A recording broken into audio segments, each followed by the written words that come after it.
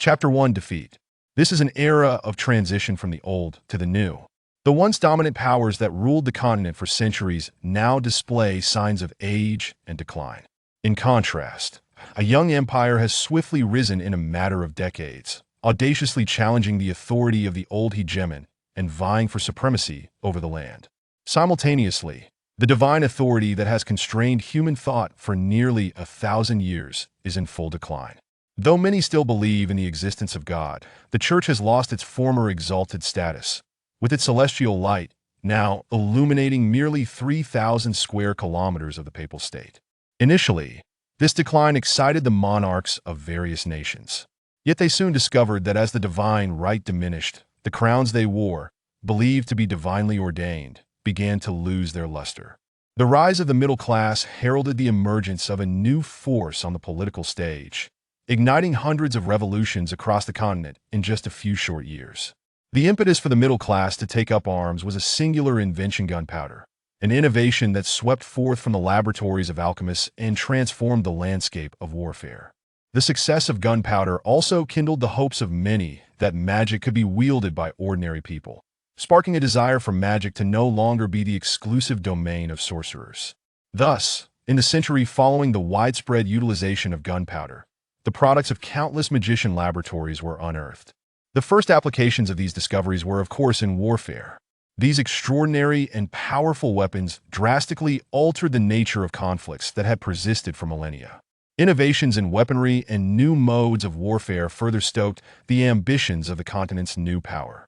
Inevitably, war broke out between the old and new hegemonies.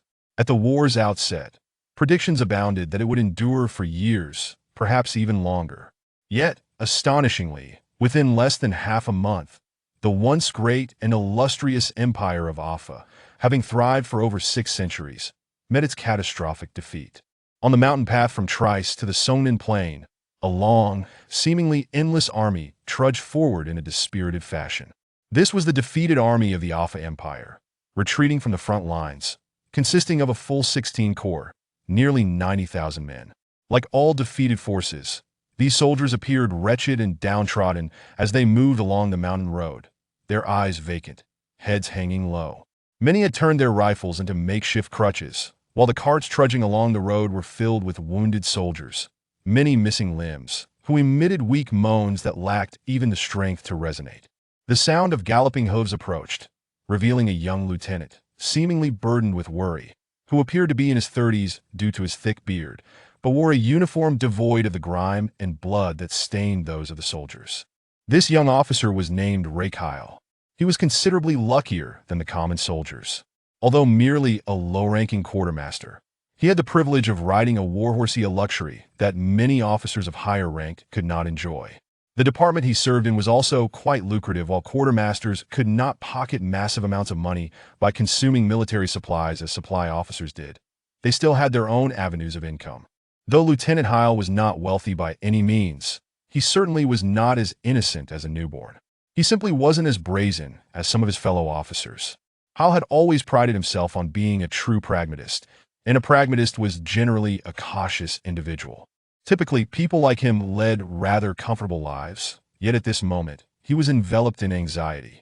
Heil was not troubled by the military defeat itself. In truth, he had anticipated the empire's collapse long before the war ignited. Observing the actions of his colleagues made it evident that victory was impossible. What truly weighed on his mind was the sudden arrival, that very morning, of a sealed dispatch summoning him to headquarters. He felt compelled to ruminate on what such a call might signify. If not for the conspicuous absence of scrutiny regarding his greedier colleagues, he might have thought a major purge was imminent. As Lieutenant Heil ponderously rode on, a sudden commotion erupted behind him, followed by sporadic gunfire. Not only gunfire, but also the booming of heavy artillery. Those were the sounds of 1200mm mortars firing. Though distant, the echoing noise rolling through the mountains startled Lieutenant Heil. He instinctively urged his horse towards the nearby hillside, familiar with this ominous situation. It was a warning of an aerial assault. As did his instincts predict, just as he reached the slope and entered a sparse grove, a thunderous explosion erupted behind him. A wave of heat rushed at him, pushing him forward. Fortunately, The heat subsided once he entered the trees. However, the grove still wasn't entirely safe. Those scattered trees offered insufficient cover against aerial strikes. He pressed forward until he found shelter behind a massive boulder. Riding during an enemy aerial assault was extremely perilous, acting as a beacon for the enemy's air cavalry to strike, particularly as officers were high-value targets. Crouching behind a rock, concealed from sight, he observed several dark shapes swooping through the sky. The massive winged figures occasionally emitted blinding flashes. The bursts of light preceded fireballs hurtling towards the ground, which exploded upon impact with a deep rumble. The blast radius was vast, its edges even penetrating deep into the grove. The most tragic victims were the wounded soldiers piled in the carts. They were now the most conspicuous targets. A row of carts was reduced to ashes amidst the roaring blasts, as those unharmed by the explosions disregarded their injuries in a desperate attempt to leap from the burning vehicles. The soldiers had already taken refuge in the woods, firing through the sparse gaps in the canopy at the skies above. However, Heil understood that such efforts were utterly futile even if the enemy air cavalry remained stationary. Hitting them from over 400 meters away would rely solely on chance. Though Heil also drew his sidearm, he refrained from firing, choosing not to engage in futile gestures nor invite danger. For him, the only course of action available was to wait for the arrival of friendly air cavalry or for these aerial marauders to lose interest. For the unprotected infantry regiment, this was the only option. Among the enemy forces launching the air assault, for were identifiable as magical aerial knights, accompanied by 11 light magical mechs. Just as Heil remained steadfastly focused on the chaos above, one of the magical mechs suddenly charged straight at him, ignited by a flash of red light as a dazzling fireball hurtled closer. With a resounding bang, the fireball collided with the boulder, creating a devastating explosion. The surrounding trees were shattered and sent flying. But more terrifying to Heil was the ensuing inferno. With a horrified whinny, his horse broke free from its reins and bolted wildly. This reckless action cost it its life, as another low rumble came from above when the fireball unleashed by the magical mech detonated overhead. The resulting scene of rampant devastation ignited a flicker of relief within Heil. He was grateful not to have been on the horse. However, there was little time left for him to consider that moment of luck. The encroaching flames spread swiftly, and his only effective cover was the boulder he hid behind. In a state of panic, Lieutenant Heil cursed inwardly, brandishing his blade as he attempted to cut a firebreak through the dry underbrush. Suddenly, he was startled by a strong gust from above and looked up to see the magical mech whizzing perilously close overhead. In that fleeting moment, he caught a clear glimpse of the terrifying weapon. Quite frankly, it was hideous, boasting 6-meter-long wings and a pronounced hump on its back, with 2 long legs folded beneath like those of a heron, and a tail unfurled like a fan. This abomination lacked a head, but a walnut-sized eye spun continuously on its body, now fixated on him. What was worse, the beast wasn't finished. It circled around and dove back toward him, plunging him into a frenzy of fear, leaving him baffled. He could not fathom why he had been granted such honor, the undivided attention of the magical mech. Despite his terror, Heil instinctively raised his firearm. He had 1 bullet chambered. Almost simultaneously, gunfire erupted from the trees below. Lieutenant Heil was not particularly skilled in marksmanship. As a quartermaster, he had never needed to engage in frontline combat. His shooting abilities stemmed from brief training received upon enlistment, amounting to fewer than 100 rounds fired.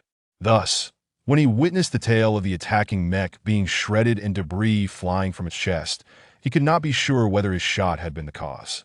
However, he swiftly realized that now was not the time to contemplate such matters. The ominous light of an impending explosion flashed before his eyes once more. Lieutenant Heil had no time to react before a powerful force slammed him into the muddy ground, rendering him momentarily blind. When he came to, he found 2 soldiers pulling him by the arms, desperately dragging him free from the downed branches that had trapped him. He was nearly buried beneath the wreckage.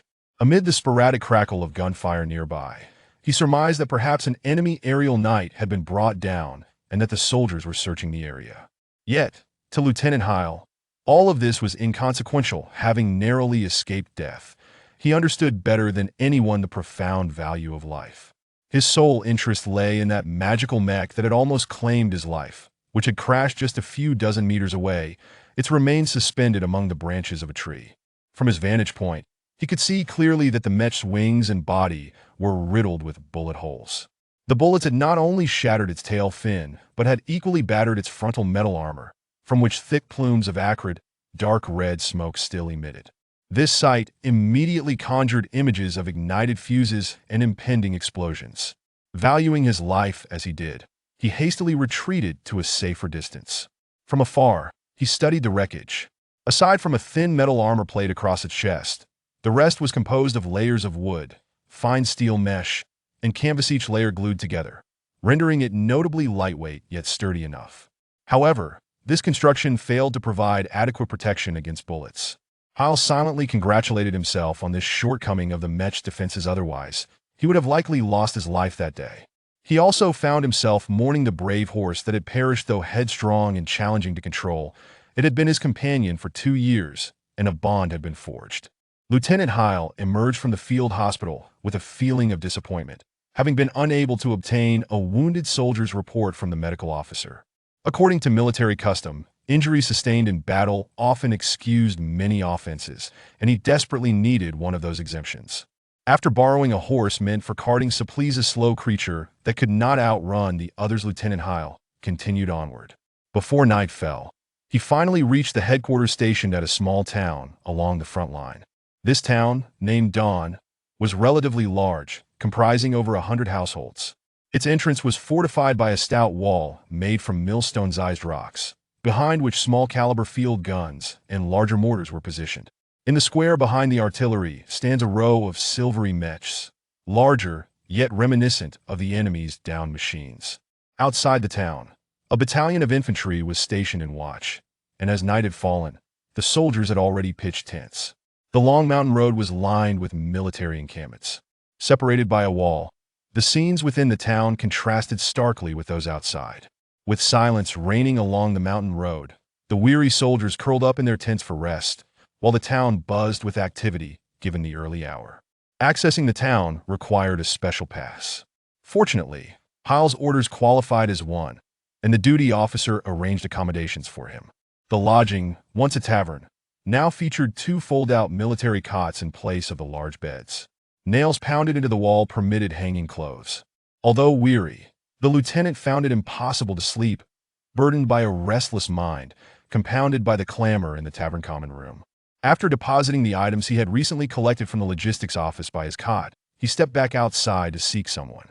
That person was Borwin Haddins, a classmate from his short officer training course. Though they had trained together for only 3 months, those who shared similar interests often became close friends. Upon finishing the course, Hall had been fortunate to join the logistics office of the 21st Corps, while Haddins enjoyed the greater fortune of entering the headquarters. The logistics office provided ample opportunities for supplementary income, while the headquarters offered easier advancement. Thus, after 4 years, Hall had only ascended 1 rank and remained a lieutenant quartermaster, whereas his friend now held the rank of major. Like Hyle, Major Haddins was also clever, and Hyle even believed Haddins to be shrewder than himself. While Hyle was getting by decently in the logistics department, Haddins wielded considerable influence at headquarters, providing insight into numerous confidential matters. Finding Major Haddins was no simple task, as a barrier divided the town into 2 parts. One side housed junior officers, while the other contained senior officers, vigilantly guarded by military police. Hyle dared not trespass. His only option was to wait. Stationed near the barricade, he knew that when a courier sought to enter, he would offer 20 military coins to have Haddins summoned. An hour later, Haddins' familiar silhouette appeared before the lieutenant. In a secluded corner on the outskirts of the wall, the 2 men hid as suggested by Major Haddins, who explained that discussing confidential matters in town was ill-advised, as there truly were no secrets to be kept.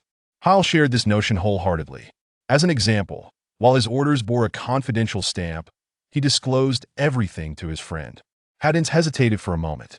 He had heard bits and pieces regarding the matter, but mostly through gossip. After a moment of contemplation, he said, "This issue likely bears no relation to the headquarters. Although the dispatch was issued here, it was not on behalf of them." He scanned the surroundings, ensuring absolute privacy, before lowering his voice. "I've gathered some rumors. The actual impetus for the dispatch originates from the military intelligence office. They've already decided to cede the provinces of Branton, Mafero, and Yok as war reparations. However, before that, the Military Intelligence Office intends to place some infiltrators in these provinces. The list of recruits came from the Military Intelligence Office, comprising individuals like yourself, unassuming officers without family burdens. Heil furrowed his brow. This was not what he wished to hear. He knew well that infiltrators meant spies, and espionage was anything but an enticing profession.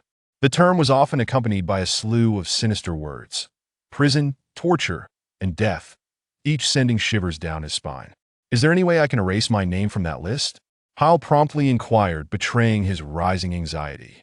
"Regrettably, my friend, I cannot assist you in this matter.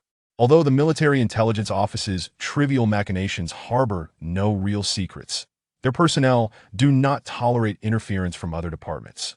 In fact, once they finalize this list, the headquarters surely revoke your identities from the military roster," Haddins replied, his tone laced with helplessness. Hal did not remember how he returned to his cot, his thoughts a chaotic whirlpool. Being tried before a military tribunal for corruption seemed more formidable than becoming a spy. At least the former offered a possible escape, while the latter could lead to death, without even the option of choosing to die. Yet he understood that since his name had already made it onto the Military Intelligence Office's list, escape was an impossibility. For the declining empire of Alpha, everything else was withering away, leaving the intelligence sector to grow ever bigger. Externally, there existed national state intelligence bureaus and military intelligence offices. Internally, there were secret police forces and oversight departments. Even the foreign ministry maintained its own intelligence branches. Though these agencies might struggle to extract useful information from the heavily fortified Bairu Empire, they were more than adequate for dealing with him. After a night filled with tossing and turning, dawn finally brought clarity to Heil's disrupted mind. Clearly, rejecting the Military Intelligence Office's summons was impractical. Once within the occupied territories, they would be out of their reach. Thinking things through, becoming a spy was not entirely frightening. The crucial task was to ensure his own safety. The sole aspect that left Heil uneasy was the intelligence office's tenuous grasp on maintaining secrecy. He retrieved a mirror from the drawer of the bedside cabinet, inspecting his reflection. Since joining the military, he had grown a beard, now sporting a full, thick growth that obscured his original features. The beard made him appear much older, perhaps in his 30s, when in fact he had only recently turned 24. Though he had never attempted it, given his current appearance, adopting a new identity that would elude even his closest friends should pose no difficulty. Before his conscription, he had been a relatively successful tailor, nearly on the cusp of establishing his own shop when a sudden order dashed all his dreams. As a tailor, he had fitted various individuals, including notable aristocrats, but the majority were common folk.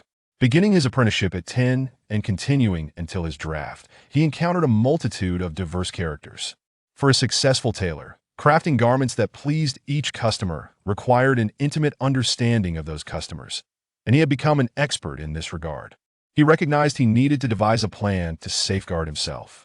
Though he still considered himself a patriot and would never betray his country, this did not imply he would sacrifice himself for it. Therefore, the perilous work of espionage would be discarded. He would concoct some flimsy excuse when the time came, perhaps fabricating tales to placate. Once in the occupied territories, his primary focus would be to embody another version of himself. He had no intention of becoming a successful spy. He merely sought to remain a living one. Naturally, in dire circumstances, a contingency plan was essential. Hal had already devised that escape route. Fleeing abroad might be the best option. Chapter 2.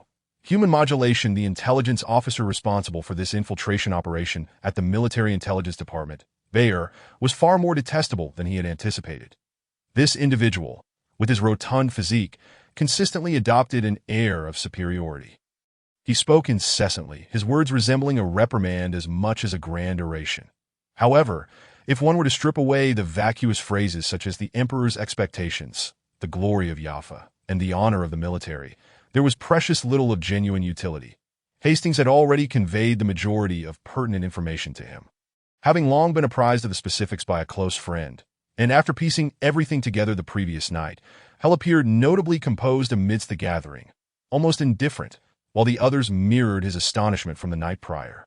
The only detail Hastings had omitted was that the military intelligence department intended to endow each infiltrator with unique abilities for this operation. This arrogant, condescending buffoon always spoke of such gifts in a tone that felt almost like a condescension, leaving everyone, including Hell, profoundly uncomfortable. Ultimately, the glutton failed to disclose what these bestowed special abilities entailed. Upon exiting the conference room, Hell dismissed every word uttered by this pompous individual as mere nonsense, according to protocol. The contents of the meeting were strictly classified, and any breach would lead to a military tribunal. However, Hell paid no heed to such threats, that he was already aware that the so-called confidentiality measures merely kept those who ought to know in the dark, while gossip and rumors had long circulated among those uninvolved. Given the reality of the situation, Hell naturally opted to leak confidential information in exchange for useful assistance, with Hastings being the only one capable of providing such aid. As Hell had surmised, Hastings wasted no time in asserting, "Divinely gifted warriors. They must be divinely gifted warriors." Hell refrained from pressing for details, knowing that his old friend would provide a clear answer. After a thoughtful pause, Hastings furrowed his brow and remarked, "I shall introduce you to someone, but you must treat us to dinner." Hell shrugged. This was hardly a burden for him. The military affairs department was replete with funds, and he had just pocketed a tidy sum before leaving. Thus his pockets were quite full. The most suitable venue for dining was, of course, the officers' mess, where Hastings brought forth a middle-aged man clad in a deep blue robe, with a bushy, curled beard. Following Hastings' introduction, Hell became acquainted with Master Marine, who, like all magicians, was not affiliated with the military and thus held no rank. Yet, Hell did not presume to consider himself an equal to this master. The restaurant was uniquely decorated, featuring 3 rows of long tables in the center, a bar on one side, and a lengthy fireplace occupying an entire wall on the other. This peculiar fireplace also served as a grill, where steaks, lamb chops, pork knuckles, and sausages sizzled over the charcoal, their enticing aromas wafting through the air as the juices dripped onto the flames, creating a symphony of crackles. Since the front line's retreat, Hell had not indulged in such luxuries for quite some time. The scent of grilling meat began to tantalize his taste buds. After perusing the menu, Hell casually handed it to Hastings, saying, "You know this place well. You understand my tastes, so why don't you order for me? The lamb chops here are excellent, sourced from genuinely free-roaming goats. They are incomparable to those raised in confinement," Hastings praised. Hell nodded, showing little interest in the choice of food at that moment. Hastings, evidently well acquainted with the establishment, swiftly arranged everything, ordering a bottle of 12-year-old champagne from Augsburg as an aperitif, pan-seared foie gras as a starter for himself, a tuna salad for Hell, and a raw beef tartare for the other man.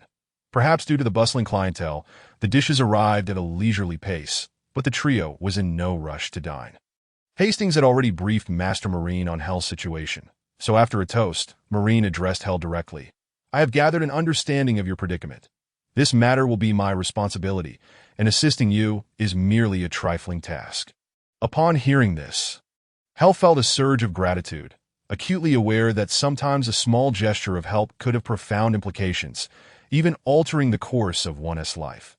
Taking a delicate sip of champagne, Marine continued, "The current magical system is largely founded upon alchemy. Divinely gifted warriors are those created using unique methods that transform the human body into powerful beings, or those endowed with exceptional abilities.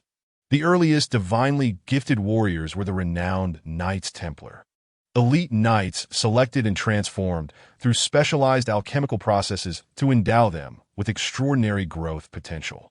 Typically, a divine knight experiences a 2- to 3-fold increase in strength within 2 years of undergoing transformation, with explosive power enhancements reaching up to 7 times. Furthermore, attributes such as endurance, balance, and damage resistance witness remarkable growth.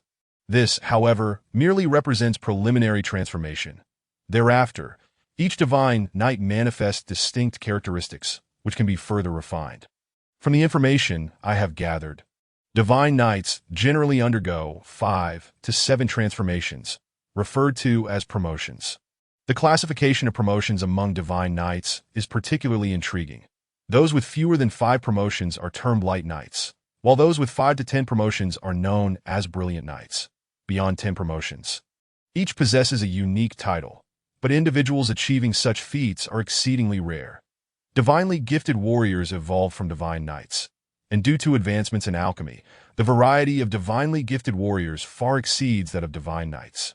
As far as I know, there are at least 300 documented types of divinely gifted warriors, and countless others with special abilities, albeit with incomplete records.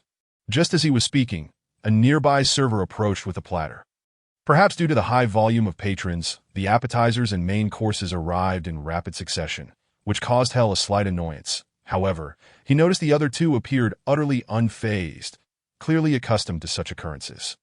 Hell's interest in the salad was minimal. While he relished the briny flavor of tuna from the vast, deep sea, the dish before him failed to satisfy his palate. Conversely, he was quite pleased with the lamb chop. The preparation of all the meats in this restaurant appeared exceedingly simple. With minimal seasoning, just pepper and salt, and the sauces were uncomplicated, with only 5 or 6 options. Interestingly, during the grilling process, the chef selected various spices according to their chosen sauces and ingredients. The lamb was decent. Yet Hell did not perceive it as significantly different from that of farm-raised sheep. He was not particularly discerning when it came to culinary matters. "Thank you for your hospitality," Marine remarked, deftly maneuvering his knife and fork. "As a return favor, allow me to elucidate. While there are thousands of types of divinely gifted warriors, fundamentally, they can be categorized into 3 branches: warriors, archers, and scouts. Warriors require the most adjustments, needing enhancements in strength, explosiveness, endurance, reflexes, and physical coordination. Archers need adjustments in arm strength, vision, reflexes, and hand-eye coordination, while scouts require the least, needing only endurance and various perceptual enhancements.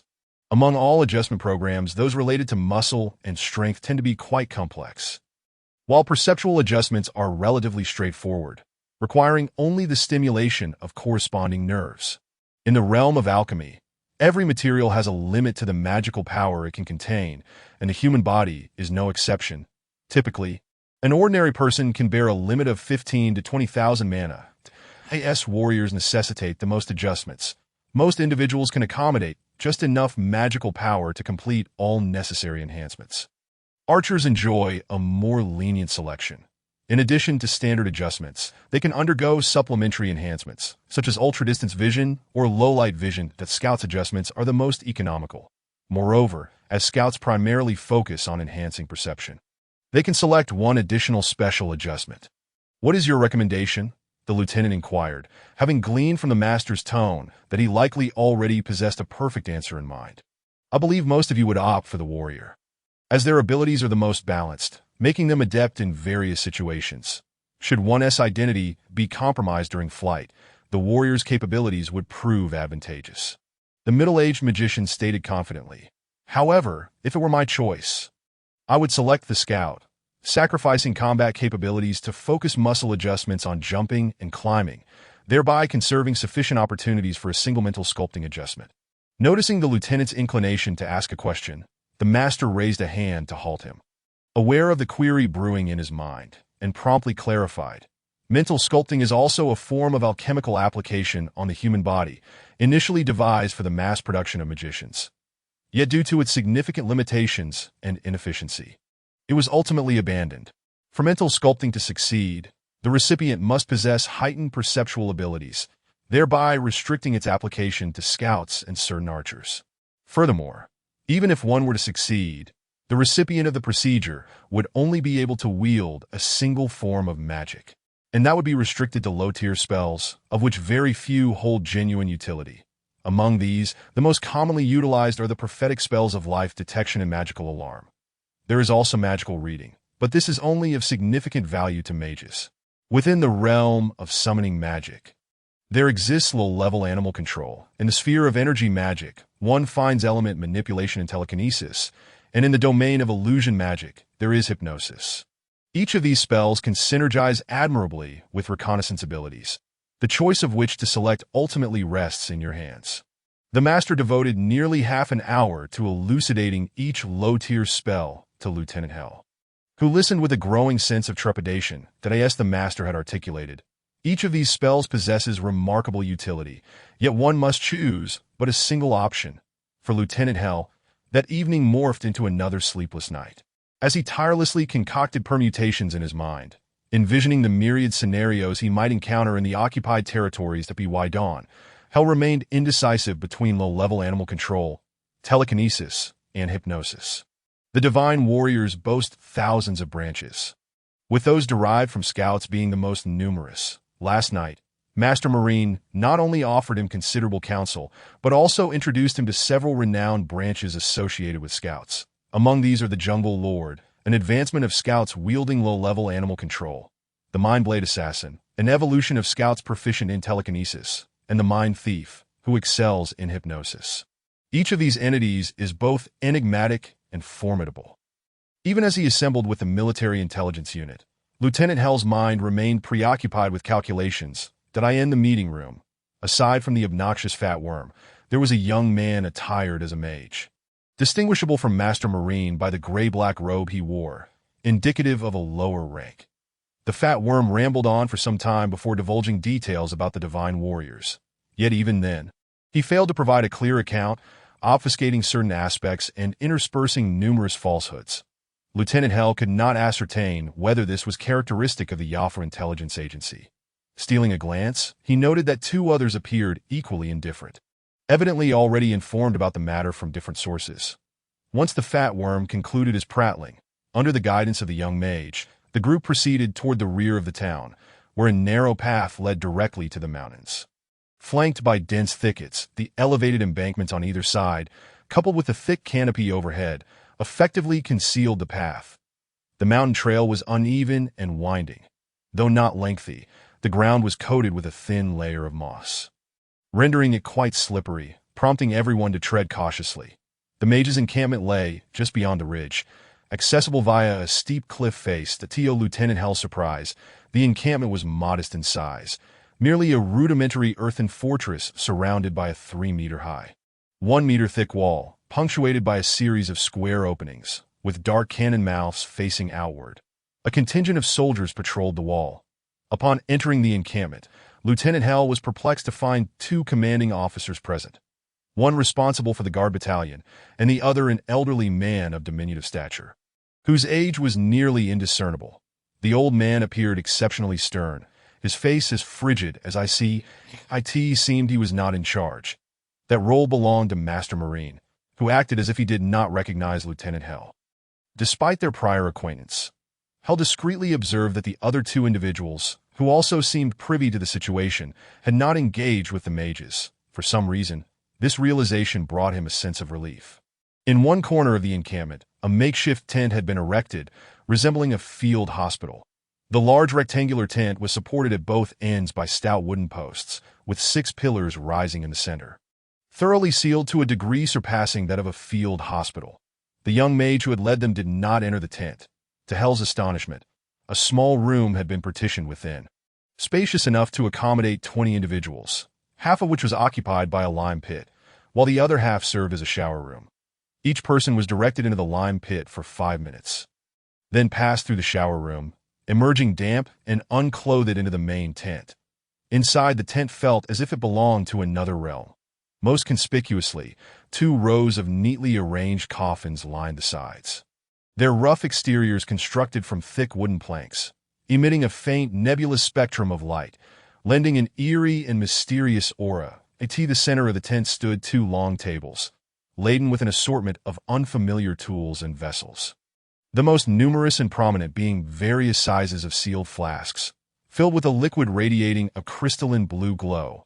Observing the group of recipients standing naked and dazed, a wizard appearing to be in his 60s, with graying hair and beard and donning small round glasses, approached and stated, "Do not stand idly here. The modulation tanks bear your military numbers. Go find yours and lie down. Obedience to orders is the soldier's duty." Thus Lieutenant Hell did not hesitate, promptly following the elder wizard's instructions. The so-called modulation tank intrigued Hell. Like all things magical, it was inscribed with symbols and characters he could not decipher. These mysterious glyphs formed intricate geometric patterns, layered and interwoven in a manner that appeared exceedingly complex. Among these elaborate figures adorned with esoteric symbols were various crystals, cut into specific shapes. leaning close to one crystal. Hell scrutinized it and discerned a complex, mysterious design faintly emerging within. "What have you decided?"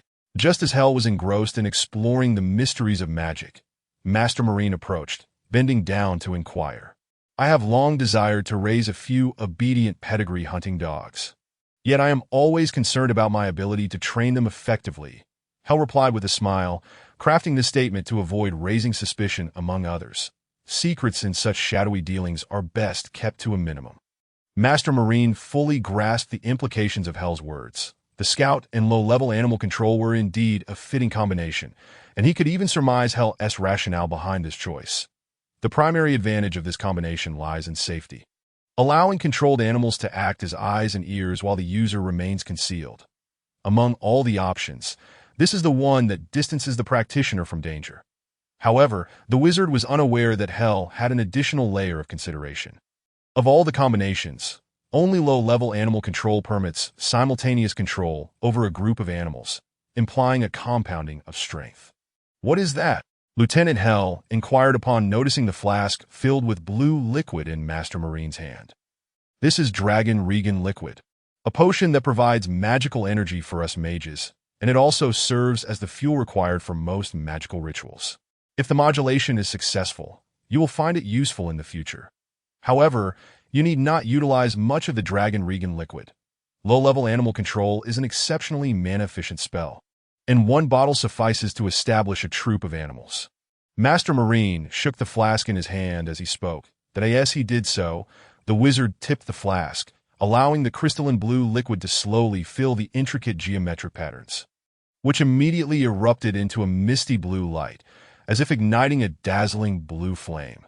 Turning his gaze, Lieutenant Hell fixated on the intricate design on the right wall, and in a moment of reverie, the blue liquid seemed to transform into blood, magical blood, while those complex geometric figures undoubtedly resembled veins, perhaps due to 2 days without sleep, or perhaps because the blue light harbored hypnotic power.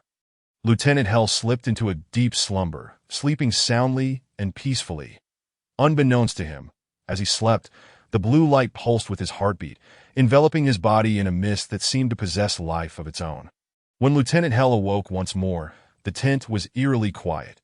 He cautiously sat up, finding himself alone, the modulation tank beside him empty, and only 2 flasks remained on the central table, while the floor was strewn with discarded ones. Once fully alert, Lieutenant Hell examined his body. His muscles, once solid and firm like hardened rock, had not grown more developed or robust after the modulation, but rather transformed into a flexible softness. And his once broad shoulders appeared considerably slimmer. Hell quickly realized he had lost his former strength, traded for a body that was agile and light, perhaps also endowed with enduring stamina. "Thank the heavens. You have finally awakened. The others have been training for a week, while you have only just roused." A young apprentice, clad in a gray robe and seemingly around 15 or 16 years of age, entered and spoke. "A week," the lieutenant muttered to himself in perplexity. "Why have I awakened so late?" "It is quite normal, for you are the sole individual requesting mental shaping, a process that necessitates secondary adjustments, thereby causing a delay compared to others that in fact. Your training will differ from that of your peers. You will need to invest additional time to acclimate to your newfound abilities." The apprentice casually handed over a brand new set of clothing. The lieutenant accepted the garments, which were not the military uniform he had worn for several years, but rather a loose-fitting civilian outfit. "They instructed me to inform you that you are no longer a soldier from this moment forth. You must forget everything related to the military. A carriage awaits you outside." Lieutenant Hell uttered not a word, merely nodding in acknowledgement. Upon exiting the tent, his gaze was immediately drawn to a black carriage stationed before the entrance, its windows tightly sealed, driven by a burly man whose face was obscured by a thick beard. "Get in. You've kept everyone waiting far too long," the driver bellowed as he approached the lieutenant. "Am I truly that significant? I have always considered myself a rather inconsequential figure," the lieutenant replied with a smile that bore an indescribable quality, a mix of self-deprecation and irreverence. That as he spoke, he opened the carriage door and climbed inside. With a sharp crack of the whip, the carriage set off towards the camp's entrance. Chapter 3. The emergence of adversaries, the distant mountains appeared somewhat dim, shrouded in a veil of mist. While narrow mountain paths were flanked by expansive coniferous forests, which for centuries have provided the most commonly used timber for Jaffa. Yet at this moment, they no longer belonged to Jaffa. Similarly, the mountains and the rich mineral resources they concealed were no longer under Jaffa's dominion. No one could accurately predict the total worth of Bronton's mineral resources, though it was widely acknowledged that Bronton's lignite was the finest coal on the entire continent, and the iron ore produced by the Miscon iron mine was among the highest quality on the continent. This was precisely why Bronton boasted the foremost Sorang steelworks in Jaffa and the third in the entire continent. However, all this had been relinquished. A month prior, Emperor Lambert III of the Jaffa Empire had signed the Treaty of Cerise, ceding the provinces of Bronton, Mefilo, and Yark to the Bellu Empire in an instant. The populace of the Jaffa Empire was engulfed in turmoil. Yet in Bronton, a pervasive sense of sorrow and despondency lingered. Once bustling provincial roads now saw but a solitary carriage traversing their paths. This was a rare two-wheeled light carriage, pulled by a single horse, consisting of little more than 2 wheels and a seat mounted atop them. Such carriages were typically seen racing at tournaments. Seldom used for travel. The driver appeared to be a young man in his 30s, with short brown hair, a prominent nose, and slightly sunken eyes that made his forehead appear particularly high. The meticulously groomed whiskers on his lips suggested he paid great attention to his appearance. He wore a perfectly tailored overcoat, the fabric and cut nearing perfection. The stitching was concealed, rendering the seams invisible, as if intended for high-end formal attire. Such a person would undoubtedly be regarded as a degenerated class, a term they embraced for themselves. Considering themselves fashion connoisseurs, they placed great emphasis on attire, seeking to perfect their combinations and variations, while also being exceedingly discerning about food, striving for exquisite presentation. Their understanding of room decor and all matters of indulgence was profound. Unlike the nobility of old, this class did not prioritize familial lineage, nor did they concern themselves with power and status. Even wealth was merely a tool for sustaining their pleasures that in the eyes of Jaffa's enlightened ones. This group was viewed as societal parasites. Emblematic of Jaffa's decline, that in contrast to those enlightened ones, Hell had long envied the degenerated class, admiring their carefree lifestyle. However, what truly set him apart was his unique understanding of them. Prior to his conscription, his profession had introduced him to many such individuals. Their sartorial demands necessitated that they showcase their essence, a requirement that compelled Hell to comprehend their ways. Perhaps only a tailor could genuinely grasp the nuances of the degenerated class. For most of the degenerated class, home was merely a place to store valuables and frequently visit. Yet their nights were seldom spent there. Tracing the past of a degenerated individual was often more challenging than hunting a designated rabbit in a forest. Members of the degenerated class shared a common trait of forgetfulness. To them, the past held no significance, rendering it rare for anyone to recall what they were doing just days prior, let alone remember the actions of another. Hell's new name was Demi Desquay's Simurite Mask, accompanied by a baronial title. Although aristocratic titles had lost their former grandeur post-revolution, they still served as a symbol of status recognized by society. This title could be seen as a reward for those engaging in espionage. Yet for Baron Hell, such a designation facilitated certain endeavors. The Military Intelligence Office not only bestowed this title upon them, but also crafted comprehensive dossiers for each individual, providing each with treasury bonds valued at 15,000 kronor. This was a rare act of generosity from the intelligence office. However, as Hell was aware of the impending cession of the northern provinces, he anticipated a significant devaluation of the treasury bonds. Fortuitously, prior to the outbreak of war, many affluent individuals from the north had already migrated south, and upon learning of the impending cession, a wave of asset liquidation swept through the northern industries. Seizing this momentum, Hell converted all his bonds into real estate. Nevertheless, this too was a gamble, as it remained uncertain whether the Bellu authorities would forcibly nationalize the land at present. Hell's destination was a small town named Zulut in the northwest of Bronton. This choice was deliberate, for the town bordered the Devil's Mountains, a range extending hundreds of miles, long deemed the most perilous forbidden zone on the continent. The mountains were densely cloaked in foliage. their peaks soaring around 1,000 meters, making it far less likely for hunters to venture into these regions. Consequently, the wildlife was abundant, with packs of wild beasts roaming freely. However, the true reason for the mountain's ominous moniker lay in the frequent appearances of magical beasts. Hell had little interest in delving deep into the mountains. His aim was the nearby forests, a veritable paradise for any aspiring hunter. Though he did not particularly enjoy hunting, he compelled himself to embrace the sport, partly to better fit the image of a degenerated individual and partly to hone his skills. Hell would never forget the advice Master Marine imparted before his departure. I advise you to choose reconnaissance for your adjustments. For an important reason is that for you who are about to enter the occupied territories, the only training opportunity available will be that of a scout. Climbing, scaling, stealthily approaching targets, observation, and perception training. All essential skills of a scout could be practiced under the guise of hunting. While archers could also masquerade as hunters, the advanced techniques of archery, such as rapid shooting and volley firing, would be easily discernible to this moment. Hell was increasingly convinced of the master's wisdom, as he recognized that the identity of a hunter had afforded him a distinct advantage. In the rear compartment of the carriage, 6 firearms, 2 pounds of gunpowder, and various types of ammunition were securely stored. Regardless of any other identity, possessing such items would arouse suspicion, especially as he observed 5 figures emerge from the forest. Hell felt validated in his choice. The woods concealed not merely these 5, but likely had more hidden within, revealing themselves only due to Hell's solitary presence. "I am utterly penniless," Hell exclaimed with a grin, shrugging nonchalantly. His laughter was not born of courage, but rather from the knowledge that the assailants wielded only clubs, while he had 6 firearms at his disposal. Each firearm was fully loaded.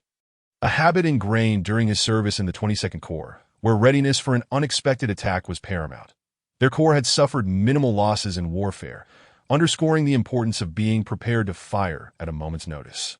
Since it was proven to be a prudent strategy, Hell naturally retained this practice. Everyone claims the same, but no matter. We shall take matters into our own hands.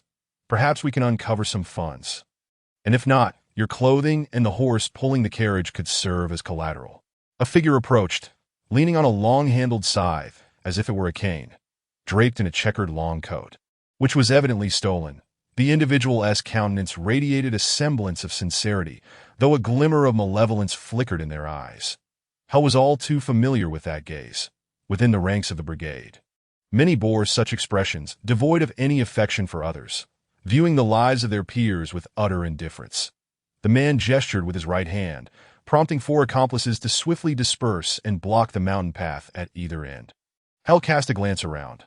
On one side lay a dense forest, concealing numerous bandits, while on the other, a steep incline loomed, representing a dire predicament for any wagon.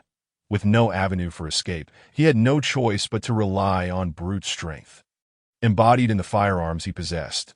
Gently lifting the hem of his overcoat, he revealed a belt adorned with a pistol, its iridescent snakeskin pattern and gilded metal clasp embossed with a relief of a unicorn antelope, an unmistakably luxurious accessory.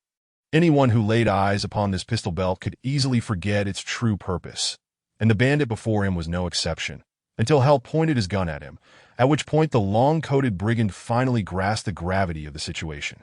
With a flurry of sparks, a noxious white smoke erupted. The surrounding mountains echoed with the resounding gunfire, and at such close range, there was no chance of missing. Hell had initially aimed for the forehead, but the bullet ultimately struck the bandit's face, leaving a gaping hole beside his nostrils that sent a chill down Hell's spine. The gunshot rang out. Figures emerged from the forest, and simultaneously, the 4 bandits charged towards the wagon. Drawing a long gun from the trailer, Hell brandished a double-barreled shotgun, a favorite tool for hunters seeking wild ducks amidst the reeds by the water's edge. He cocked the hammer and pulled the trigger. With a deafening blast, a swarm of pellets, akin to green peas, hurtled towards the 2 bandits behind him. At the same time, Hell desperately turned the horse's head, redirecting the wagon. He did so because he had spotted figures swaying on the slope ahead, accompanied by a pile of stones. Hell had no desire to be crushed by falling rocks, thus retreat was his only option. The 2 bandits had drawn near, and one of them brazenly unsheathed a knife, intent on slaughtering the horse that drew the wagon. Another gunshot rang out.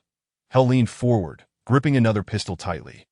The two bandits clearly did not anticipate their lucrative prey to be so heavily armed, each weapon fully loaded with bullets and powder. The brigand wielding the knife was struck in the chest and collapsed, while the other, momentarily stunned, turned to flee, vanishing into the woods in the blink of an eye. Hell had no intention of pursuing. Instead, he swung the horse's head back down the original mountain path. However, before his retreat, he fired the remaining shell from the shotgun, blocking the other bandits attempting to break free from the forest. The sound of hooves approached rapidly, causing Hell to hesitate. He could not ascertain whether it was another group of robbers. Thankfully, the irregularity of the hoofbeats suggested that there were not many. All he could do was reload his firearms. Hell's guns were crafted in the workshop of the renowned gunsmith Ganser, whose designs featured breech-loading mechanisms and pre-loaded metal cartridges, allowing for a significantly faster reloading process than conventional firearms. When purchasing his weapons, Hell had acquired 10 cartridges for each gun. After meticulously reloading all his firearms, he urged the wagon into the woods. The sound of hooves grew closer, and soon a cavalry squad of 10 soldiers from the Belru Empire appeared before Hell. Trailing closely behind was a nearly unadorned brown wagon, driven by a Belru soldier, with another soldier seated beside him, grasping a long gun. Suddenly, a cacophony of neighing horses erupted as the cavalry halted mere meters from Hell's hiding spot, their dark muzzles aimed directly at the trees. "Do not shoot! Do not shoot!" Hell hastily maneuvered the wagon out from the foliage that a golden-haired, blue-eyed Belru officer, appearing to be around 30, emerged from the cavalry squad, gesturing for the ominous guns to lower. "Were you the one firing?" the officer inquired, his gaze piercing. For reasons unbeknownst to him, Hell's previously calmed heart raced anew at the sight of him. There was no need for concealment. Hell nodded in affirmation without hesitation. "How many bandits were there? What is the terrain like?" The officer pressed on immediately. "I cannot ascertain the exact number of bandits, but I can assure you there are quite a few that on one side is a slope, and on the other, the forest. Some bandits are in the woods, while others are further up the slope." Hell responded candidly, harboring a hope that these enemy soldiers would perish at the hands of the bandits. However, given the current circumstances, he would have to rely on these soldiers to navigate through the impending danger. The Belru officer expertly extracted long guns from the trailer, demonstrating a clear proficiency with firearms as he withdrew the cartridges, the tops of which featured a series of serrated edges, designed to grip the lead pellets. An impressively intricate design. "If I am not mistaken, these are all Ganser's masterpieces," he remarked, examining each weapon meticulously before interrogating Hell in depth regarding his origins, destination, intended duration of stay, and the acquisition of the firearms. This inquiry spanned over an hour. Leaving Hell drenched in sweat, he silently rejoiced at the thorough preparations he had made prior to leaving the capital of Vance. Having committed every detail related to his new identity to memory, the Military Intelligence Bureau excelled in the art of creating false identities. The spies dispatched were assigned names that belonged to real individuals, complete with tax records and various documents to substantiate their existence. The cavalry squad resumed their journey, with Hell trailing behind at a distance, which the Belru soldiers anticipated. They soon arrived at the earlier intersection, where bloodstains remained, yet the corpses had been removed.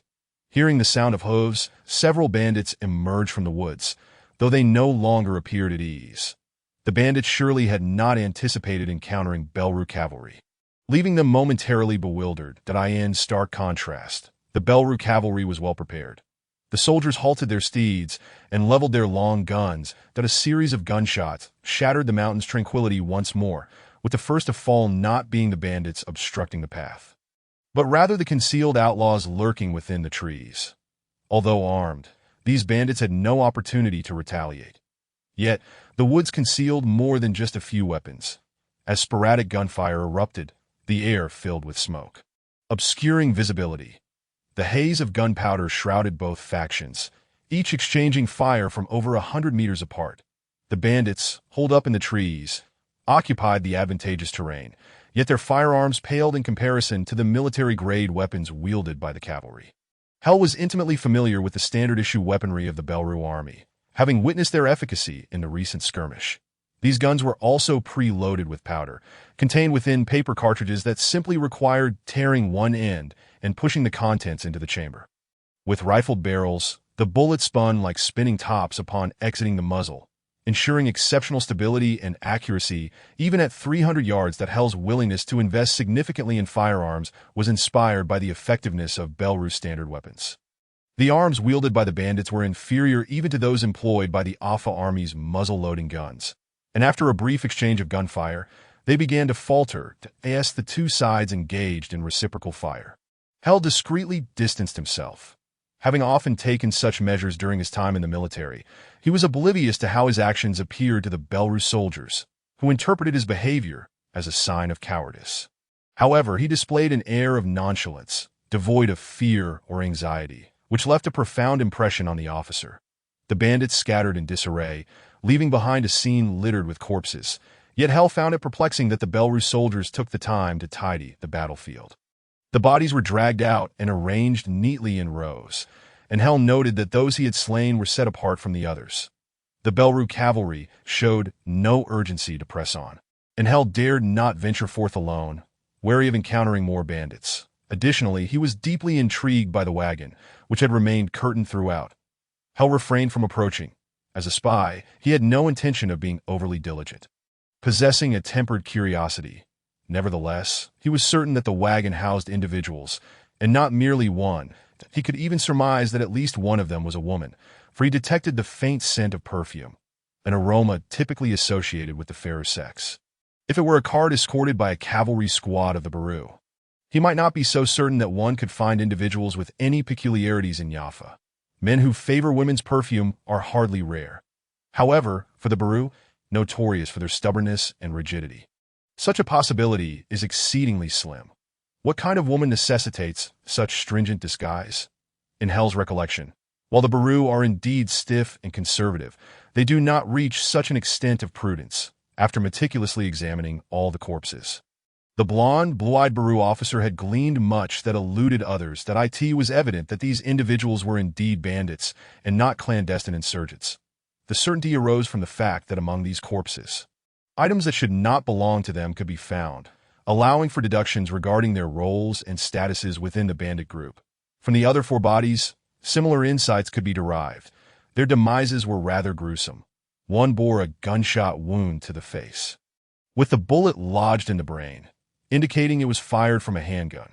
Another was likewise shot dead by a handgun, from the location of the wounds and the manner of their execution. One could surmise that the assailant was either a poor shot or a novice.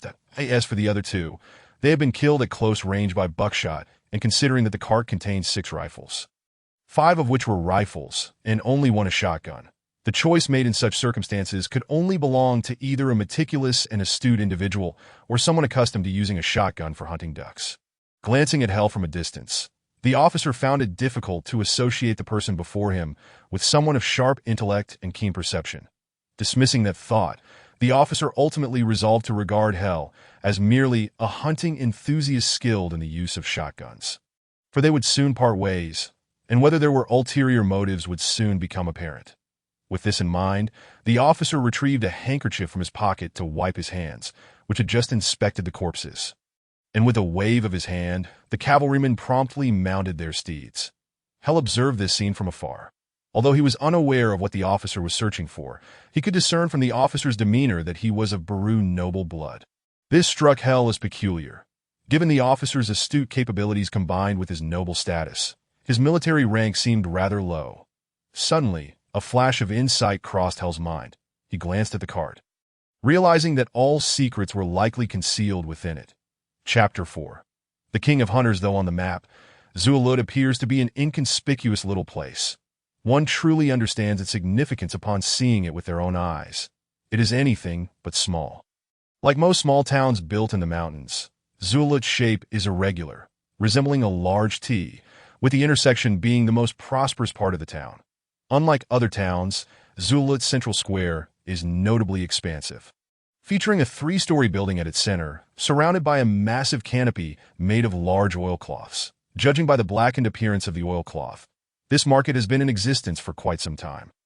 Apart from the central square, the most bustling area of the town is the long vertical stretch of the T, which extends for a full kilometer. The left side of this stretch appears somewhat desolate, while the right side, though not as vibrant as the vertical section, boasts a continuous line of shops stretching several hundred meters. Most of the buildings in the town are constructed along the road, with those facing the street converted into shops, and behind them lie warehouses and living quarters that lie in the distance. Several hundred meters behind the horizontal stretch of the T stands a long, dilapidated wall, overgrown with weeds. The outer side of this wall is built of thick 5-meter-long green stone blocks. Despite the cracks and weathered surface, these sturdy stones have withstood the test of time, while the inner side is composed of rubble and earth, reaching a thickness of 10 meters. However, years of erosion have rendered the earthen wall into a sloping incline that on the western side of this wall, a solitary fortress stands, its design archaic and remarkably similar to the wall, constructed from a mix of earth and rock. Originally, the fortress had at least 3 stories, but now only remnants of the upper 2 remain. Leckhel first noticed the fortress before his gaze fell upon his new home. The estate he had purchased, which is nestled right next to the fortress and the wall. The town's mayor's assistant had brought him here, effortlessly completing the land registration and property transfer procedures. This smooth process was undoubtedly linked to his noble title, making Leckhel realize for the first time how valuable such a title still is that he promptly rejected most of the assistant's suggestions.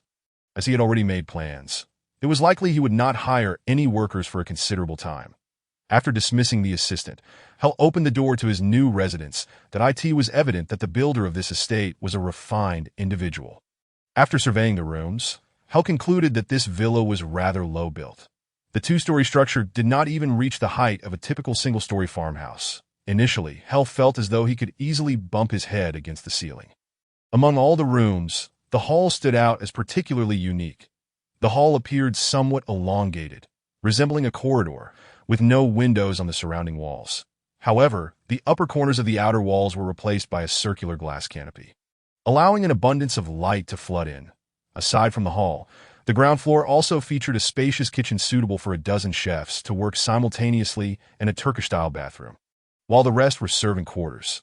The second floor was significantly smaller, containing only a few bedrooms, a recreation room, and a study. Apart from the recreation room, all the spaces were quite small. The bedrooms easily reminded Leckhel of hotel rooms. Apart from a bed, there was no other furniture, but belongings could be stored in the wardrobes, which occupied an entire wall and provided ample storage. Having inspected most of the rooms, Leckhel understood that this villa was exceptionally suited for vacationing and retreat, allowing one to enjoy the tranquility of rural life. After spending 5 crowns to hire a group of workers from the town, Leckhel instructed them to completely clear out the flower beds, as he planned to level the land and convert it into an equestrian training ground. His encounter with the bandits had made him realize an important fact. No matter how light and agile a cart may be, it cannot offer the same level of control as riding a horse. The sole advantage of a cart lies in long-distance travel. Leckhel was acutely aware of his poor horsemanship and understood the many aspects he needed to improve. Riding was not even on his original checklist. Training in horsemanship required good horses, which Leckhel discovered exceeded his initial budget. Until the attitude of the Baru Empire towards the occupied territories becomes clear, Leckhel certainly did not wish to incur significant deficits. Currently, he possessed 5,000 marks, the amount he had exchanged a month prior. If he were to exchange now, it would undoubtedly be less than if he economized. This sum would suffice for 2 years of expenses, randomly selecting a worker to serve as a guide. He strolled around the town, needing to purchase various items that would align with his identity while remaining affordable, given his somewhat depleted finances. Having surveyed each room, he memorized the contents of the villa, noting what was present and what was lacking. This too served as a form of training that, in addition to training his memory, Leckhel also embarked on enhancing his observational skills, as the intelligence officer had not provided guidance in this regard, compelling him to rely on his familiar domain. Leckhel was most acquainted with clothing, so as he scanned the people around him, he quickly assessed their identities and professions based on their attire. The most convenient place for purchasing goods was undoubtedly the market in the town center. After inspecting several stalls, Leckhel quickly discerned that most of them engaged in wholesale transactions.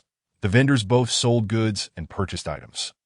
From a merchant dealing in ores and metal tools, Hell spent over 200 crowns to acquire a barrel of gunpowder, 25 pounds of lead, 2 alcohol torches, an 8-centimeter diameter graphite crucible, a set of lead bullet molds of various calibers, and a set of repair clamps.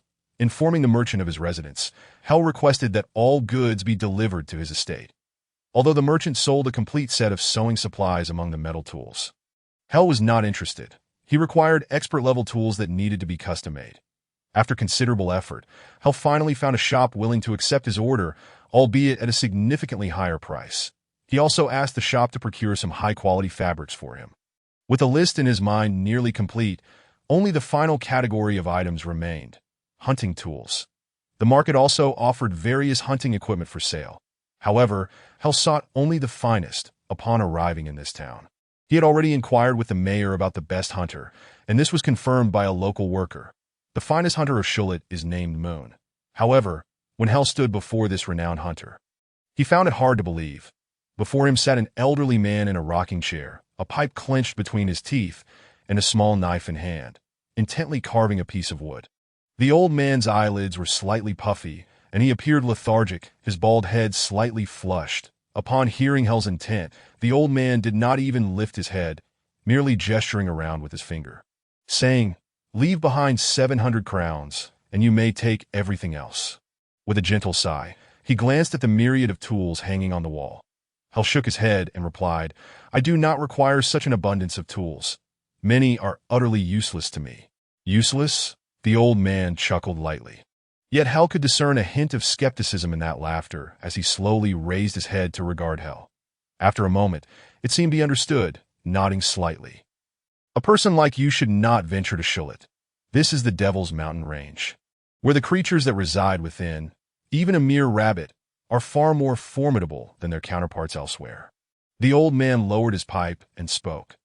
Hell, with a similar light chuckle, shook his head and responded, "I am a stubborn individual, possessing a measure of confidence in my abilities.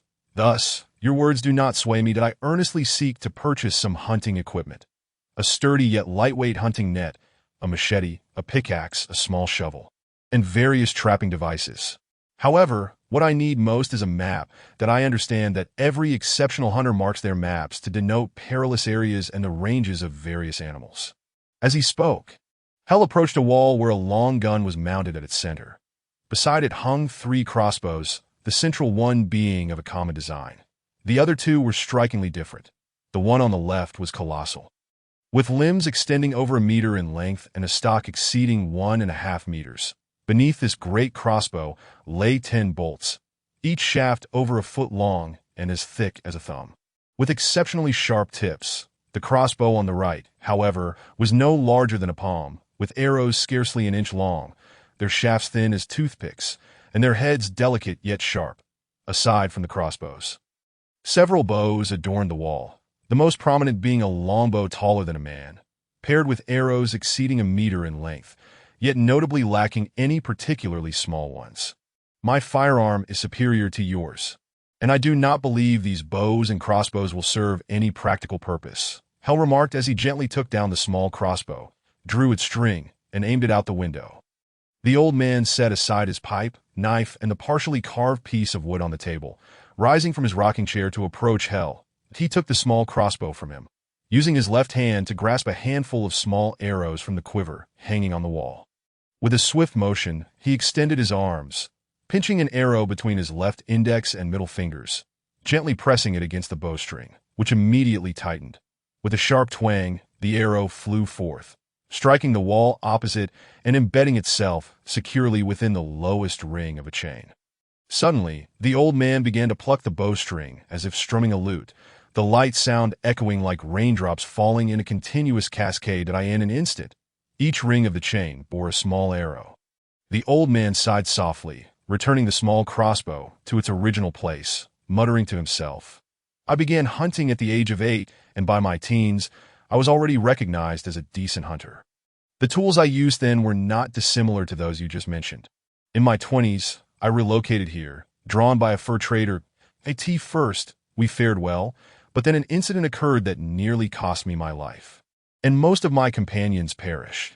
Since that day, I have refrained from claiming to be a skilled hunter. 5 years later, I avenged myself, and from that point on, I dared to venture deep into the mountains, armed only with two tools, a crossbow and traps. 10 years after my arrival, I was hailed as the best hunter in Shrouded. When my reputation peaked, I relied solely on traps, taking just 10 with me on each expedition into the mountains. Regardless of how deep I ventured, whether for hunting or self-defense, I depended entirely on those 10 traps. Hell displayed a look of confusion, for the old man's words seemed at odds with his earlier demonstration, prompting him to interject. I trust your choices must have their reasons. Do you know why I abandoned the gun in favor of the crossbow, and then the bow? The old man inquired. Yet he clearly did not require Hell's response. Continuing, in the Devil's Mountain range, formidable beasts are plentiful, particularly those monstrous creatures, whose strength is beyond imagination. Most ferocious beasts, even when struck in vital areas by bullets, do not succumb immediately, and those monsters are even less inclined to do so. Many are not deterred by gunfire, as lead pellets merely pierce their skin without penetrating muscle. Initially, I used the crossbow for its penetrating power and the ability to coat bolts with venom, but after numerous trials, I found both to be of little use. However, after countless narrow escapes, I made another discovery. A hint of sorrow appeared in the old man's eyes as he gently caressed the long gun. After a long pause, he stated, many years ago, countless hunters would arrive in Shrouded each year, yet many would leave in despair, with even more forever lost in the mountains. Those who managed to survive and depart were rarely skilled marksmen. More often than not, they were inept and timid. This recollection reminds me that each crisis I faced was survived through evasion.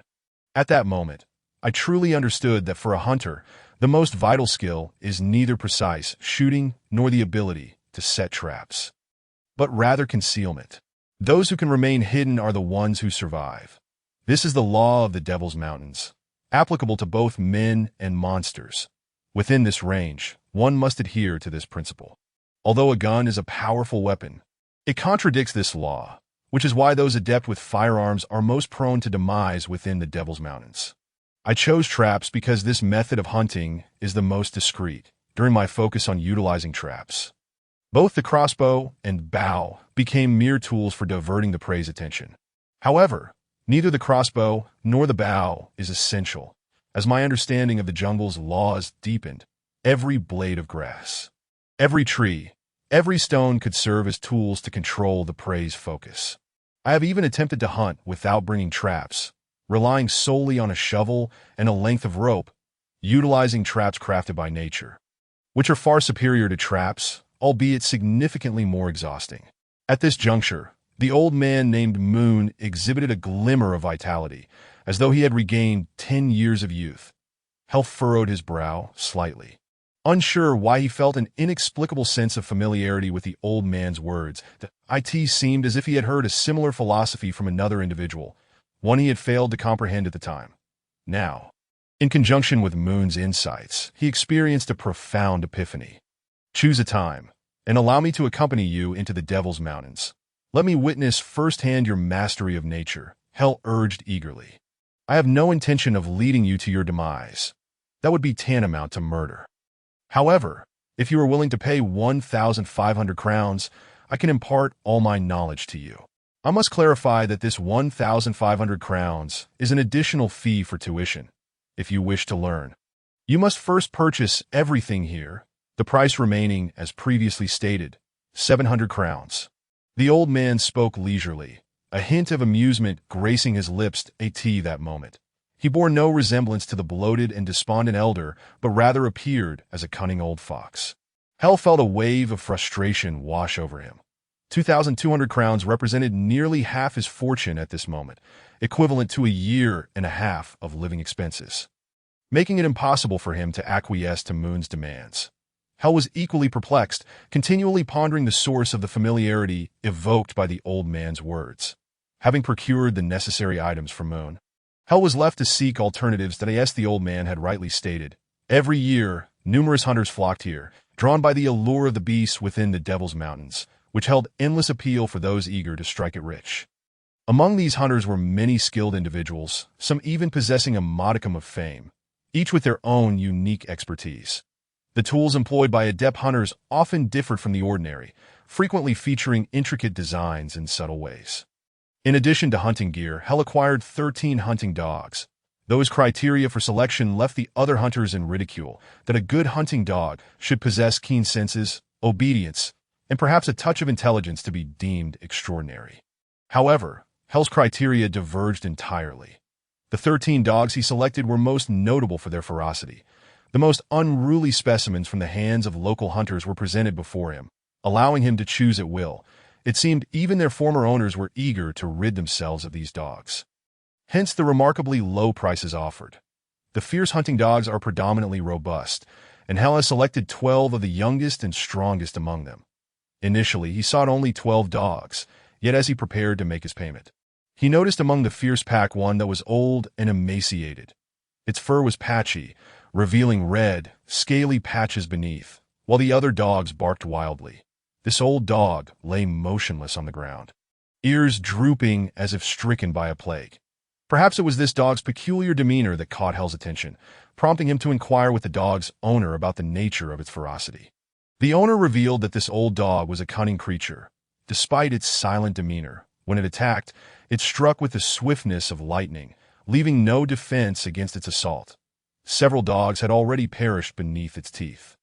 If not for the superstition surrounding the killing or abandoning of dogs, Hell would have dispatched the creature long ago. According to the owner, he had long intended for the old dog to meet its demise during hunts. Yet each attempt had been thwarted. The old dog was exceedingly crafty. Even the most formidable beast could only manage to injure it, and its remarkable healing ability ensured that wounds would mend quickly.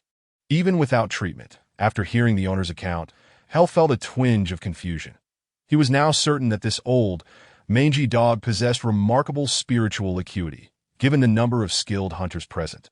How could they fail to recognize this? Despite his lingering doubts, Hell decided to spend a small sum to acquire the old dog as well. As he departed from the place of purchase, a silent worker who had been leading the way approached Hell and whispered, "Sir, it is evident that you are a good man, and that it would be wise for you to find a way to rid yourself of that old dog.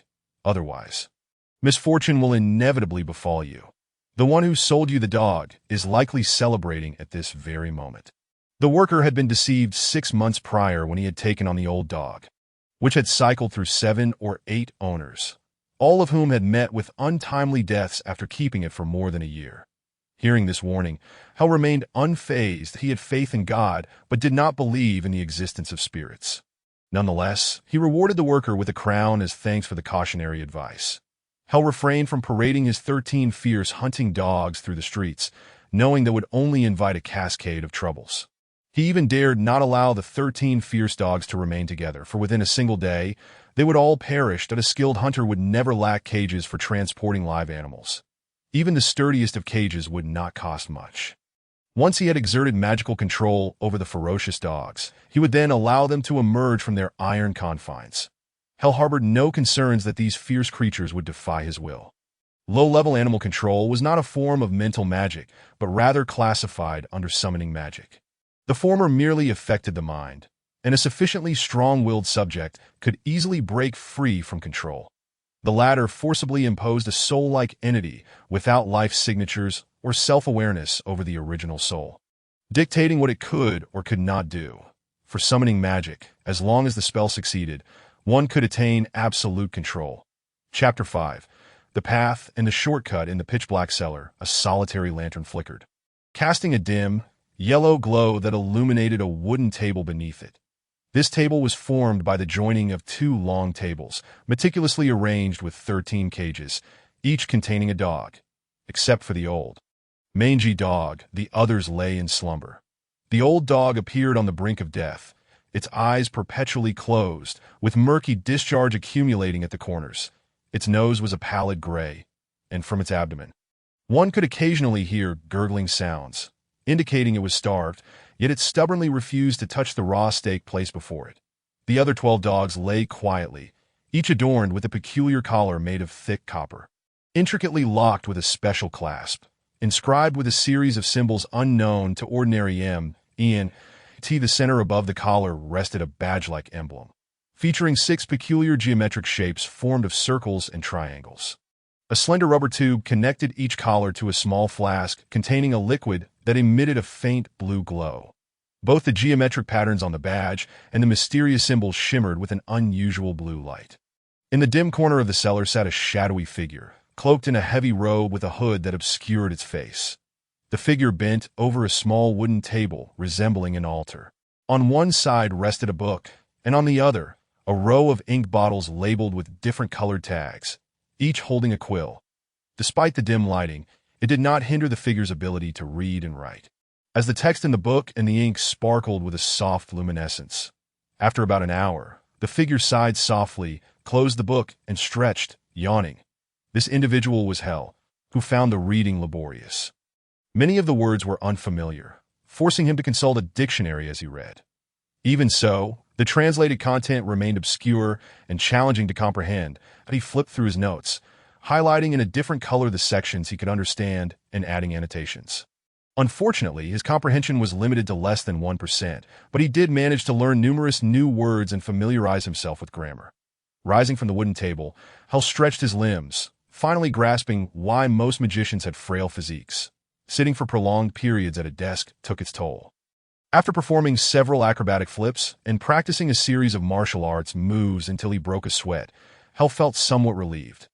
This martial arts routine was one of the skills he acquired during his espionage training. Hell had to admit that the military intelligence agency was not as inept as he had previously thought. It indeed gathered many elite individuals from various fields of expertise. Take, for instance, the combat instructor, who was well-versed in all weapons and fighting techniques, and even delved into the combat arts of non-human entities. Hell had witnessed him employing the legendary sword chant technique, a skill unique to the elven race. The martial arts routine was tailored specifically for Hell, who lacked strength and explosive power, but possessed agility and decent endurance. Circling the long table, Hell observed that the old dog still had not touched the piece of meat. He shook his head in resignation and tossed another piece into the cage. The old dog merely flicked its eyelids, remaining indifferent. Hell was at a loss regarding the old dog, so he turned his attention to the other 12. The blue liquid in the flask was nearing depletion, but he casually opened one of the cages and gently placed his hand on the head of the hunting dog inside that Hell concentrated. The dog occasionally opened one eye, moved a leg, or wagged its tail. Witnessing his ability to command the dog to perform simple actions, Hell realized that his first magical experiment had finally succeeded. Compared to other magicians, his starting point was remarkably high. While others typically began their experiments with mice or rabbits, he had directly engaged with 12 fierce and robust hunting dogs. The only lingering headache was the 13th dog. Before returning from the cellar to the hall, Hell had already shed his robe, wishing to conceal it from prying eyes, along with the ink pot and his notes. Fortunately, there was a discreet little safe within the cellar, where Hell stowed all his important items to ensure greater secrecy. He employed techniques learned from the military intelligence agency to modify the safe, disguising it with a false bottom, with all truly valuable items hidden behind this panel. This precaution was necessary because, with the assistance of any apprentice magician, no hidden door or compartment could remain concealed. The method of detection involved a spell known as secret door detection. Hell understood the principles behind secret door detection quite well. It utilized the fact that sound waves travel at the same speed through the same material, but upon encountering gaps or different materials, the speed alters. The method involved creating a small explosion in the walls or floor to check for hidden doors. Several strategies could counter secret door detection, including placing a secret door beneath another secret door, a tactic also derived from espionage training. However, this was not the most foolproof method. The only way to truly evade secret door detection was to position secret entrances underwater. Hell intended to do just that, he instructed the workers to dismantle the servants' quarters adjacent to the bathroom. The new bathroom would be 3 times larger than the original, but Hell only permitted the workers to complete the preliminary construction. Halting progress under the pretense of running out of funds, that on the table in the hall lay today's newspaper, brought in by the hourly maid, a 16-year-old girl who assisted him in tidying his bedroom and cleaning the rooms. Hell casually flipped through the newspaper when suddenly, a particular news item captured his attention. The article concerned the actions of the Beirut authorities regarding the handling of the property of the residents in the occupied territories. The Beirut authorities had classified the inhabitants of the occupied areas into 7 distinct tiers, Officials and hereditary nobles were placed in the first tier. Entrepreneurs controlling mines, steel mills, and various large manufacturing plants, along with merchants dealing in bulk ores, raw materials, and metal products, constituted the second tier. The properties of these individuals were, without exception, thoroughly confiscated. Hell scrutinized the newspaper repeatedly, confirming that he had overlooked nothing. He was perplexed as to whether the Beirut authorities had neglected or intentionally omitted the position of bankers within the first two tiers. Even he understood the paramount importance of banks. While the operators of the mines and factories might appear diverse, they were all ultimately beholden to the banks. Hell speculated that there might be some undisclosed behind-the-scenes dealings at play. However, this matter was not one he needed to concern himself with, that he recalled that among those who had undergone training with him, at least 6 individuals had chosen to pursue careers as accountants. And it was surely their mission to penetrate the inner workings of the banks and uncover the truth. Setting the newspaper down, Hell exhaled slightly. According to the classifications in the newspaper, he was categorized as a 5th-tier individual, and the authorities seemed disinclined to confiscate their properties. Although there was a clause regarding expropriation as needed, Hell was confident that misfortune would not befall him. Despite being an unexpected windfall, Hell had always been attentive to his wealth, especially since this money was also a reward for his perilous role as a spy. Flipping the newspaper to the notice board, Hell quickly scanned it, and suddenly his eyes brightened. A name, Simi Keshin, appeared, which was the agreed-upon code. Beneath this notice was the number of the cemetery where this individual was buried. Hell had been trained to decode such numbers with exceptional skill. Deciphering the code, he swiftly located the article in the newspaper, which was an advertisement for the opening of a trading firm. Drawing upon the training he had received at the camp, Hell began to engage in wordplay. Organized resistance. Piecing together the letters formed a rather straightforward meaning. Hell surmised that the news of the Beirut authorities categorizing the inhabitants of the occupied territories into 7 levels had likely reached the homeland as well. The initial outbreak of the Grand Revolution in the occupied territories had occurred because the reigning monarch had classified all citizens into 3 tiers. Perhaps the homeland intended to replicate the revolution in the occupied territories, thus reclaiming the 3 provinces without firing a single shot, relying solely on the power of the people. Tossing the newspaper aside, Hell leaned back in his chair, cradling his head in his hands as he pondered. He calculated the likelihood of successfully executing this command. The first point of reference was his own mood. Upon reading the news, he felt a significant sense of relief, and he could surmise that many others shared his sentiment. Reflecting inwardly, if someone were to urge him to stand against the authorities at this moment, he was certain he would not comply. In such circumstances, merely refraining from betraying the advisor to the Beirut authorities would be worthy of a patriot. Yet, defying orders was not a tactic to be employed by a wise person in the era of Emperor Balemba sweeping across the continent.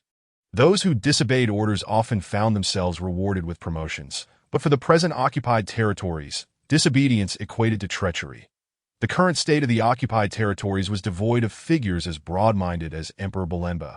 Instead, it was rife with myopic individuals who demanded absolute obedience from their subordinates. Ironically, their superior was precisely such a person. Thus, even if the order could not be fulfilled, it still had to be undertaken. Hell hurriedly exited his home. He needed to seek out Old Moon. A few days prior, he had declined the old man's request, primarily because the price was exorbitant. However, now he found himself less concerned about the cost. As long as the old man's experience proved valuable, 2,200 crowns might very well be the price of his life. Upon Hell's return visit a few days later, the old man appeared somewhat surprised. However, this time he did not display the sly smile characteristic of a cunning fox. Instead, his gaze seemed to hold something more. The check had already been signed before Hell left his home and now lay quietly on the wooden table in Old Moon's abode. "Call some people to move everything out," the old man said, biting down on his pipe. Hell shrugged nonchalantly. "I believe these items are best suited to remain here. I have acquired what I need." Old Moon regarded Hell with his bulging eyes, and after a moment, he took the check. The ensuing scene astonished Hell. He watched as the old man gently rolled the check into a small paper cylinder and brought it to the pipe's mouth. With a series of soft pops, the paper ignited rapidly, and in the blink of an eye, 2,200 crowns were reduced to ashes. The old man displayed no sign of concern, puffing his pipe while rocking in his chair. "You are a fool," the only one willing to pay me. I can tell you, every new hunter in town has heard my tale, and every one of them knows of my trade, exchanging 2,200 crowns for the experience I have accumulated over the years. Yet, not a single person has ever done so. You are the first and the only one willing to pay me. Perhaps others are not as financially secure as I, Hell replied dismissively. The old man chuckled lightly, that he pointed to a bear skin spread on the floor, saying, "Guess how much this skin is worth?" Hell glanced casually at the bear skin, which belonged to an adult brown bear. Its fur glossy and smooth, dense yet fluffy. Although he had not inspected it closely, Hell's experience told him it bore no blemishes. 100 crowns. Of course, if sold in the big city, it would fetch 3 to 5 times that amount, Hell casually remarked. You are quite adept at estimation, the old man replied, momentarily taken aback, then immediately praised him. After a pause, he continued, from September to November. As long as one can make it out alive after venturing into the mountains, one can obtain at least 10 such pelts, not to mention even more valuable game. Any hunter capable of standing their ground here could certainly afford that price. The reason none would willingly do so is that they believe the information I shared with them had already provided them with the most crucial knowledge, leaving the rest as mere techniques. Hunters who came here were brimming with confidence. They believed that once they grasped the key, they could rely on their abilities to discover other techniques. Most hunters proceeded in this manner and indeed found success. Surely everyone in town has told you that I am the best hunter here. In truth, many hunters are convinced they are the finest. But each of them has heard my story and benefited from it. Thus they feel embarrassed to make such a claim. Hell immediately inquired, has anyone truly reached your level, able to hunt relying solely on a shovel and a rope, depending solely on the forces of nature? At this, Old Moon appeared somewhat displeased. He rolled his eyes and muttered, I don't recall ever saying that was the pinnacle I had attained.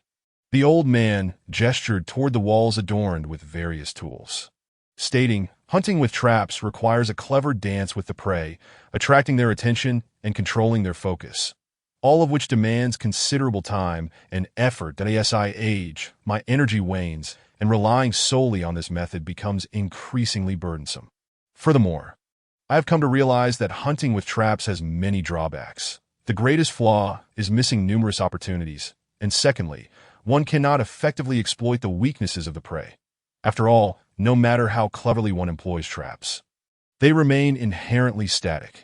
Since then, I no longer confine myself to merely using traps, but rather seek the most energy-efficient hunting methods, for which I have created numerous specialized tools. As he spoke, he pointed to a rack piled with various ropes in the corner, saying, those are the various lassos I invented. Some are designed for swift movement through the jungle, some are suited for birds, even drakes, and others are formidable, versatile weapons. After turning 50, each time I devised a new tool. It signified that another magical beast was about to become my quarry, that in recent years, aside from magical beasts, I have scarcely hunted other wildlife. But this is something others are unaware of. Most believe I have grown old, and my skills have significantly declined. Suddenly, Hell recalled something and interrupted Old Moon, asking, have you truly ceased selling your catches in recent years? Otherwise, how could this information remain a secret until now?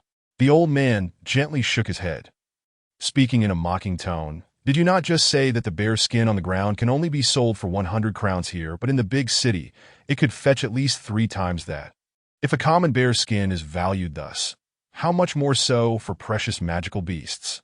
Thus, every winter before the onset of snow, I leave the town for the south, allowing me to evade the bitter cold of the winter months while reaping nearly 10-fold returns. Upon hearing these words, Hell finally comprehended why the old man casually utilized a check for 2,200 crowns to procure tobacco without displaying the slightest hint of regret. It appeared that the old man was quite affluent. Upon reflection, this indeed seemed accurate. Regardless of the profession one engaged in, achieving the pinnacle should render concerns about finances irrelevant. Old Mun was such a figure, as was the elderly tailor who had taken him in. And undoubtedly, the renowned artisan skilled in firearms manufacturing belonged to the same echelon. Ultimately, Hell did not retrieve those tools. This time, the old man did not insist, for he had no intention of confining Hell to merely mastering the techniques and inventions he imparted. The old man merely wished for Hell to draw inspiration from his creations, each a testament to years of experience and diligent effort, which would afford Hell a significantly advantageous starting point. Although he did not take the tools with him, Hell did not leave empty-handed. Mun gifted him a compendium of biological illustrations, a scholarly work published 50 years ago by the Imperial Academy of Offa. As Hell casually perused its pages, he noticed numerous annotations written by Mun, most of which pertained to the habits of the creatures depicted in the compendium. Were it not for his awareness of the old man's prowess as a hunter, he might have easily mistaken him for a biologist based solely on those annotations. Though the old man did not explicitly state his purpose for bestowing this biological compendium upon him, Hell intuitively grasped the old man's intentions, for he had long been acquainted with a similar trial. During his tenure at the tailor shop, his initial task involved identifying various fabrics, from the most economical coarse cotton to the finest silks and furs, an endeavor he diligently pursued for 3 full years. This experience granted him the opportunity to familiarize himself with an array of materials, establishing him as the foremost authority among the younger generation in discerning the opulence of fabrics that if one aspired to master the art of tailoring, it was imperative to first excel in the discernment and selection of the appropriate materials. Similarly, it could be concluded that one must possess an intimate knowledge of their quarry to excel in the art of hunting. Hell was acutely aware that the methodology imparted by Mun was indeed the most prudent approach that his tailoring mentor had articulated. This was the path of enlightenment, to first enrich oneself, then endeavor to establish a solid foundation, and subsequently progress in a gradual and systematic manner until reaching the zenith. However, the path of enlightenment bore a notable flaw. The pace of advancement was exasperatingly slow. He had spent 6 years honing his craft, only to find fruition in the 7th. Yet this time, he would undoubtedly not have the luxury of 7 years. He must demonstrate progress within 2 months at the latest. Thus, he recalled an alternative method his tailoring mentor had once mentioned, one that contrasted sharply with the path of enlightenment, the shortcut. The shortcut promised rapid initial progress, but according to his mentor's counsel, such swiftness came at the cost of potential overextension.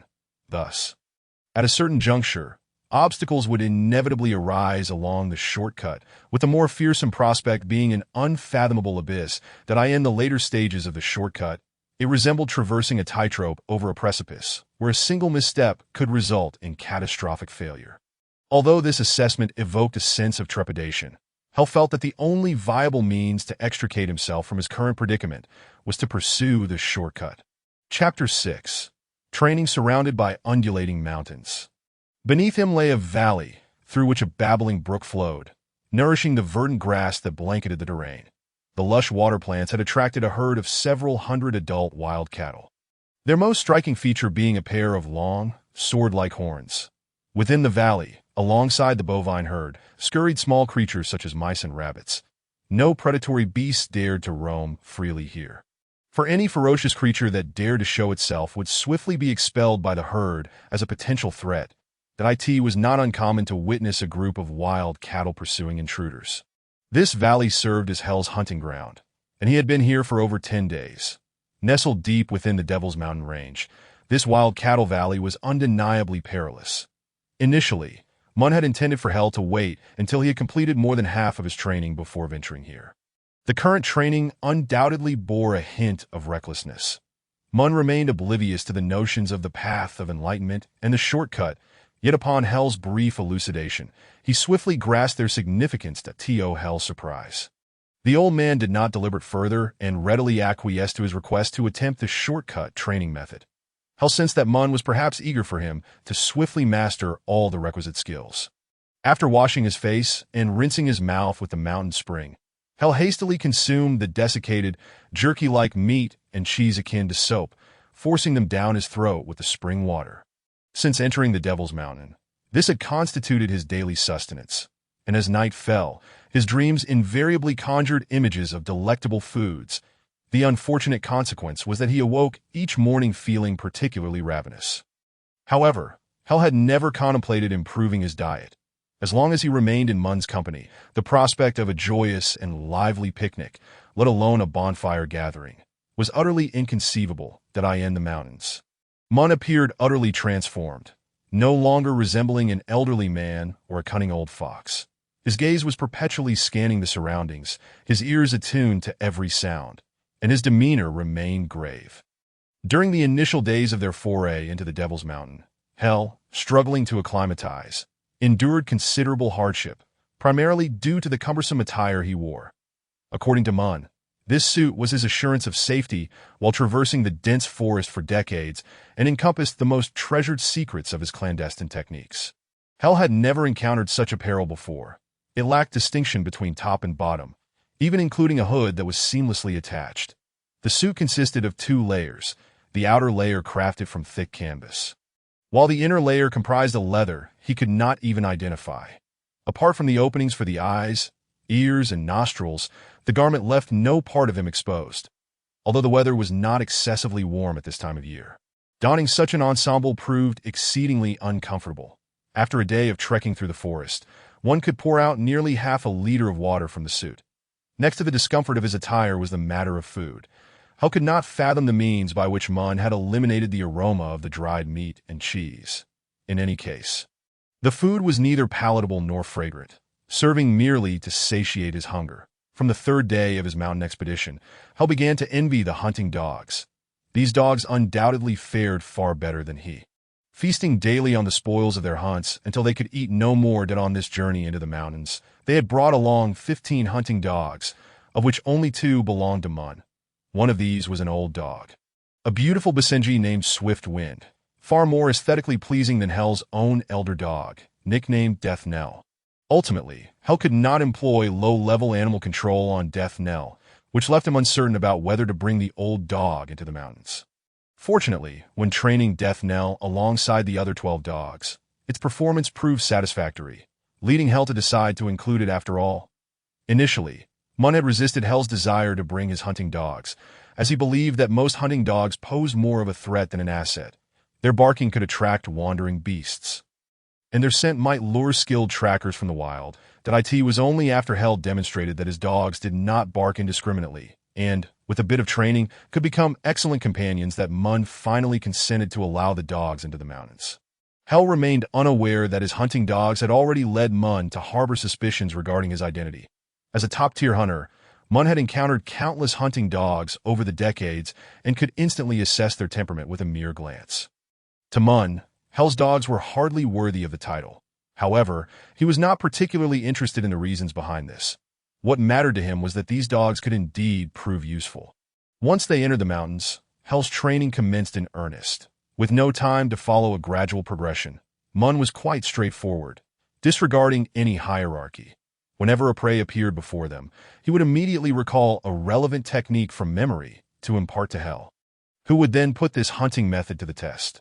Fortunately, during the initial days, they remained on the periphery of the Devil's Mountain, thus avoiding formidable prey. Nonetheless, several times, Hell found himself in life-threatening situations. By the 4th day, they had ventured deeper into the mountains, and the presence of ferocious beasts in the jungle increased significantly. They even encountered 2 theropods. The first was a tyrannosaurus, devouring a grizzly bear, with the carcass of another grizzly nearby in the underbrush. The second encounter was even more perilous, as they stumbled upon a pack of velociraptors, ancient creatures capable of hunting in coordinated packs akin to humans. Fortuitously for Hell, the old man Moon spared him this time, refraining from thrusting him into the perilous challenges that awaited. Instead, the elder showcased his prowess by dispatching a ferocious tyrannosaurus with a mere strand of specialized wire in the blink of an eye. On the 7th day of their sojourn in the mountains, Moon guided Hell into a verdant valley, a veritable paradise for herbivores, which naturally attracted a plethora of ferocious beasts, rendering it an ideal locale for Hell to hone his skills. With the diverse array of creatures present, Moon was free from the necessity of prompting Hell to practice with every sighting, allowing him the opportunity to methodically learn from the simpler to the more complex. In accordance with the principle of the smooth path, mastery of acquired skills necessitated repeated practice until they became second nature.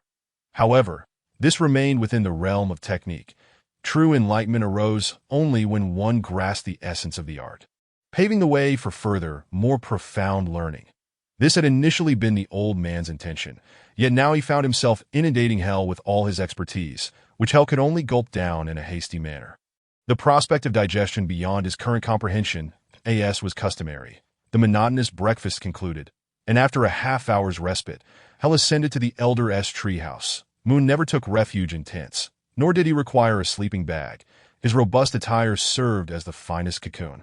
When he intended to linger in a locale, he would construct a treehouse, employing a specially designed set of tools for the task. The treehouses, woven solely from ropes, resembled a colossal spider's web, with aerial pathways connecting them and rope ladders facilitating ascents and descents. Upon encountering the old man, Hell observed him skillfully tossing a dagger in a manner reminiscent of a juggler. "Are you suggesting I hunt with throwing knives? Although you instructed me on their use from the very first day, I scarcely had time to practice. At least half of my thrown knives have struck their tails," Hell remarked promptly. The old man's hands stilled, and he regarded Hell with a penetrating gaze, saying, "This is not a throwing knife. Today, you shall learn the art of escape." Hell felt a flicker of confusion and promptly inquired, "Were not the lessons you imparted previously about escape?" The old man hesitated momentarily before responding in an uncertain tone. "What I taught before might be more aptly termed as retreat. Having preemptively surveyed the terrain and escape routes, mentally calculating potential mishaps. Yet, not every occurrence aligns with one's plans. Years spent hunting in the Devil's Mountains inevitably encounter unforeseen circumstances. Each month, formidable hunters meet their demise in these mountains, the majority falling victim to various accidents. The more skilled the hunter, the greater the peril, for only the adept venture deep into the treacherous recesses of the Devil's Mountains. Where hidden dangers abound, to survive here, one must comprehend the nuances of escape. That I do not demand that you master other techniques immediately, but familiarity with the art of evasion is paramount. The true key that only you can discern." Hell gazed at the old man, a sense of bewilderment washing over him, unable to fathom. "If you are willing to share concealed secrets with others, why then conceal this one? I find it difficult to comprehend whether your heart burns with fervor or is encased in ice." The old man's expression remained unchanged. After a brief contemplation, he replied with utmost seriousness, "I have never truly pondered this matter. Perhaps it is because I have been awaiting someone willing to pay for my insights. As for why I divulge concealed secrets to others, it is because I cannot bear to witness young hunters perish in the Devil's Mountains mere months after their arrival. That I in my youth, in the town of Shrouded, there were days when sorrow enveloped us almost every month. Regarding the secret of escape, only those who require deep penetration into the mountains need it, and I am well aware that such individuals are never short of funds. Thus I have never felt guilt over this. I have extended opportunities to all, and my demands are not insurmountable. If those individuals believe their lives are worth less than 2,200 crowns, then they can only blame themselves should they meet their end." As he spoke, the old man thrust the dagger into Hell's hand. Ultimately, Hell did not take the dagger, for Moon had provided it for the purpose of tackling prey, yet Hell's quarry comprised the robust and resilient buffalo, often found in dense herds. The dagger's blade measured a mere 2 inches, a length insufficient to pierce the thick hides of the buffalo, let alone their muscles, save for severing the jugular or spinal cord. The medical kit contained a surgical knife, its blade crafted from the finest white steel, honed to a sharpness far surpassing that of the dagger. After much deliberation, Hell opted for the surgical knife. Descending the cliff, a task Hell had once performed with ease, now filled him with trepidation. His previous training had all occurred under the old man's meticulous guidance. Yet this time, the instructions were rather simplistic. It appeared he could rely solely on himself. Hell mentally retraced all the skills imparted to him over the past several days, to be why the third day in the Devil's Mountains, he had already discerned the true essence of the old man's teachings. He recognized that the elder's ability to navigate perilous locales with ease hinged upon meticulous planning.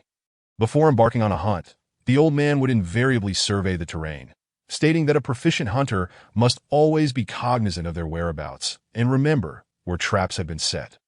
This sentiment had been reiterated countless times, highlighting its significance. Reflecting on these thoughts, Hell paused his descent, finding a slightly protruding rock to rest upon. Gazing down into the valley, in this contemplative state, he realized how little he truly understood of this valley.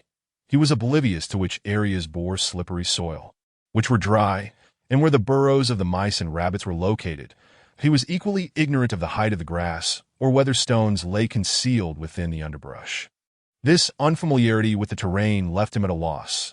Despite Moon's instruction on gauging terrain features through observation, the elder had not provided explicit explanations or contextual illustrations.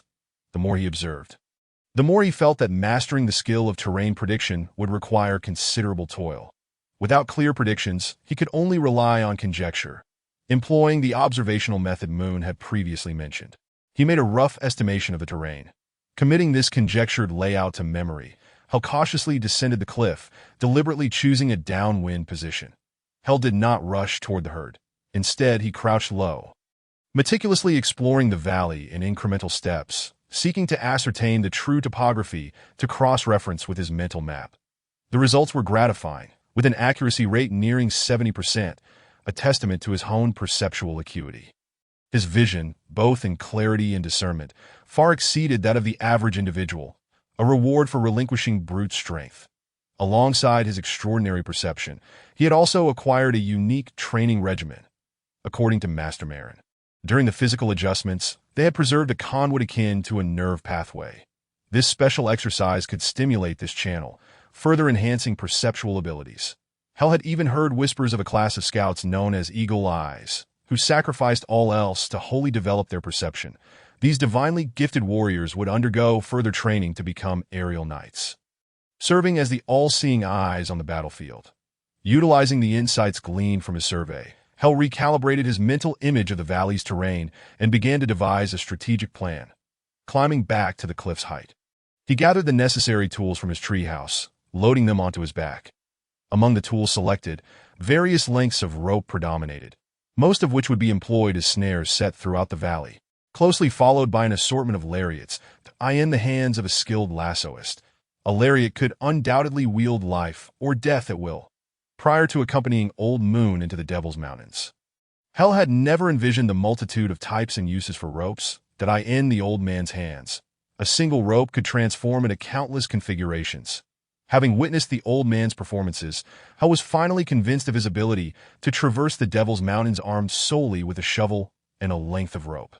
Hell meticulously scattered the tools across the valley, ensuring that when the need arose, he could swiftly retrieve them from the ground. With everything prepared, Hell did not hasten into action. Instead, he ascended once more to the cliff's heights, scrutinizing the valley with renewed diligence. This time, he noted the positions of the scattered tools and the locations of snares hidden within the grass. Ensuring that nothing was overlooked, Hell descended once more into the depths, this time making his way towards the herd of cattle. In an effort to approach the bovines as stealthily as possible, he opted to crawl forward at this moment. The advantages of his peculiar attire became apparent. The garment was a deep shade of green, rendering him nearly invisible against the ground. The layer of leather effectively concealed his body as scent, and after weeks of training, the sounds he made had become remarkably subdued. Coming to a halt 5 meters away from a robust bull, Hell cautiously withdrew a scalpel from his chest pocket. The handle of the scalpel measured 3 inches, while the blade was approximately 1 inch long. Secured in place by a special clasp, casting a quick glance around, Hell's eyes swiftly scanned each buffalo, and upon confirming that none had noticed him, he slowly rose to his feet. With a sudden burst of action, he struck, the blade piercing the bull's spine with precision. The scalpel was so sharp that the bull seemed oblivious to the pain. As the blade fully penetrated its flesh, the scalpel glided effortlessly through the muscle, akin to slicing through a layer of brittle leather, and the bull's thick back immediately flopped open, revealing the vivid red muscle beneath. The blade also easily severed the spine, and the wild beast emitted not a sound before staggering and collapsing to the ground. Such a cacophony could not fail to rouse the other buffalo, and soon their massive heads turned towards him. The buffalo quickly grasped the situation. 2 of them approached, attempting to lift their fallen companion. But the injured bull could not rise, only emitting mournful moos. Suddenly, a deep and furious roar erupted from the herd, as the once watchful eyes of the buffalo turned a fiery red.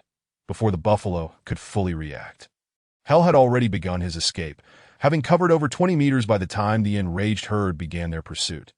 Nevertheless, the thunderous stampede of hundreds of buffalo, shaking the earth as if an earthquake had struck, startled him despite his preparedness. Thankfully, his feet had not faltered as he continued to sprint desperately that a series of thuds and crashes echoed behind him. In a hurried glance back, Hal saw several buffalo lying behind the first snare he had set, including one with a strangely twisted neck, while another had been trampled beyond survival. The effectiveness of his snares brought a mix of surprise and resignation. The number of buffalo ensnared was fewer than he had anticipated, yet the impact was far greater. However, Hal did not allow himself to feel disheartened, for he had laid more than just this one trap. With this thought in mind, he dashed towards another ambush point, the thunderous hoofbeats echoing behind him. Chapter 7. The catastrophe of beasts. A flying snare zipped low to the ground, spiraling into the herd, and in an instant, another buffalo crashed to the earth, its four hooves ensnared tightly, toppling several companions in the process. After casting the snare, Hal turned and sprinted towards the edge of the valley, where a vine dangled down.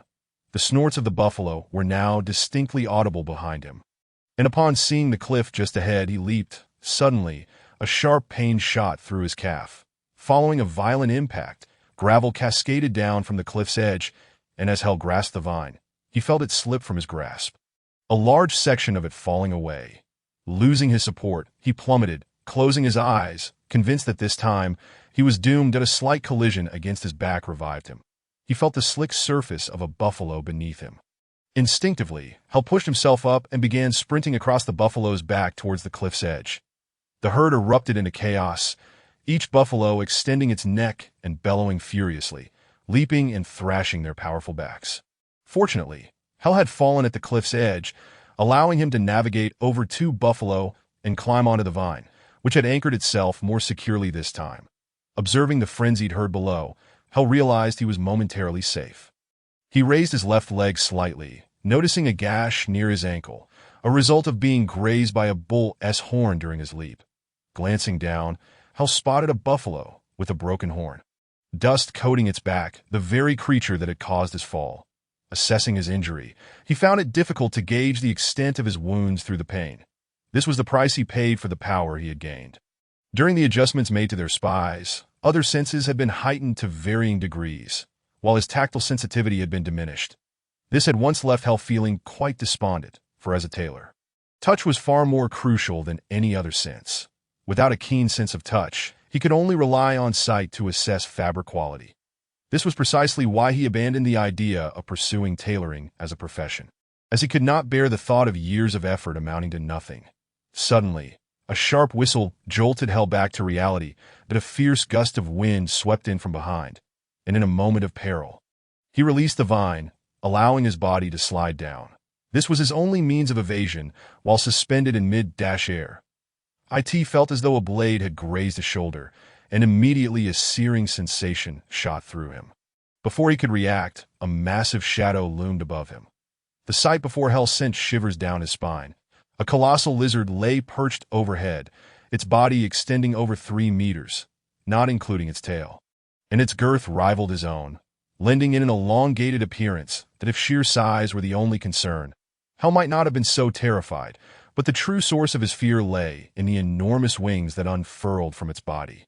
Spanning over 10 meters when fully extended, in addition to its wings, the great lizard possessed powerful hind legs ending in fearsome claws that a gust of wind swirled as the great lizard flapped its wings. Hovering in midair, its grotesque head bobbing incessantly, that moment, Hal could only lean against the cliff, gripping his scalpel, ready to confront the enormous beast. Just then, another piercing cry echoed from above as a second great lizard swooped past. This sight shattered Hal's composure. However, the second lizard appeared indifferent to him, folding its wings slightly as it descended towards the valley floor, seemingly targeting the fallen buffalo. A powerful gust rushed towards him, and Hal hastily raised his left arm, the arm entwined with the vine acting as a shield against the great claws. Yet he soon realized that his makeshift shield was insufficient, for the lizard's maw was lined with sharp teeth. And seeing that it was at an impasse, it extended its neck, lunging towards Hal. With a ripping sound, Hal's hood was torn away, revealing his pale face. Having narrowly escaped death, he instantly recognized that this might be his only chance. With a swift motion, he yanked his left hand from the vine, causing it to unravel and ensnare the lizard's claws. Just as Hell prepared to flee, an epiphany struck him, recalling his earlier experience of falling onto the buffalo's back. Grasping the vine, he forcefully kicked off the cliff wall, executing a backflip and landing behind the colossal lizard. Along its back, a row of upright spines protruded, each 2 inches long and as thick as a finger. The sight of these spines elicited a profound groan from within Hell. Wrapping his legs tightly around the lizard, he deliberately tilted his body slightly to the right, allowing the spines to embed into the flesh of his right side, while his left hand firmly grasped the base of the left wing. Gripping the scalpel tightly, he aimed for the wing's root and struck with force. The lizard's body was covered in thick armor, save for the wings, which bore only a few delicate scales. Another piercing shriek erupted, but this time its meaning was evidently different from the previous 2 for reasons unknown. Hell felt as though he could comprehend the cry's significance. He quickly turned his head and saw the other lizard racing away, flapping its wings, while behind it, a buffalo bore a massive gash across its body, with little time to deal with the lizard ensnared by the vine. Hell's singular focus was on escaping this perilous situation.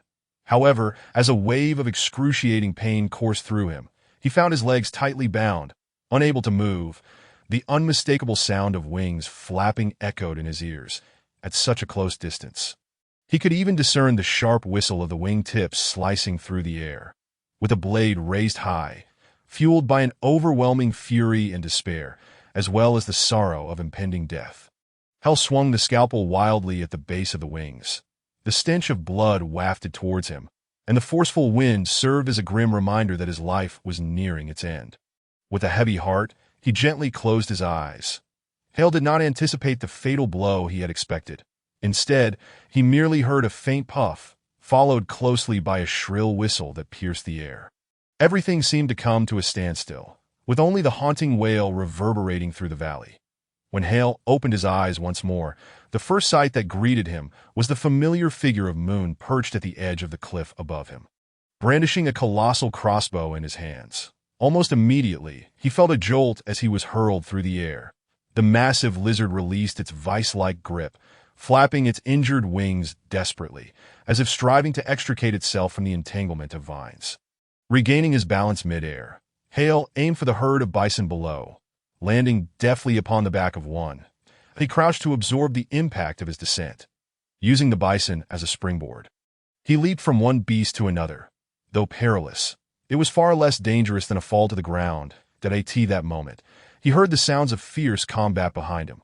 Turning briefly, he glimpsed the two colossal lizards embroiled in a fierce struggle with the bison herd. These formidable creatures were indeed a sight to behold. One was clearly in its death throes, its body drenched in blood, a half-foot arrow protruding from its chest, with several other wounds oozing crimson, a testament to the wrath of the enraged bison. The other lizard occasionally flapped its injured wings, momentarily lifting off the ground, revealing the lethal prowess of its claws. Hale hastily fled the gruesome battlefield, feeling fortunate that the bison were a cohesive herd, while some of their number were locked in fierce battle. The others remained steadfast and did not scatter in pursuit of another foe. Grasping a nearby lasso, Hale felt an instinctual urge to eliminate the great lizard, swinging the lasso with practiced ease. He released one end, watching as it whirled forward. He did not aim with precision. The advantage of a three-pronged lasso lay in its ability to ensnare any target upon contact, but he cast the lasso repeatedly, to his surprise discovering that he had inadvertently sealed off all escape routes for the lizard, the ropes entangling its massive wings. However, the true danger lay in the fact that the lasso entwined with the hanging vines, gradually ensnaring the lizard as its movements became increasingly clumsy. Witnessing this, Hale finally exhaled a sigh of relief and sprinted towards the edge of the valley. Upon reaching the cliff's brink, a wave of indescribable joy washed over him, so profound that he did not even notice Moon's approach. When he finally came to his senses, he was astonished to see that Moon seemed unconcerned about warning him. Instead, he stood beside Hale, gazing gravely at the tumult below in the valley. After a prolonged silence, Moon sighed and remarked, What does it feel like to have escaped death? Have you gleaned any insights from this experience? Just as Hale was mulling over these words, a spine-chilling screech echoed from the sky above. "Run!" Hale heard Moon bellow, and before he could react, the old man seized him and dragged him into the woods. "You are about to witness true evasion techniques." With that, Moon swiftly made his way to his treehouse, gesturing for 2 hunting dogs to leap down, one after the other. "You should fetch your dogs as well," he instructed. He deftly untied the knots binding the rope to the tree trunk, and in the blink of an eye, the ropes slithered like serpents among the branches. Then, with a whoosh, the entire treehouse, constructed entirely of ropes, plummeted to the ground, transforming into a vast net that securely enveloped all their belongings. Beneath this great burden lay a peculiar little cart, measuring 1/2 meter wide and 2 meters long, resting on a framework with 16 wheels akin to a sled that in less than 30 seconds. Hale had also packed his treehouse, loading all his belongings onto an identical cart, which was harnessed to the hunting dogs. With Moon leading the way, Hale followed closely behind, and for the first time since entering the Devil's Mountains, he witnessed the old man display such urgency. After covering nearly 2 kilometers in their escape, Hale heard a cacophony of piercing screeches from behind, followed by the sight of a herd of animals galloping toward them. Suddenly, a deafening roar echoed from above as a dozen enormous lizards burst through the treetops, dropping large branches and leaves in their wake. Their intent was clearly not to hunt. Rather, they seemed to seize any fleeing creature, lifting them into the air only to let them plummet, a sight that filled Hale with terror. After a full day of flight, as the sun began to set, Moon slightly eased his pace. Throughout the journey, Hale truly witnessed the old man's prowess. Occasionally, Moon would pause to survey their surroundings before continuing, demonstrating his vigilance in assessing potential dangers. Hale was soon convinced by Moon's impeccable instincts, as they encountered nearly no threats from wild beasts. The only notable encounters were with a single leopard and a brown bear. The leopard, seemingly unhungry, posed no threat, while the bear displayed mild hostility, having been struck by a crossbow bolt in its forehead. The journey through the Devil's Mountains had taken 7 days, yet their return only required 3 in their haste. They slept a mere 4 hours each night, a testament to their true flight. During their escape, Hale finally comprehended the old man's mastery and the decades of effort he had devoted to navigating the treacherous terrain. Moon had survived in the Devil's Mountains for countless years for good reason, possessing numerous exceptionally safe and concealed hideouts, some even stocked with fresh water, medicinal supplies, and provisions that on the evening of the 3rd day, the pair finally emerged from the Devil's Mountains. But Hale was utterly stunned by the sight of the town. Once bustling and lively, Shallot now appeared desolate. Every household had shuttered its doors and windows, with thick wooden planks sealing the glass. Unlike Hale, who was filled with astonishment, Moon seemed to have anticipated this occurrence. "You have a quarter of an hour to gather what you must take. I will return for you in 15 minutes, Moon stated with an unusually indifferent tone. Yet Hale's attention was drawn elsewhere. He beheld his home that appeared to have recently endured a siege. Every window lay shattered, and many belongings were strewn about outside. The most harrowing sight was the stable, its door ajar, a long, dried trail of blood stretching several meters from its entrance.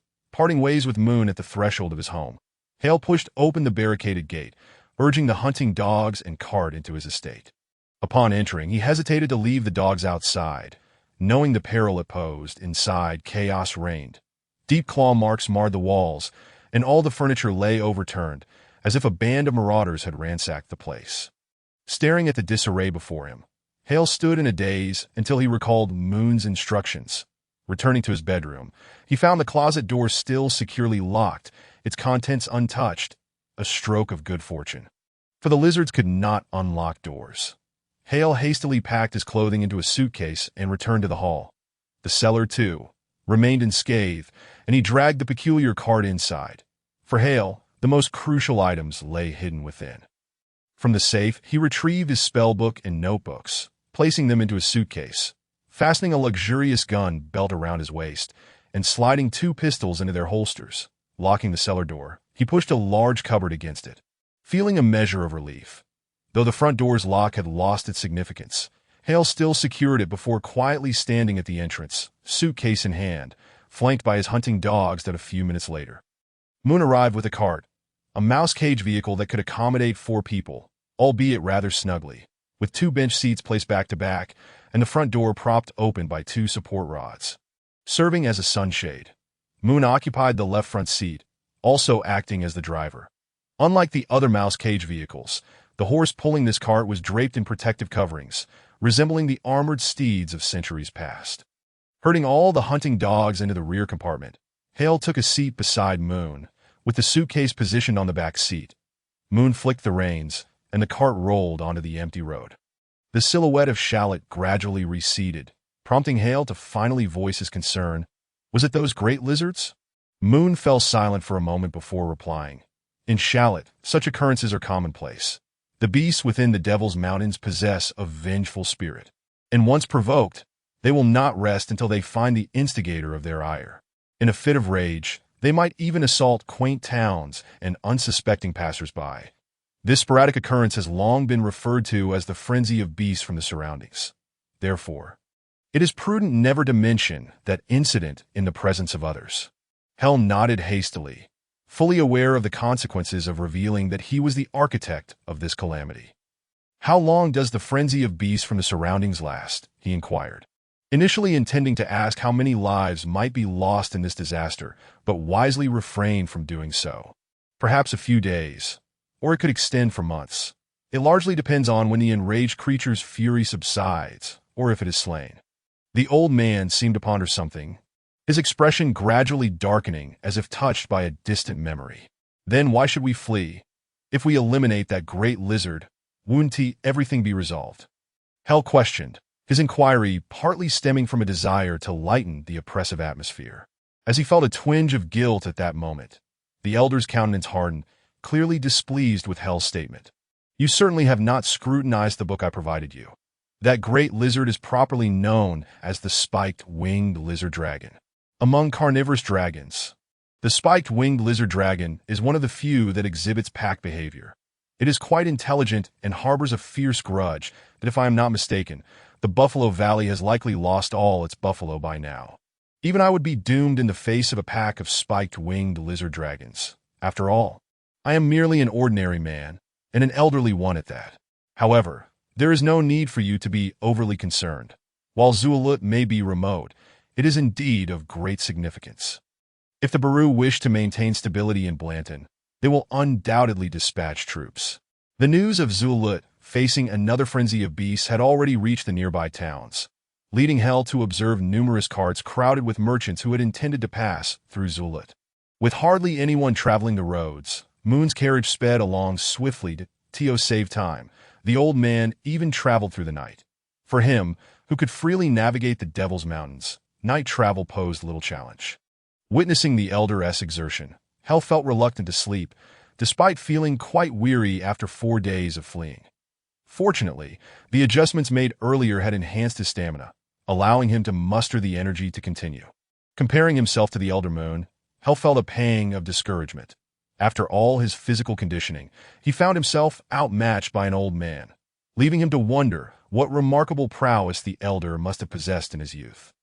With nothing to occupy his mind, Hell reflected on the past month's experiences, particularly the harrowing escape of the last few days. What struck him most profoundly was the realization that the knowledge he had acquired was not solely applicable to the Devil's Forest. The stringent laws of the jungle were equally relevant to his current situation. This was a revelation he had never anticipated when he had initially hoped to bolster his strength through hunting. That it was indeed an unexpected boon. Chapter 8. The Mining City in the Early Morning. Hell parted ways with Elder Moon at Mizkong, where the elder found a public carriage station to disembark with his hunting dogs. Mizkong serves as the capital of the northern province of Blanton, even in the erstwhile empire of Offa. It was a city of considerable stature, and now, under the rule of the Baru, it stands as one of the more prominent cities within the relatively less prosperous Baru Empire. Elder Moon was bound for Andaman City in the eastern province of Mafilo to visit an old friend, a picturesque lakeside town renowned for its serene beauty. Hell could easily surmise the reason for the elder's reluctance to accompany him. He simply did not favor Mizkong. The morning in Mizkong was shrouded in thick fog, rendering objects just a few meters away nearly indistinguishable, while the distant buildings and streets were discernible only by their vague outlines. Amidst the dense mist lingered a faint scent of coal dust. Hell fished out a pair of spectacles from his coat pocket to shield his eyes from the grime. A standard accessory among the affluent in Misking, a mining city, its wealth and vibrancy stem from the depths below. From the intricate labyrinth of mine shafts, and from the ore-laden carts traversing the tracks, lowering his hat brim, concealing his face with a scarf, and raising the collar of his trench coat, Hell obscured most of his figure and stood quietly beneath the station's sign. His hunting dogs gathered around him, but he was not alone under the sign. An elderly man and a middle-aged couple were also present, all huddled with necks drawn in and hats pulled low, keeping their distance from Hell's hunting dogs. Half an hour later, accompanied by the pleasant sound of hooves, a yellow light approached from afar. Hell rummaged through his pocket for 2 copper coins to pay the fare. After informing the carriage driver of his destination, he hoisted all his hunting dogs onto the carriage roof. The driver appeared displeased, yet he merely cast a glance at the dogs, swallowing his words. The public carriage rolled into the city, and although the fog obscured visibility, Hell could still sense Muskang's vibrancy, evidenced by the dim yellow lights illuminating the streets. Not every city in Alpha boasted gas lamps, let alone having them lining every road. Despite the morning light, the streets remained eerily quiet, and the carriage dared not speed, moving only slightly faster than a stroll. The rhythmic clop of the hooves held a hypnotic quality, and after several days of fatigue, Hell leaned against the carriage and drifted into slumber. Uncertain of how much time had passed, Hell was abruptly awakened by a pair of rough hands that he had arrived at his destination. Groggily, he retrieved his luggage from the rack and alighted from the carriage, leaving the dogs to jump down on their OWN. As the fog began to dissipate, he found himself before a revolving door. A novelty he had not encountered on previous visits. This was a rather famous inn, where he had stayed on both of his prior trips to Miscong, and he chose it once more. Curious to see if anyone might recognize him, but he noted the change in the demeanor of the clerk behind the counter upon seeing his hunting dogs. The clerk's expression soured slightly. However, when Hell requested a premium room, the clerk's frown vanished entirely, but he instructed the inn-s attendant to carry his suitcase to his room. It was Hell's first experience in a premium room, and he discovered that it was a suite, featuring a living room outside and a bedroom within. After tipping the attendant with a silver coin to dismiss him, Hell suddenly felt utterly exhausted and hurried into the bedroom. The sleep he experienced was deeply restorative. He had long forgotten how it felt to wake up refreshed. Drawing back the curtains to gaze outside, he realized it was already evening in Miscong. Having slept for a full 12 hours, that a sudden rumble from his stomach reminded him that he had scarcely eaten all day. Clutching the last of his funds, Hell exited his room and made his way to the dining room. It was not yet dinner time, and the restaurant was empty. However, the inn was clearly accustomed to guests like Hell, as the dining area in the premium section was always staffed with attendants and chefs on standby. He casually ordered a roasted turkey leg accompanied by fresh herring sashimi, ensuring that he did not forget his hunting dogs, requesting the restaurant staff to prepare 20 pounds of raw pork to be sent to his room. While waiting for the chef to prepare his meal, Hell asked the dining attendant to fetch the newspapers from the past month. There was a plethora of newspapers, and Hell selected a few known for their focus on political developments, featuring sharp and incisive articles that he read intently, uncovering numerous events within the pages. Lately, the 3 northern provinces appear to be in disarray. In some areas near the south, bandits ran rampant, while elsewhere, resistance organizations and guerrilla groups emerged like mushrooms after rain, each brandishing various slogans. Behind these resistance movements, Hell seemed to glimpse the silhouettes of his comrades who had trained alongside him and were now lying low in these regions, yet for reasons unknown. A sense of unease washed over him as he read between the lines of these articles, leaving him unable to pinpoint the source of his discomfort. Just then, the dining attendant arrived with his dinner, interrupting Hell's thoughts and allowing him to cast aside the unsettling feeling as he began to enjoy his meal, all the while perusing the newspapers. The dining room gradually filled with patrons. Hell concluded his lengthy dinner but took the newspapers with him. Returning to his room, he planned to take a shower before reclining in bed to read the papers, having ample energy and time after his 12-hour slumber. Suddenly, Hell froze in disbelief. The object lying on the bedroom floor was not his suitcase. In a fleeting moment, he recalled descending from the public carriage in a state of mild confusion. Realizing that it was during that time, he might have inadvertently taken the wrong suitcase. Hell vaguely remembered that his case and that of the elderly gentleman across from him had been placed side by side. Extracting 2 pins from the drawer of the bedside table, Hell crouched beside the suitcase, inserting the pins into the keyhole and fiddling for a considerable time. With a soft click, the lock sprang open. This technique had been acquired during his espionage training.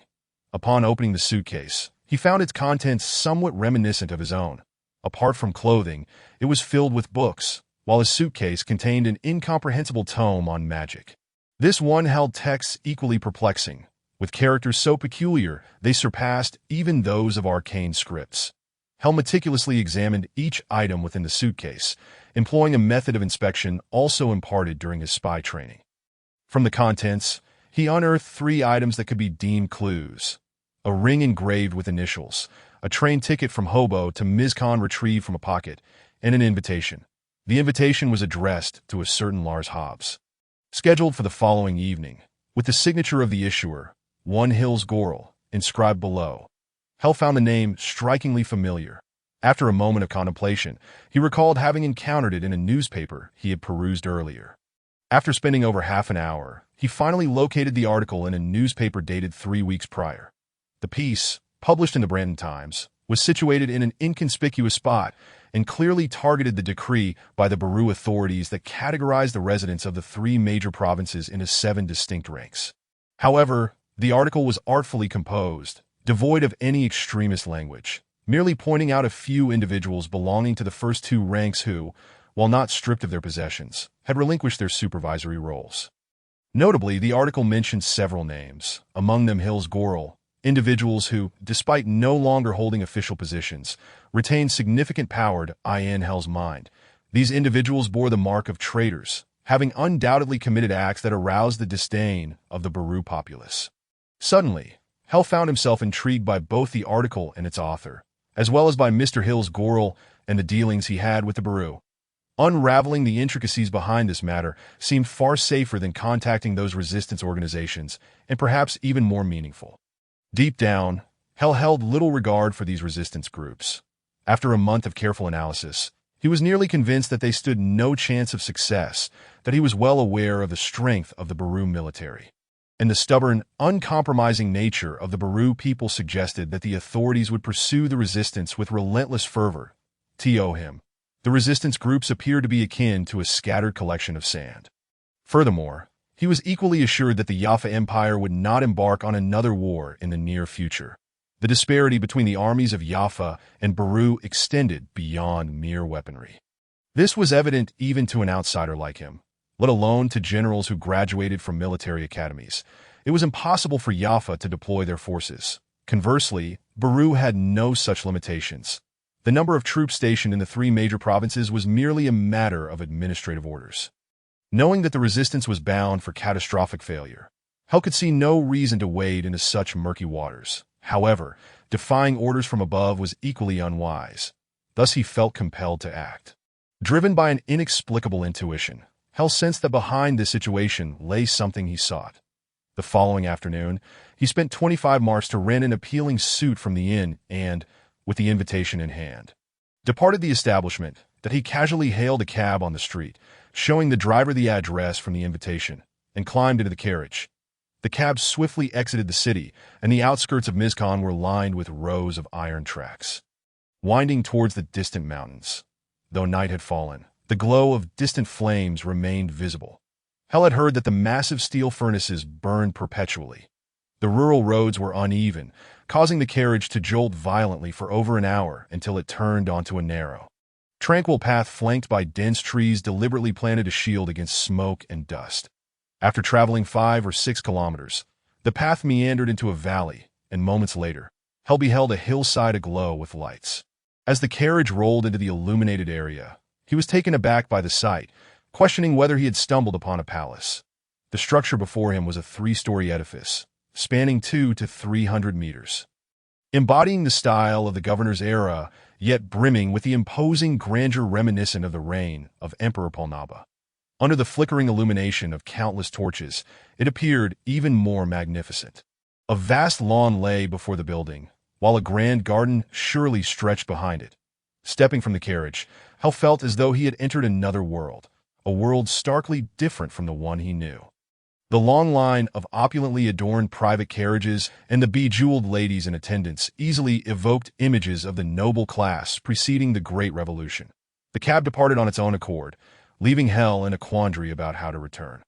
After careful consideration, he resolved to inquire about the elderly gentleman who had mistakenly taken his suitcase. Hell understood that within such affluent circles, there would surely be designated personnel to manage invitations. Complete with meticulous records, that he casually summoned a nearby servant and relayed his needs to his surprise. When he mentioned the name Lars Hobbs, the servant promptly informed him that the elder Mr. Hobbs resided within the estate. Following the servant, Hell was led into the garden behind the manor, a lush expanse infused with southern charm. At its center lay a pool over 50 meters long, adorned with a line of fountains that perpetually spouted water. Flanked by neatly trimmed hedges that a gathering of people congregated by the pool's edge, among them an elder gentleman who appeared to be in his 70s. Unlike the elderly moon, who exuded a sense of serene detachment born of life's trials, this elder radiated an unusual tranquility that seemed discordant with the surrounding lavishness and revelry. Hell, an astute observer of others, noted that despite their sumptuous attire, the demeanor of this group did not align with their finery. After observing for a time, he surmised their identities. Some were artists, while others were scholars. Hell approached the elder directly, who, upon noticing him, smiled and remarked, "I surmised you would come. I apologize for my oversight the other day." Hell quickly responded, "No need for apologies. In fact, you have unwittingly won me a wager." Mr. Hobbs replied with a grin that he gestured for a servant to approach and relayed a few instructions to AT that moment. The group surrounding Hell began to inquire about what had transpired, prompting him to recount the mix-up with the suitcase, eliciting a chorus of light laughter. Shortly afterward, the earlier servant returned, accompanied by several individuals. Leading the group was a distinguished gentleman in his 50s, whose stature, though not imposing, exuded an aura of vigor that set him apart from the scholars. His every gesture conveyed an air of authority, as if he were accustomed to commanding respect. Behind him trailed a young girl with an indifferent expression. Judging by her attire, she was likely the daughter of some noble house, yet she lacked the haughtiness often associated with such lineage. Suddenly, Hell's attention was drawn to a familiar figure behind the girl. It was a young man in his 20s, strikingly handsome, yet resolute, with a slight furrow in his brow that rendered his gaze sharp and piercing. The young man, too, recognized Hell, and to Hell's dismay, a flicker of wariness crossed his features. "I didn't expect to see you again," the young man said.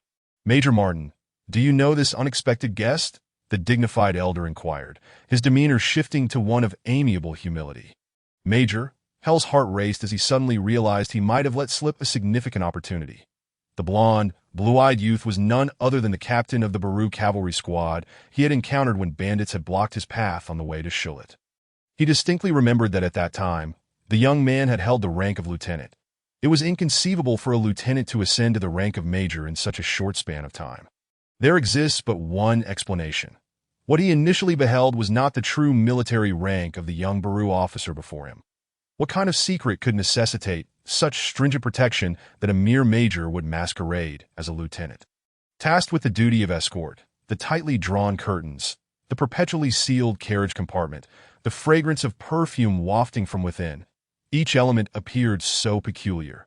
From the glint of anger in the major's eyes, Hell discerned a palpable hostility directed towards the elderly man.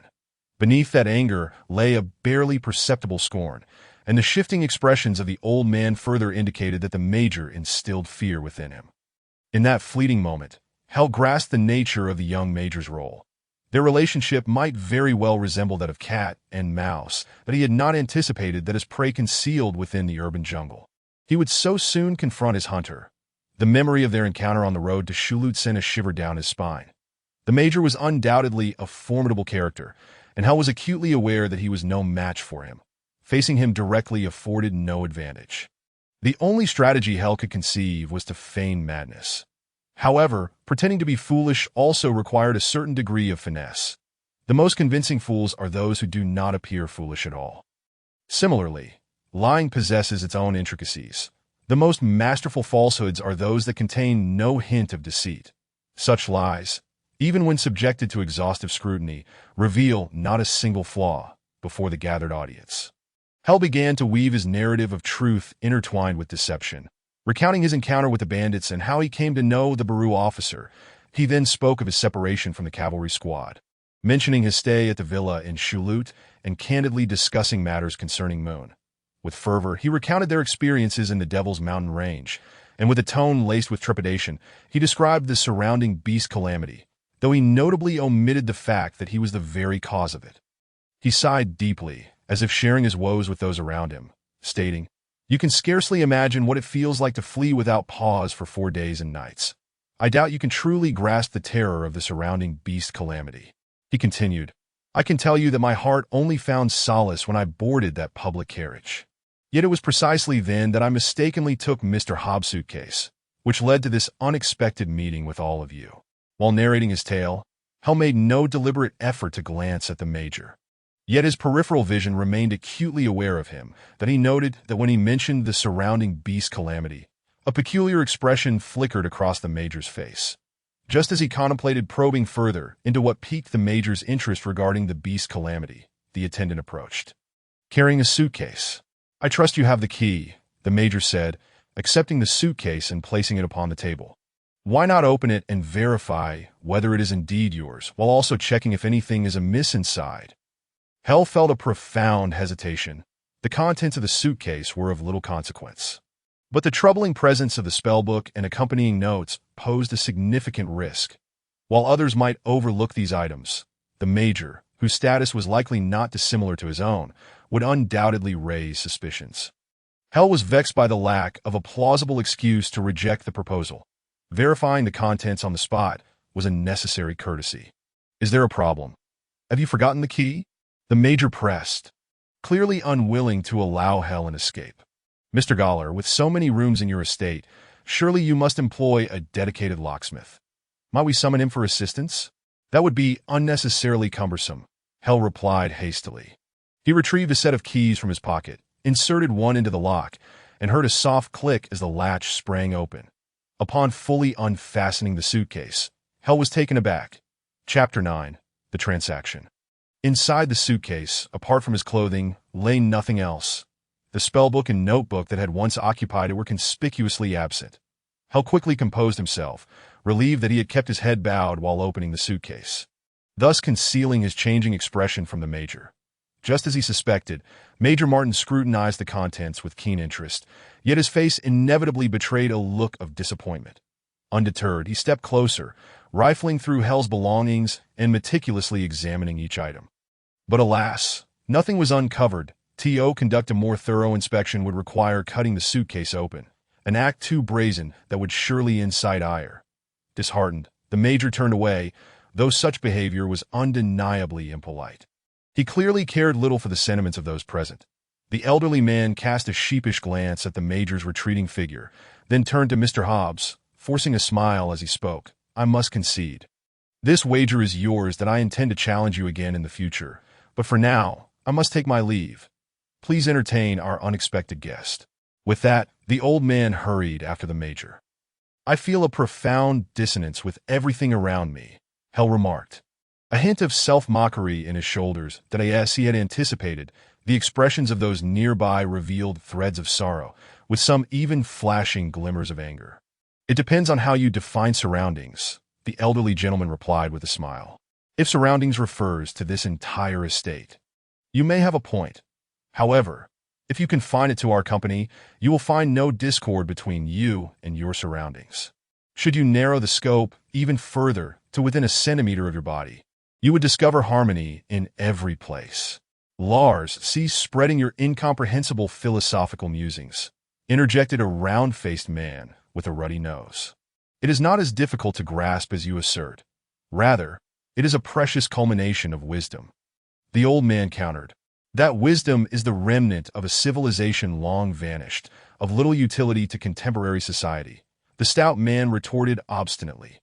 The two engaged in a spirited exchange, drawing in the others around them until that corner of the garden buzzed with life akin to a university lecture hall. From their discourse, Hell quickly discerned their identities.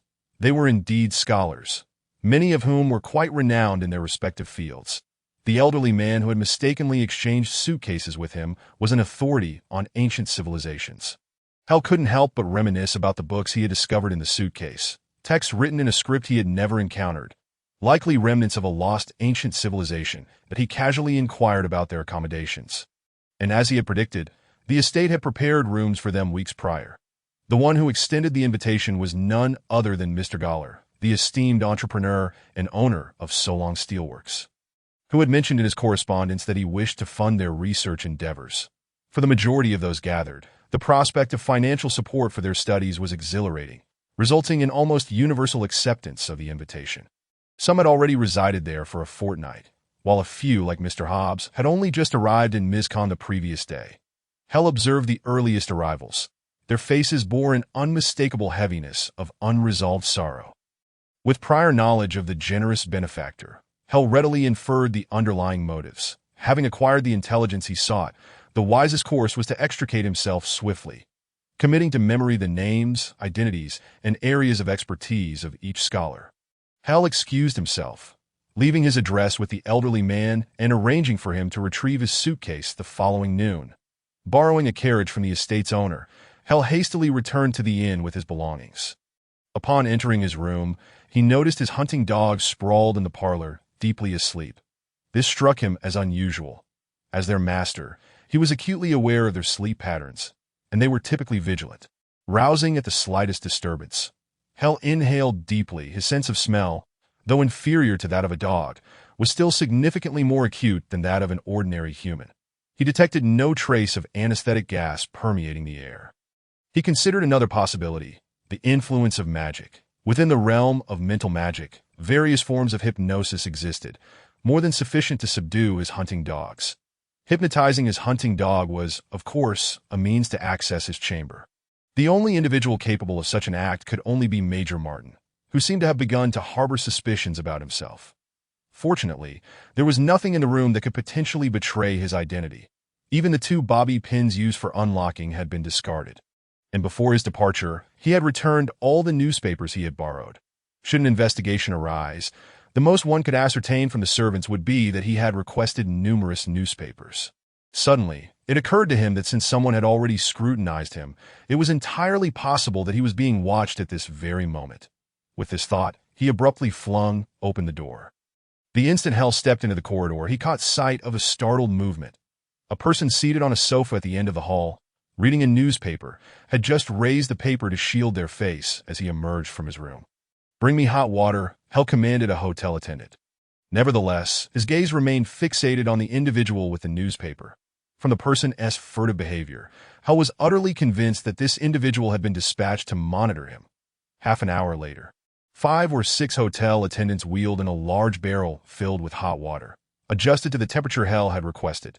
The indescribable sensation of being immersed in the water allowed him to relax completely as he meticulously recalled the events of the day.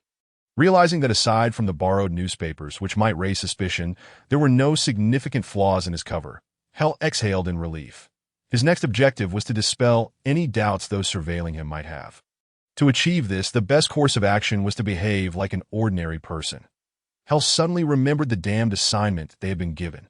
If he remained inactive for too long, the higher-ups might engage in some foolishness. Thus, it was imperative to convey to them the predicament he faced. Although this was quite risky, to avoid irreparable mistakes in the future, he had to take some chances now. Around 9 o'clock, Hell finally rose from his bed in Mizcon. Individuals of his ilk typically awoke at this hour, as the morning mist gradually dissipated. Seizing the opportunity during breakfast, he once again surveyed his surroundings, quickly identifying the new watcher. This time, it was a different person, dressed like a wealthy occupant of the upscale guest quarters. After breakfast, Hell lingered for a moment in the lounge, observing the guests from the upper-class quarters as they emerged from their rooms. Eliminating those too distant from his own quarters to serve as potential watchers, he was left with only the room diagonally opposite his own. Knowing who was monitoring him lightened Hell's mood considerably. If the Major truly harbored substantial doubts about him, he would not merely be watching as he was now. Drawing the curtains, Hell retrieved his hat. a broad-brimmed felt hat lined with black silk. He swiftly turned the silk inside out and produced a peculiar pen with a soft tip from his pocket, writing rapidly upon it. The pen glided across the surface, revealing a dim, dark green inscription that faded almost immediately as the ink dried. He tucked the inscribed silk back into the hat and returned to the lounge. Quietly settling onto the sofa in anticipation of the elder's arrival, at 11:15, the doorbell rang. Upon opening the door, Hell noticed that the door across the hall had also been ajar. Entering the room, Mr. Hobbs placed a book and a notebook on the windowsill, the low-hanging curtains conveniently covering them. Hell observed all of this, but at that moment, he had to feign ignorance, following Hell's instructions. The hotel attendants wheeled in a small cart laden with an assortment of pastries, alongside a pot of black tea and 2 teacups. Once he dismissed the attendants, Hell retrieved the book and notebook from beneath the curtain. "If I'm not mistaken, you possess far more depth than your outward appearance suggests," Mr. Hobbs remarked meaningfully, his gaze fixed upon Hell, brimming with mirth. Hell offered no response, instead raising the magical tome in his hand and inquiring, "How did you discover them? Why do you wish to conceal this from me?" "The manor employs a dedicated locksmith," the elder replied. Noticing Hell's expression darken slightly, he quickly added, "Rest assured, I did not open the box in his presence. As for concealing it from you, part of it stems from my suspicion that your identity is rather extraordinary, and the other part is the hope that you might assist me." "I am not a magician," Hell promptly interjected. He had already surmised what assistance the elder was alluding to, and he had no intention of involving himself in such matters. "I know you are not a magician," Mr. Hobbs calmly stated. "I am not a magician either. But like you, I can decipher the Kindlelason script. Having perused your notebook, I am aware of the level of understanding you possess regarding the script. There are numerous errors. Had you received tutelage, you would not have made such mistakes. Initially, I believed you to be a dreamer with affluent means, aspiring to study magic independently, but after examining your notes, your identity raised my suspicions. The notes reveal that you have not even completed the basics. Yet they also touch upon several low-tier spells. Judging by the combinations of these spells, it seems you are most intrigued by thievery. Thus, I conjectured that your identity might be complicated. To substantiate this, I made a wager with Mr. Goller, betting that you would come bearing an invitation. You may be unaware that without this wager, even with an invitation in hand, you would not gain entry to the manor. My motives for the wager were not solely to facilitate your access to the manor. I also intended to persuade you to assist me in escaping. However, after witnessing you firsthand last night and your performance alongside Major Martin, I am convinced that you are neither a wealthy scion nor a thief, but rather the type of person Major Martin finds most intriguing. Therefore, I have temporarily shelved my escape plans. Spontaneous plans for flight have a minuscule chance of success. Hence I propose a deal. If you assist me in escaping, I shall provide you with intelligence in return." From Mr. Goller's tone, I sense that the Bellurians have deceived me for more than just collecting brains. The elder's words plunged Hell into contemplation. He had no intention of admitting his identity. Yet neither did he intend to deny it. The proposal of a deal intrigued him, as he had made no progress thus far. Of course, Hell was not inclined to immediately trust the elder's words.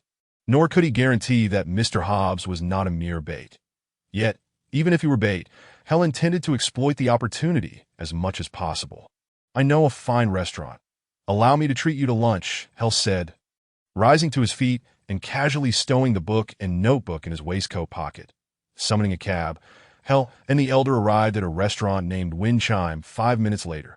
Throughout the journey, he kept a watchful eye on the rear. Indeed, 2 carriages had been trailing him. One could surmise that one of these carriages contained his watcher, while the other followed Mr. Hobbs. Hell was certain that once they entered the restaurant, those 2 individuals would surely follow, even sitting not far from them to eavesdrop on their conversation. Hell felt no apprehension regarding this. He would ensure that no one gleaned any valuable information.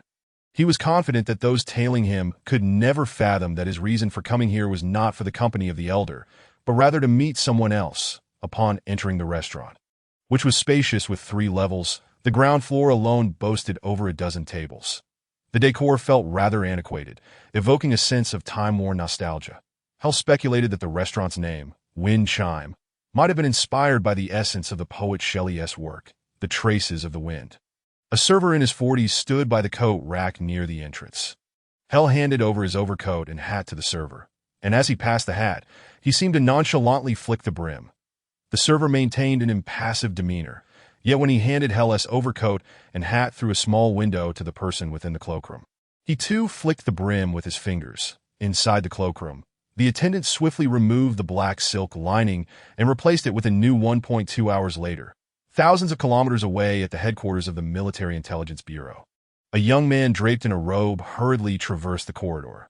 Minutes later, a plump individual glanced at a report laid before him, his face instantly contorting with disdain that he crumpled the report and tossed it into the wastebasket. Then forcefully rang the bell beside his right hand. As the bell echoed, the office door swung open, and a 20-something female officer clad in a uniform entered. Immediately issue a warning to number 24. Advise him that unless he possesses significant intelligence, he should refrain from using the special passage. The special passage is not designated for trivial matters. Ask him when he intends to commence executing my orders. Inquire about the resistance organizations he has contacted. The rotund man bellowed, his palms forcefully striking the table. As he contemplated whether to bang the table again to bolster his authority. A scholarly-looking individual, in his 40s and donning tortoiseshell glasses, entered the room with his hands clasped behind his back. This newcomer evidently held a position of far greater significance than that of the corpulent man. The latter immediately rose and inquired, "General Hayter, what brings you here at this hour?" The general offered no response. Instead, he approached the fat man's desk, bent down, and retrieved the crumpled report, scrutinizing it intently. Upon finishing his review, he smoothed out the creases with his hand and remarked, "This intelligence is hardly of paramount importance, yet I suspect the agent who submitted it had little choice, given the intricate relationships involved. Conveying the matter clearly without such a report through special channels would be nearly impossible. While the report itself may lack significance, I perceive its potential to be considerable. The owner of the Solong Steelworks and a cadre of renowned scholars. What purpose do the Bureau intend to serve by controlling these individuals? There must surely be undisclosed motives at play for the scholars. One cannot overlook the potential influence of the steelworks proprietor. Should such a figure fall under Bureau's sway, the ramifications could be substantial. I propose we assign this agent the task of thoroughly investigating the matter. After all, in the occupied territories, the resistance movement is not overly concerned with the addition of one more individual." The general exhibited a deftness in his speech, his words neither dismissing the fat man's concerns nor neglecting to affirm Hell's achievements. "However, this individual is clearly shirking responsibility and refusing to comply with orders." The corpulent man hastily countered. "You refer to the command regarding the organization of the resistance movement, I presume?" General Hayter regarded the rotund figure with a smile that masked his disdain and contempt. He understood the intricacies of this command better than anyone else, and he was equally aware of the fat man's true nature. Once more glancing at Hell's report, the general, drawing from his years of experience, discerned the hidden value behind the document. "I will vouch for this agent. I shall submit a report to the director, assuming full responsibility for any consequences arising from this agent's actions," the general stated in a tone imbued with understanding. Upon exiting the fat man's office, the general ascended to the second floor, which housed a spacious open area filled with orderly rows of desks, each occupied by a listless officer.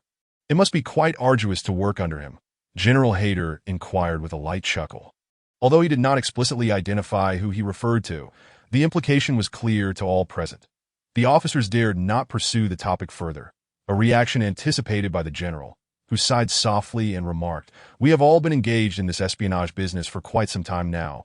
We should be well aware of the inevitable outcome of the wildfire plan surrounding us. The intelligence agency is not the military, and agents are not soldiers. I have never encountered a situation where agents are expected to strictly adhere to such absurd commands. Espionage thrives on subtlety, and gathering intelligence is their true mission. Yet now they are required to assume overt leadership roles. After expending so much effort, it appears we are on the verge of rendering it all utterly futile. What concerns me is who will be held accountable for this impending failure. Will it be our esteemed director? Or perhaps your superior? I fear neither is likely. The origins and ascent of these two individuals are well known to us all. Therefore, I urge everyone to contemplate this matter carefully, so that when the time comes for you to make the right choice, you do not continue to exhibit the same demeanor as now. In the nostalgic dining hall of Ms. Khan, Hell was engaged in casual conversation with the elderly gentleman, exchanging stories about their travels and the knowledge he had recently acquired regarding animals. To Hell's surprise, the elder's experiences in these realms were equally impressive. He revealed that he had traversed the world and uncovered 2 ancient civilization sites. Holding a profound admiration for the study of ancient philosophy and script, the exploration of the origins and principles of magic has historically been a significant component of philosophical inquiry, and the script used in various eras remains a subject of textual analysis. Thus, although he was not a magician, the elder's insights into script and the principles of magic surpassed even those of the instructors at magic academies. Hell listened, enraptured by the elder's tales of the world's origins and its former splendor. He was struck by the realization that he had long believed the present world to be the pinnacle of achievement. However, the elder revealed that many civilizations of antiquity had achieved feats far surpassing those of the current age. Just as Hell was captivated by the elder's musings, discreetly observing the 2 followers out of the corner of his eye, a sudden commotion erupted outside the window, that a flurry of colorful paper fluttered through the air like snowflakes.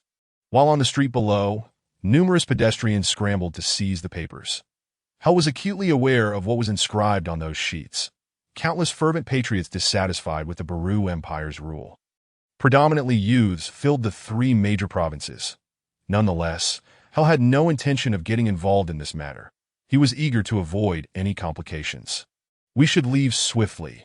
The officers will undoubtedly arrive for an inspection, and I wish to steer clear of trouble, Hell stated softly, his voice sufficiently audible for the 2 followers to hear.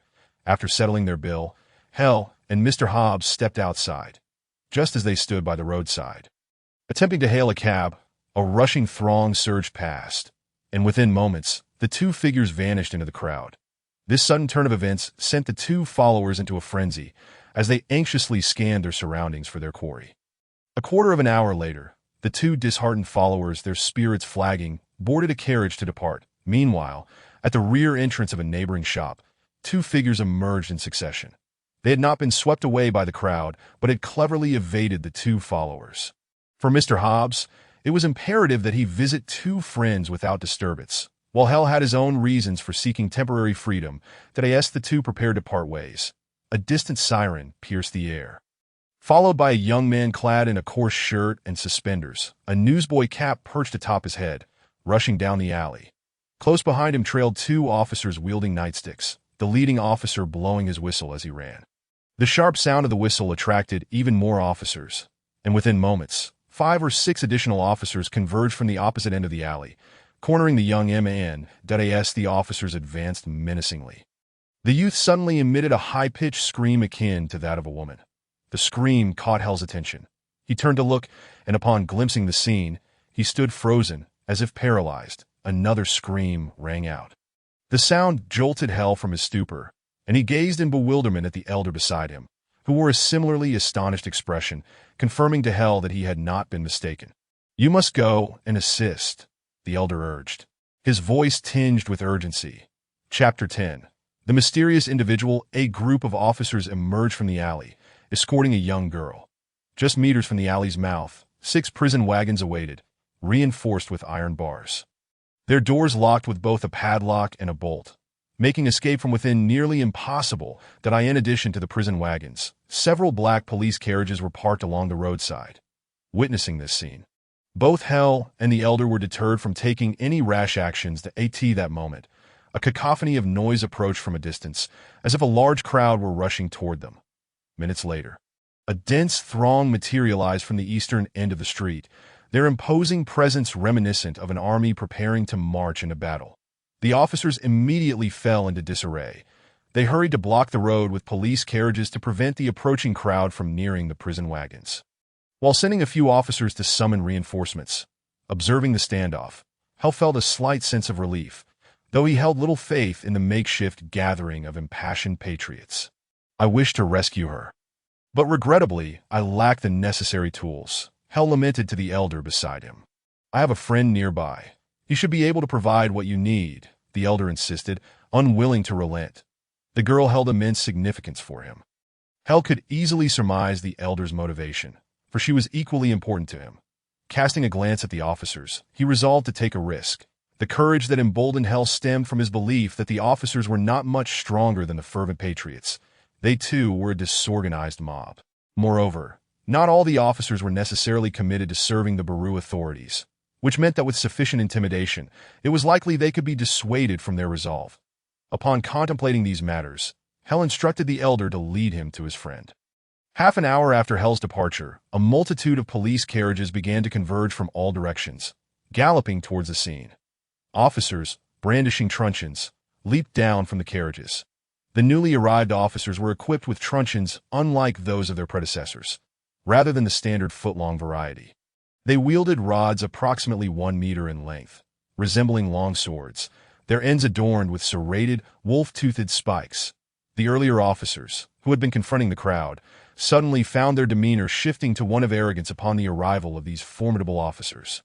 The officers congregated, effectively barricading both ends of the street and encircling the crowd, that a standoff ensued, as neither the officers nor the gathered masses dared to make a rash move, with the officers hesitant to escort the apprehended individuals to the prisoner transport, and the crowd unwilling to advance. Time swiftly elapsed, and the influx of officers continued, their numbers still falling short of the demonstrators, yet the pressure they exerted upon the protesters intensified.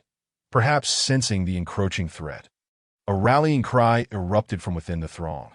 Down with the traitors of our nation, down with the lackeys of the Belur, let the Belur return whence they came. The resounding chant reverberated through the air as the crowd began to push forward, swiftly toppling and shattering the police carriages that obstructed their path, leaving only twisted metal and splintered wood in their wake. Those at the forefront of the crowd brandished an array of weapons, with walking sticks and canes appearing most suitable, while the most intimidating implements were the pickaxes and fire axes wielded predominantly by miners.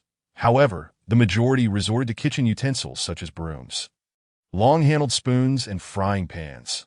Simultaneously, police sirens blared from all directions as more officers emerged from alleyways, street corners, and storefronts. Each officer held a shield, the size of a pot lid, in their left hand for protection, while brandishing truncheons as they charged into the crowd, fracturing it into segments. The scene erupted into utter chaos, reminiscent of a hand-to-hand combat that had not transpired in the recent war between two empires. Now unfolding on the bustling commercial avenue of Mizkan, one side comprised the hastily assembled crowd, while the other consisted of well-trained officers. One possessed numerical superiority, while the other wielded superior weaponry capable of offense and defense. Soon, injuries began to mount, with many individuals struck by truncheons, bloodied and bruised, while numerous officers also sustained injuries amidst the fray, particularly those unfortunate enough to clash with miners, for whom mere survival was a stroke of fortune. Suddenly, a gunshot pierced the din, casting an eerie stillness over the tumultuous battlefield that a tall, burly miner fell to the ground, clutching his chest, his pickaxe clattering to the earth. This serves as a warning. Anyone who dares to resist will be met with lethal force, proclaimed a figure in an officer's uniform, adorned with a golden insignia, standing atop a nearby carriage, a smoking pistol in hand. Beneath him, a line of over 20 officers aimed their guns directly at the crowd. Another gunshot rang out, and the officer atop the carriage tumbled down, a clear bullet hole visible at his temple. Following the direction of the gunfire, a mysterious figure clad in a black shirt and leather trousers, draped in a black cloak, with black fencing gloves adorning his hands and knee-high leather boots on his feet, stood atop a rooftop, his face obscured by a black scarf, brandishing a smoking pistol. The 20-odd officers swiftly redirected their weapons towards this enigmatic individual, while other officers pressed close to the street's edge, converging towards him. The mysterious figure appeared to disregard the imminent danger, remaining steadfast atop the rooftop, and boldly declared, "What you witnessed earlier was equally a warning to those of you serving the Belur. I empathize with your plight. How many among you genuinely harbor affection for the Belur? You find yourselves here merely to secure your livelihoods. Why risk your lives in a futile struggle against your own kin?" Addressing the impassioned crowd, he continued, "I must offer a piece of advice you may be reluctant to heed. Do you truly believe that shouting slogans will compel the Bellur to withdraw? In this world, strength is paramount. His voice, slightly hoarse with a heavy nasal tone, resonated with a maturity that bordered on the somber, but as he spoke, he fixated on the approaching officers, seemingly indifferent to those aiming their firearms at him. Everything unfolded as anticipated. A portion of the daring officers drew near to a corner of the opposite street, hidden from view, while another group circled around, stealthily approaching from behind, that a slight smile graced the mysterious figure's lips. For his trap was set. Suddenly, the startled whinnying of horses echoed through the air as a police carriage, for reasons unknown, sent four startled horses bolting. With a thunderous crash, a massive sign, propped up by an iron frame atop a shop, collapsed, striking the officers who had sought refuge beneath it. Yet their suffering was far from over. The heavy iron sign had been tethered to the runaway carriage by a rope, transforming it into a colossal plow that tore through the ground, wreaking havoc upon the unfortunate officers lurking around the street corner. Those fortunate enough to stand at the shop's entrance narrowly escaped calamity, while others fell like ripe wheat beneath the relentless iron frame. Gunfire erupted once more, and the officers quickly recognized they were contending with a formidable adversary. Amidst the ensuing haze of smoke, uncertainty loomed over whether the mysterious figure had been struck. Among the armed officers, one stepped forward to issue orders. Yet the horrific scene of the iron frame's devastation rendered many officers paralyzed with fear, lingering in hesitation, that moment, from the vicinity where the mysterious figure had vanished. Several shadowy figures crashed through the tiles, plummeting from the third floor. They soared through the air. Their elongated wails filled the space, abruptly silencing upon impact. The encircling officers, already trembling with fear, found their hearts gripped by the haunting wails. Yet what terrified them more was the sudden cessation of sound. Witnessing this spectacle, the encircled individuals felt invigorated. In their eyes, the nameless, faceless, mysterious figure embodied heroism. Forget about that individual. Apprehend those distributing leaflets and inciting unrest, ordered another officer wielding a pistol. The officers appeared hesitant, merely escorting the few, initially detained leaflet distributors towards the prisoner transport, yet they dared not approach the clustered masses. My warning seems to have borne fruit. A gravelly, yet magnetic voice resonated overhead, now alarmingly close, almost directly above the officers with guns drawn. The 20-odd pistols aimed at the mysterious figure. But he was quicker. Large tiles cascaded down like a waterfall, startling the officers into retreat. Some managed to evade swiftly, while others lagged behind. Those who were slow to react now writhed amidst the rubble, struck by tiles plummeting from nearly 10 meters high, each weighing over a pound. Truly a fearsome weapon. However, those officers felled by the tiles were, in fact, the fortunate ones. As the debris fell, yet another carriage, startled, barreled forth, nearly trampling the fleeing officers, with only a select few escaping unscathed, while the rest succumbed to the hooves or wheels of the oncoming vehicle. The sharp cracks of gunfire echoed like thunder in the ears of the onlookers, revealing the last two officers, hands shielding their eyes, rolling on the ground, their pistols long discarded. The figure of the mysterious individual emerged at the second-floor window. Brandishing a riding whip, he gently tapped the whip against his gloves. He addressed the remaining officers. I trust you all are true citizens of afar and see no need for mutual slaughter. For those filled with fervor, cherish your freedom and lives. Contemplate how best to serve afar, that a lack of zeal is forgivable, as long as you recognize that the blood coursing through your veins is still that of afar. Therefore, I implore you to release all those you have captured. At this juncture, no one dared to defy the mysterious figure's command. Amidst a chorus of cheers, those who had been detained pushed past the officers, rejoining the crowd. As the officers at the distant street corner yielded a passage, the encircled individuals assisted the injured and carried the fallen away in haste. The mysterious figure continued to shadow the girl, only departing once she eluded the officer's grasp, swiftly slipping into a narrow alleyway. At the corner of a narrow alley lies a dim passage measuring about 5 meters in length, barely exceeding a meter in width. Flanked by the rear walls of two opulent mansions, at the end of this passage, a chaotic heap of miscellaneous items is strewn about. Concealed within this disarray is a gray package that a mysterious figure clad in black glances around to ensure no one is in sight, swiftly discarding his attire before retrieving another outfit from the gray package. Having changed his clothes, the once formidable figure transforms back into Hell, a member of the overlooked fallen tribe. The entirely black ensemble borrowed from Mr. Hobbs' acquaintance was chosen not only for its ability to conceal the package amidst the clutter, but also for the seclusion this passage offers. It is a place seldom visited, despite the presence of two rear doors that are rarely used. Now as Hell, he feels an overwhelming sense of relief, no longer burdened by the mantle of an omnipotent hero, just as he prepares to leave the alley with the package in hand. The sound of hurried footsteps echoes through the narrow passage. Hell's heart races as he surveys his surroundings.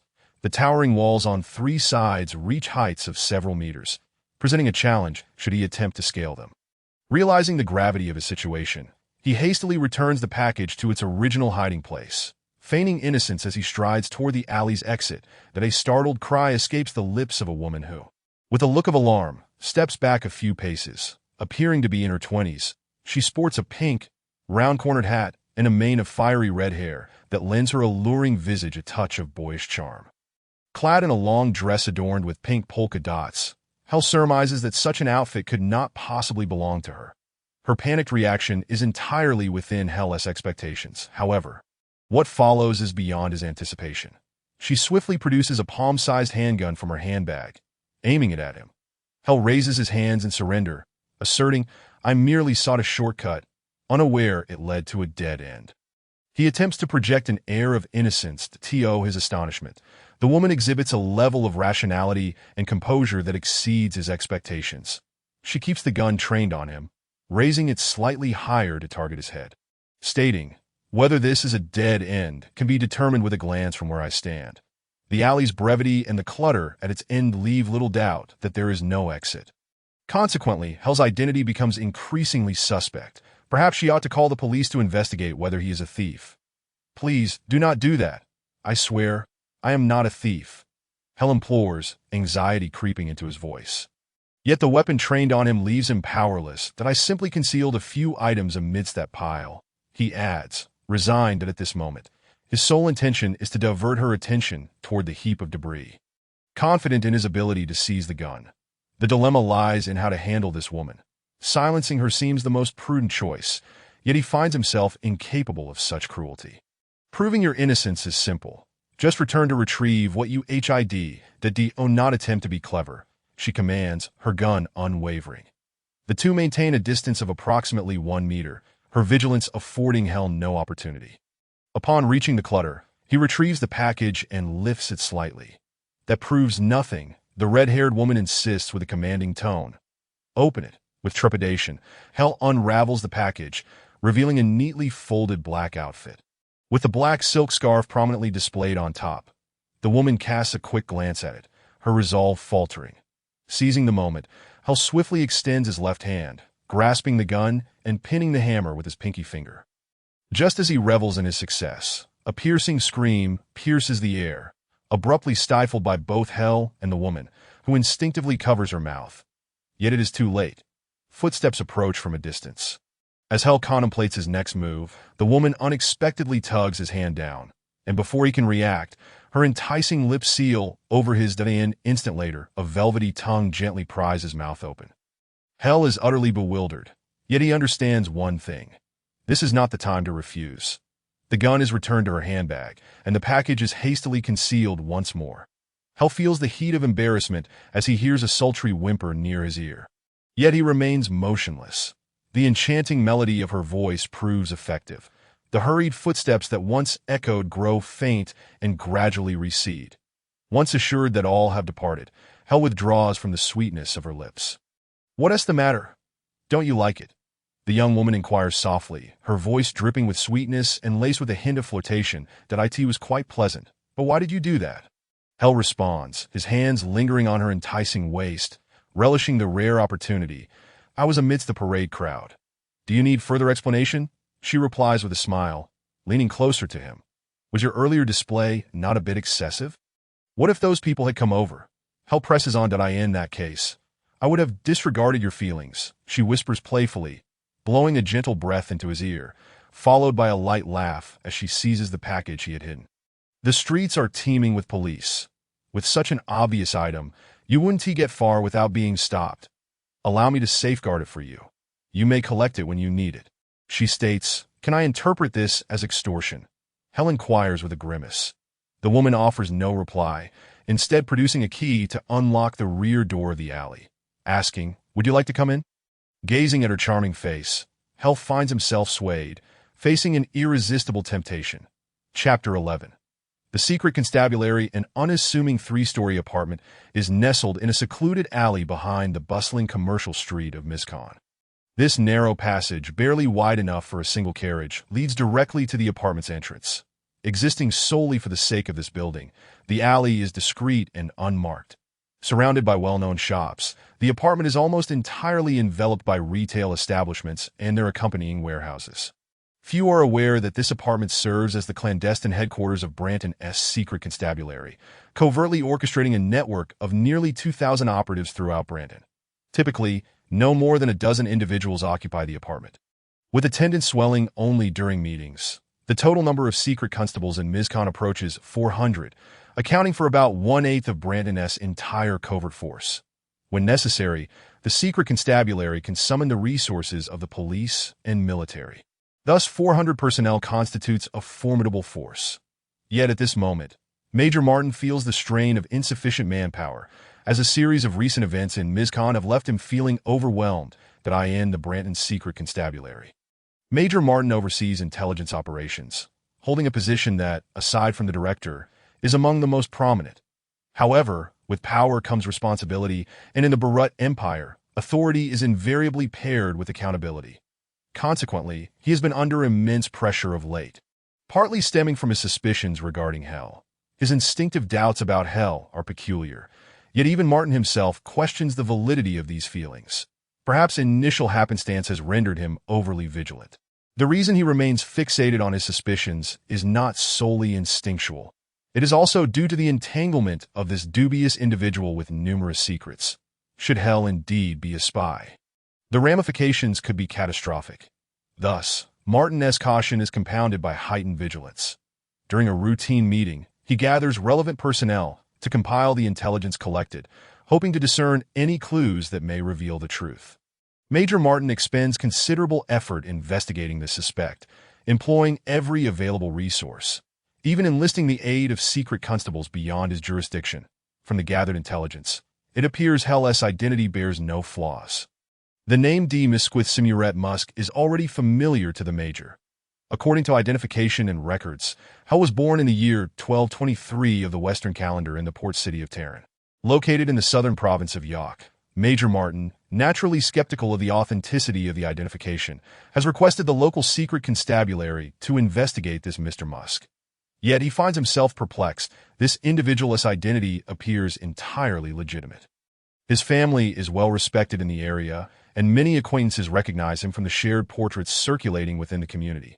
However, this merely serves to substantiate the existence of Mr. Musk, without dispelling the notion that he could be a spy.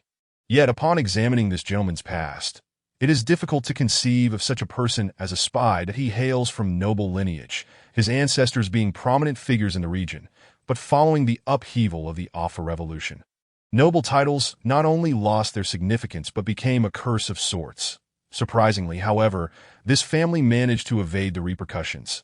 The family's resurgence occurred during the reign of the Bonaba era, when the gentleman's grandfather, after the Battle of Talon, aligned himself with the great Emperor Bonaba, achieving remarkable feats in numerous campaigns. Consequently, once Emperor Bonaba seized power, this family once again ascended to prominence as the aristocracy of Talon City.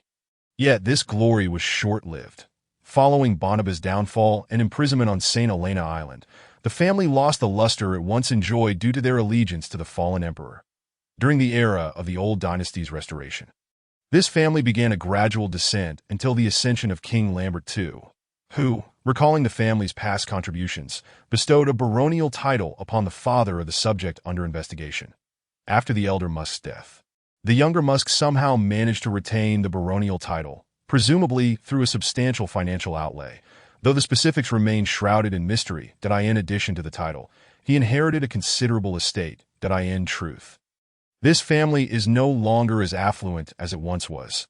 The elder Musk was a man who relished life's pleasures and squandered much of his wealth during his lifetime. The subject evidently inherited his father's penchant for indulgence, and Major Martin has heard that the Alpha people refer to such individuals as degenerate aristocrats. However, in comparison to other degenerate aristocrats, this person exhibits a modicum of restraint. Perhaps it is due to the awareness that his disposable wealth is dwindling, for he does not indulge excessively and occasionally seeks to earn money. Although he does not engage in productive labor like other degenerate aristocrats, he proves to be quite astute in speculation and investment. He has made several significant investments, reaping considerable profits, and subsequently used all his earnings, equivalent to 120,000 gold marks, to purchase government bonds. In recent years, the situation in AFA has stabilized, with rapid growth in commerce and industry, leading to an appreciation of government bonds, thereby yielding him some profit. However, following the war's failure and the cession of the three major provinces, AFA's government bonds experienced a substantial devaluation. Yet prior to this, he had converted his bonds to cash. When he exchanged the bonds in advance, he discovered that wealthy individuals fleeing the occupied territories intended to settle in Van On, possessing vast tracts of land and willing to sell properties at low prices in exchange for cash. Perhaps young Musk sought to gamble, investing the majority of his funds that he purchased properties from these affluent individuals, investing in the provinces of Bronten, Mafilo, and Yark, with a particular emphasis on Bronten, especially in Mizkan, where he possesses 3 plots of prime commercial real estate. The rental income alone is a significant sum. After reviewing the documents, Major Martin closed his eyes, pondering for a considerable time. From the timeline, it appears that when he first encountered this individual, the latter had just completed that investment and returned from Vance. In comparison to the currently precarious Talon City, Shrouded is indeed considerably safer. The only questionable aspect in the documents is the complete absence of evidence indicating that Mr. Musk has a penchant for hunting. Could it be that after deciding to reside in Shrouded, he suddenly took up hunting as a pastime? The most detailed accounts pertain to his activities after arriving in Shrouded. As young Musk stated, he spent a considerable sum to learn hunting techniques from the region's most esteemed hunters. The investigators faithfully recorded the feedback from local inquiries, and the hunters, when discussing this matter, deemed it an act only a fool would undertake. Local testimonies also confirmed that he departed Shrouded the day after the beast calamity occurred. Thus, if we calculate based on time, his encounter with Professor Hobbs was likely a mere coincidence. The investigators sent to Shrouded have also thoroughly searched his villa there. The front door was nearly wide open, with only the cellar concealed. Within the cellar, they discovered only some hunting equipment, and the wear and dirt on these items confirmed that they had indeed ventured into the nearby forests of Shrouded. Additionally, a safe was found in the cellar, containing only property deeds and similar documents, with no discernible suspicious elements. The surveillance reports indicate that after arriving in Mizkan, this individual maintained a remarkably narrow social circle, with only Professor Hobbs and a woman named Lita Shalone, the daughter of the former owner of the Lipton Trading Company, in his company. The Lipton Trading Company, a major enterprise dealing in various goods, held significant influence in Mizkan. However, the company has since been nationalized, with the former owner retaining only property and bank deposits, while all other assets were seized by the empire. The reports indicate that the subject vacated the hotel after merely 4 days, during which he expended 2,000 marks, depleting his entire savings. Major Martin finds it utterly incomprehensible. Had he been in a similar predicament, 2,000 marks would certainly suffice until the receipt of the first rent. Therefore, it is hard to fathom that someone would squander all their funds on indulgences without considering the days that lay ahead. Yet he has heard that such perplexing individuals abound in Alpha. After moving out of the hotel, young Musk has relied entirely on the support of Miss Lita. From this perspective, the individual he suspects is indeed a quintessential degenerate aristocrat, a societal parasite despised even by the Alpha people, making the likelihood of such a person becoming a spy exceedingly slim. The Major casually flipped through the subsequent pages, which contained only updates that he is well aware of where this individual resided after leaving the hotel. Having even personally inspected the premises, it is a mansion situated on the southern outskirts of Mizkan, once a mining area that has lain abandoned for decades due to depletion. other than its agreeable air quality. The site is a desolate wasteland. The ground, tainted by mining refuse, supports nothing but wild grasses, with not a single tree surviving. Abandoned pits are strewn with wooden planks and stones. Not far from the back entrance of the mansion lies the southern town of Mizkan, which is home to individuals of modest means, making it one of the most disorderly areas in Mizkan. The owner of the house may perceive the act of lending it out as hiring someone who requires no wages to look after it. The reports indicate that Mr. Musk has an appreciation for the finer things in life. His lifestyle, while not extravagant, is quite refined. He employs a maid on an hourly basis. However, his criteria for selecting a maid are peculiar. She must possess a pleasing visage and be under 18. Major Martin cannot help but wonder if this individual harbors some unusual predilections that, if so, he is indeed reprehensible. Like other degenerate aristocrats, this person spends most of his time away from home, either engaging in casual conversations with Professor Hobbs or courting Miss Leda, or simply wandering the town, typically returning home around dusk, which coincides with his dog-walking time. Whether venturing into town or walking his dog, he predominantly rides horseback, occasionally practicing his equestrian skills. The Major had dispatched agents to infiltrate the mansion. Yet they uncovered nothing of significance. Moreover, the homeowner is one of their own, fully aware of what exists within the house. Although there is a small cellar, it harbors no secrets. Additionally, the surveillance agents confirmed with the already compromised maid that aside from the bedding, curtains, and sofa covers which were newly purchased, there was merely a row of doghouses and a suitcase, with absolutely nothing suspicious. After perusing these documents, Major Martin felt increasingly perplexed. Suddenly, a knock on the door jolted him from his reverie. It was the secretary of the chief, requesting that Major Martin visit the chief's office. The office of the chief of the Broughton Secret Police is situated at the end of the corridor. Like all offices, it appeared stark and empty, devoid of adornments apart from maps of Broughton and Mizkan adorning the walls. Seated behind the desk was an elderly man in uniform, his thinning hair contrasting with his square, deeply wrinkled face. At that moment, he was donning reading glasses, bent over his desk, scribbling furiously. Major Martin harbored little respect for this superior, as the man possessed no redeeming qualities beyond obedience to orders, and he was well aware that this superior did not hold him in high regard. Upon noticing Major Martin's entrance, the chief set down his pen and looked up at him, seemingly searching for the most suitable phrasing. After a lengthy pause, he spoke in a rather displeased tone. "I have several pieces of news to share with you. The first piece may excite you greatly. Your former superior, General Kellendockman, was bestowed with the title of Marquis by His Majesty just a week ago. Shortly, he will be the governor overseeing all affairs in Broughton." "Governor?" Major Martin inquired, somewhat taken aback. "Indeed, governor. Given the dire circumstances in the newly acquired 3 provinces, they cannot be managed like other states. Military control must be implemented. Thus, His Majesty has heeded the Cabinet's counsel and appointed a governor for each of these 2 provinces," the chief explained.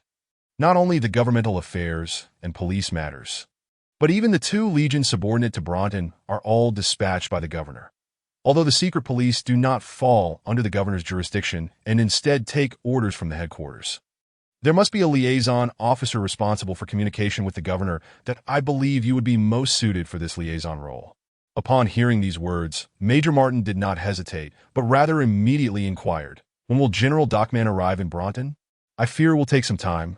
2 days ago, His Majesty ordered the Treasury to allocate 150,000 gold marks for the construction of General Dockman's residence, the location of which was personally chosen by His Majesty, right in Shaluet."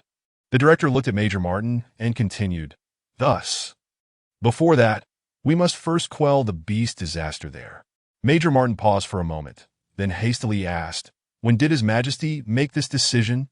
Are you beginning to doubt that suspect again?" The director replied with a hint of mockery in his smile, "To my knowledge, His Majesty's original choice was here, but upon seeing the reports of the beast outbreak in Shaluet, he made adjustments." The major did not take offense at this sarcasm. He glanced at the map of Broughton hanging on the wall and immediately grasped the Emperor's intent. The map clearly indicated that when Shaluet was still in the hands of the Eupharians, it was of little significance, but since Broughton fell into the hands of the Baru Empire, this seemingly insignificant town had transformed into a crucial military stronghold. The narrow mountain road led to Shaluet, Yet behind Shaluet lay vast plains, with scarcely any terrain conducive to defense between Shaluet and Mizkong. Such an important location could not be allowed to experience events akin to the Beast disaster. Constructing General Docman's residence in Shaluet was undoubtedly intended to permanently eliminate the threat of such calamities. Which legion do they plan to assign to garrison Shaluet? Major Martin asked, furrowing his brow as he looked at the map. This matter does not require our concern. The newly formed 12th Air Cavalry Brigade will be dispatched to Shaluet in a few days, the director stated. Major Martin was taken aback, for he was more aware of certain matters than this director. The newly established Air Cavalry Brigade reminded him of a top-secret mission he had once carried out. In truth, he did not know the specific ins and outs, as he was merely tasked with escorting a carriage, never having glimpsed the individuals inside. All he knew was that the person held a very high rank and was undoubtedly closely related to the air cavalry. His instincts told him that Shaluet would soon become a place shrouded in secrecy, which led him to recall the individual who had raised his suspicions. Young Mask. The director interrupted the major's thoughts. Now I must inform you of a second piece of news, so that you can prepare in advance. Once General Docman arrives, the scholars and experts invited by Mr. Galler will all be relocating to Shaluet, where they will become esteemed guests at General Docman's residence. Soon, Shaluet will construct a series of research facilities, and all of this must remain confidential. Thus, we may become quite busy.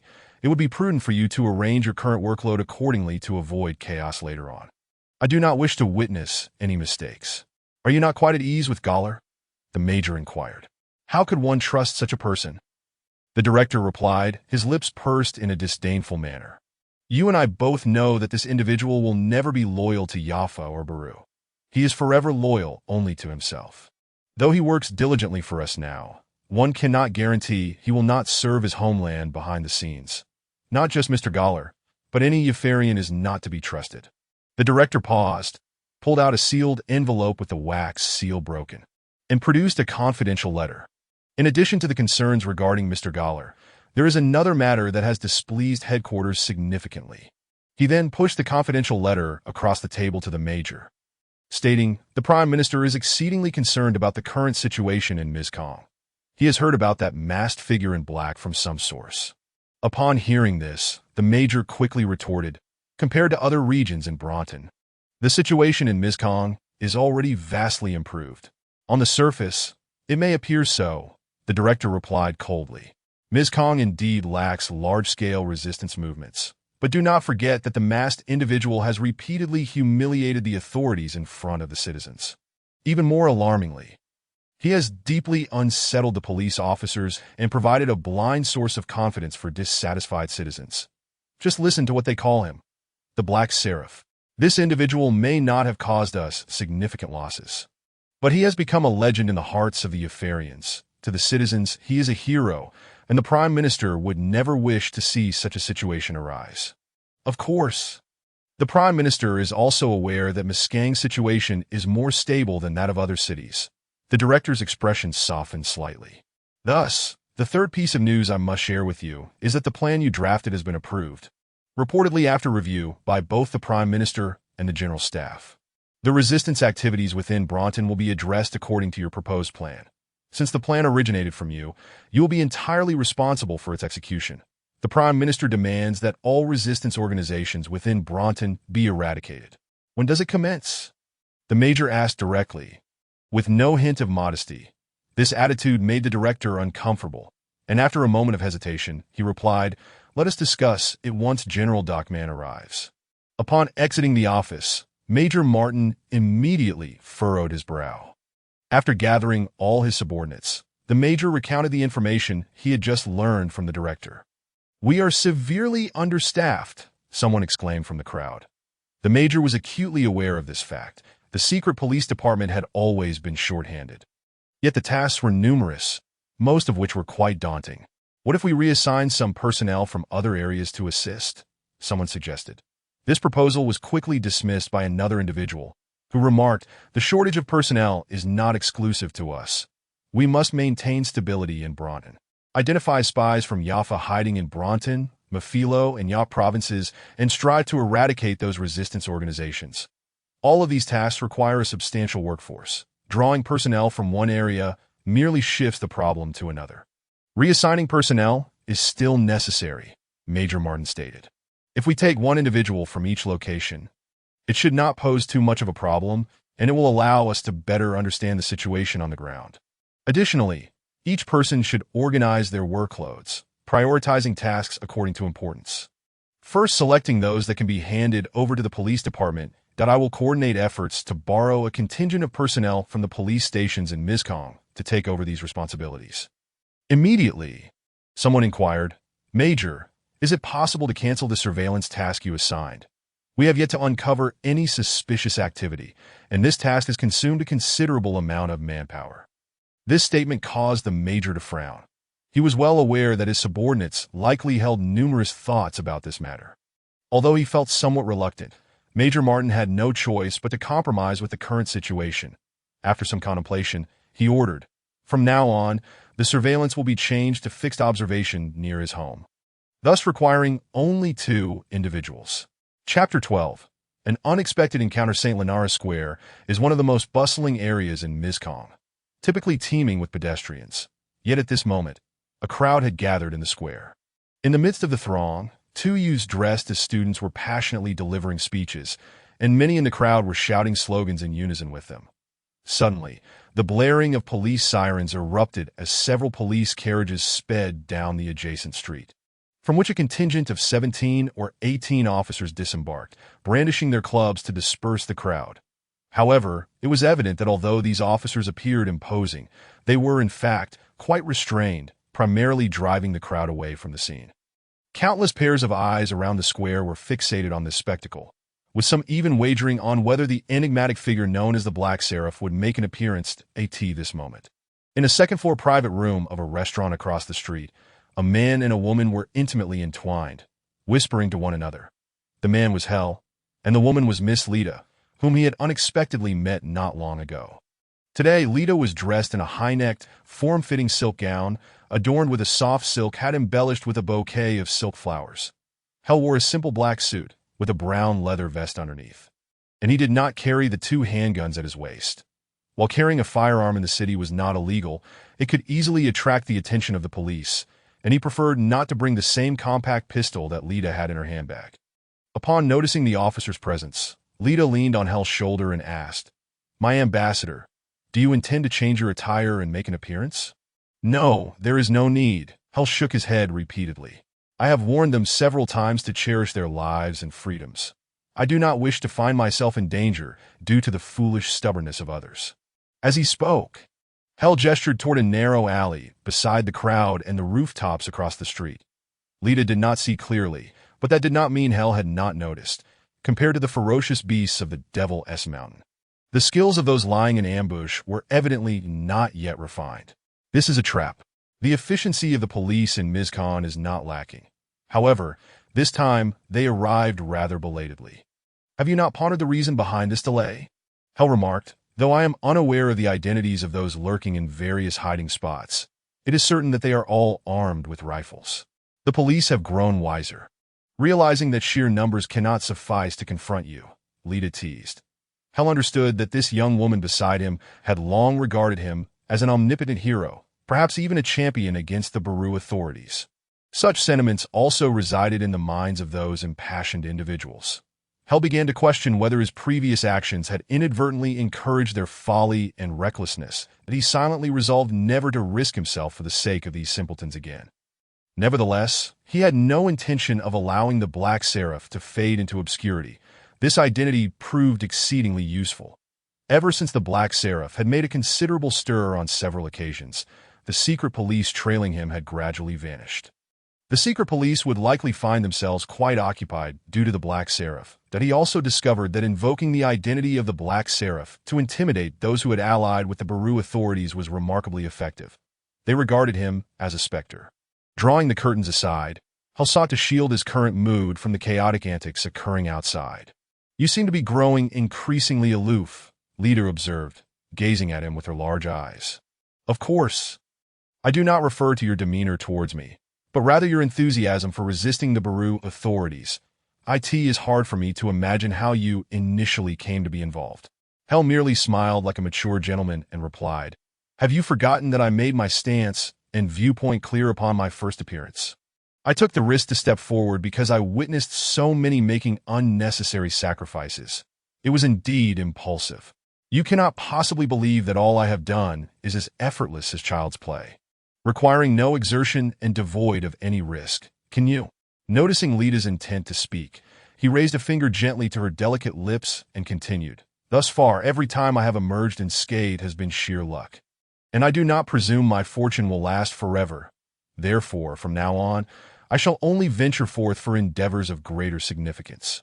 Hell lightly lifted the curtain and pointed to the two individuals whose hands were bound and thrown into the police wagon, stating, "I shall no longer play the babysitter to those who are driven solely by fervor, yet remain perpetually juvenile." Lita, being quite a rational woman, contemplated for a moment before glancing outside, particularly at the spots Hell had indicated, where indeed shadowy figures could be discerned. She quickly accepted Hell's perspective. "What do you intend to pursue that is of greater significance?" Lita inquired. Hell felt somewhat bewildered. He had not yet considered this question, but in a fleeting moment, an answer materialized. "I believe what I need most now is a refuge, that I cannot continue to change clothes at your place, especially since I lack the necessary tools." These were not ordinary tools, but rather special implements of my own design. Thus the hideout must provide a space conducive to my quiet work, Hell articulated. Lita pondered for a moment, her eyes darting thoughtfully, then said, "I might be able to assist you in finding a suitable location." "There is no need for such trouble." Hell shook his head repeatedly. "The place I currently inhabit is quite satisfactory. It happens to be an abandoned mine. The entrances may be sealed, but the interior should still be usable, and the mine must be labyrinthine, which is precisely what I require, that I can establish my workshop in the deepest, safest section and create numerous discreet exits elsewhere. What do you need my help with?" Lita leaned in to inquire. Hell had already formulated a plan and promptly replied, "Could you procure the blueprints for that abandoned mine? Additionally, I require a set of excavation tools. I will do my utmost, but I cannot guarantee success." Lita furrowed her brow and responded, "Is there anything else you need me to do?" Hell smiled as he handed her the menu below and said, "Order as you please. I trust this is a task well within your expertise." As was customary, their post-lunch activity consisted of shopping. Unlike other men, Hell appeared to revel in the experience that he and Lita perused every shop, leaving no floor unexamined. This manner of shopping had previously caused considerable distress for those tailing him. No one could fathom that his intent was to familiarize himself with the geography of Mizkan. Naturally, he could not recall the specifics of every shop. For most, he glanced at them only to forget them moments later. Only those shops that could be of use to him remained firmly etched in his memory. Hell sensed that Lita, being an astute woman, could deduce some of his intentions, that he could feel that whenever he discovered a shop of potential utility, Lita would intentionally slow her pace, granting him the time to observe carefully that it was precisely because he understood Miskin's every block, alley, and usable shop better than the police that he was able to consistently outmaneuver them. He felt a deep appreciation for the old man Moon, for it was he who had imparted the laws of the jungle and taught him how to survive and hunt within its depths. All of this experience was equally applicable to this urban forest of bricks and tiles. "Lita," suddenly, a melodious voice called from behind. Hell and Lita turned simultaneously, and an unexpected surge of astonishment mixed with joy welled up within Hell. Standing behind them was a young lady whose beauty rivaled Lita's, but possessed a markedly different aura. She was clad in a pleated long skirt and wore a silk hat, exuding a refreshing and elegant fragrance. Yet, Hell's keen nose could still detect the underlying scent of ink, reminiscent of those flyers. He felt both familiar and unfamiliar with this young lady. Familiar, because he had seen her twice before and was aware of her dual identities, the daughter of Miskin's foremost magnate and a fervent patriot. To Hell's delight, Lita evidently shared a close acquaintance with this young lady. Hell had long been troubled by how to approach this heiress. It would be inappropriate for him to do so directly, and enlisting Hobbs' help was equally challenging.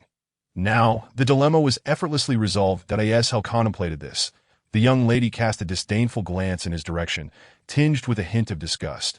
Hell then noticed Lita casting him a knowing smile. and he understood what she found amusing. After all, he had been spending every day side by side with Lita, residing in a place she had procured for him. Her friends undoubtedly had some inkling of their circumstances.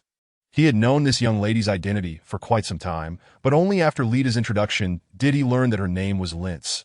The two long-separated women, now reunited and free, inevitably decided to shop together, leaving Hell to follow in their wake. Soon, Hell observed that people around them were covertly glancing in their direction, undoubtedly drawn by the beauty of the two ladies.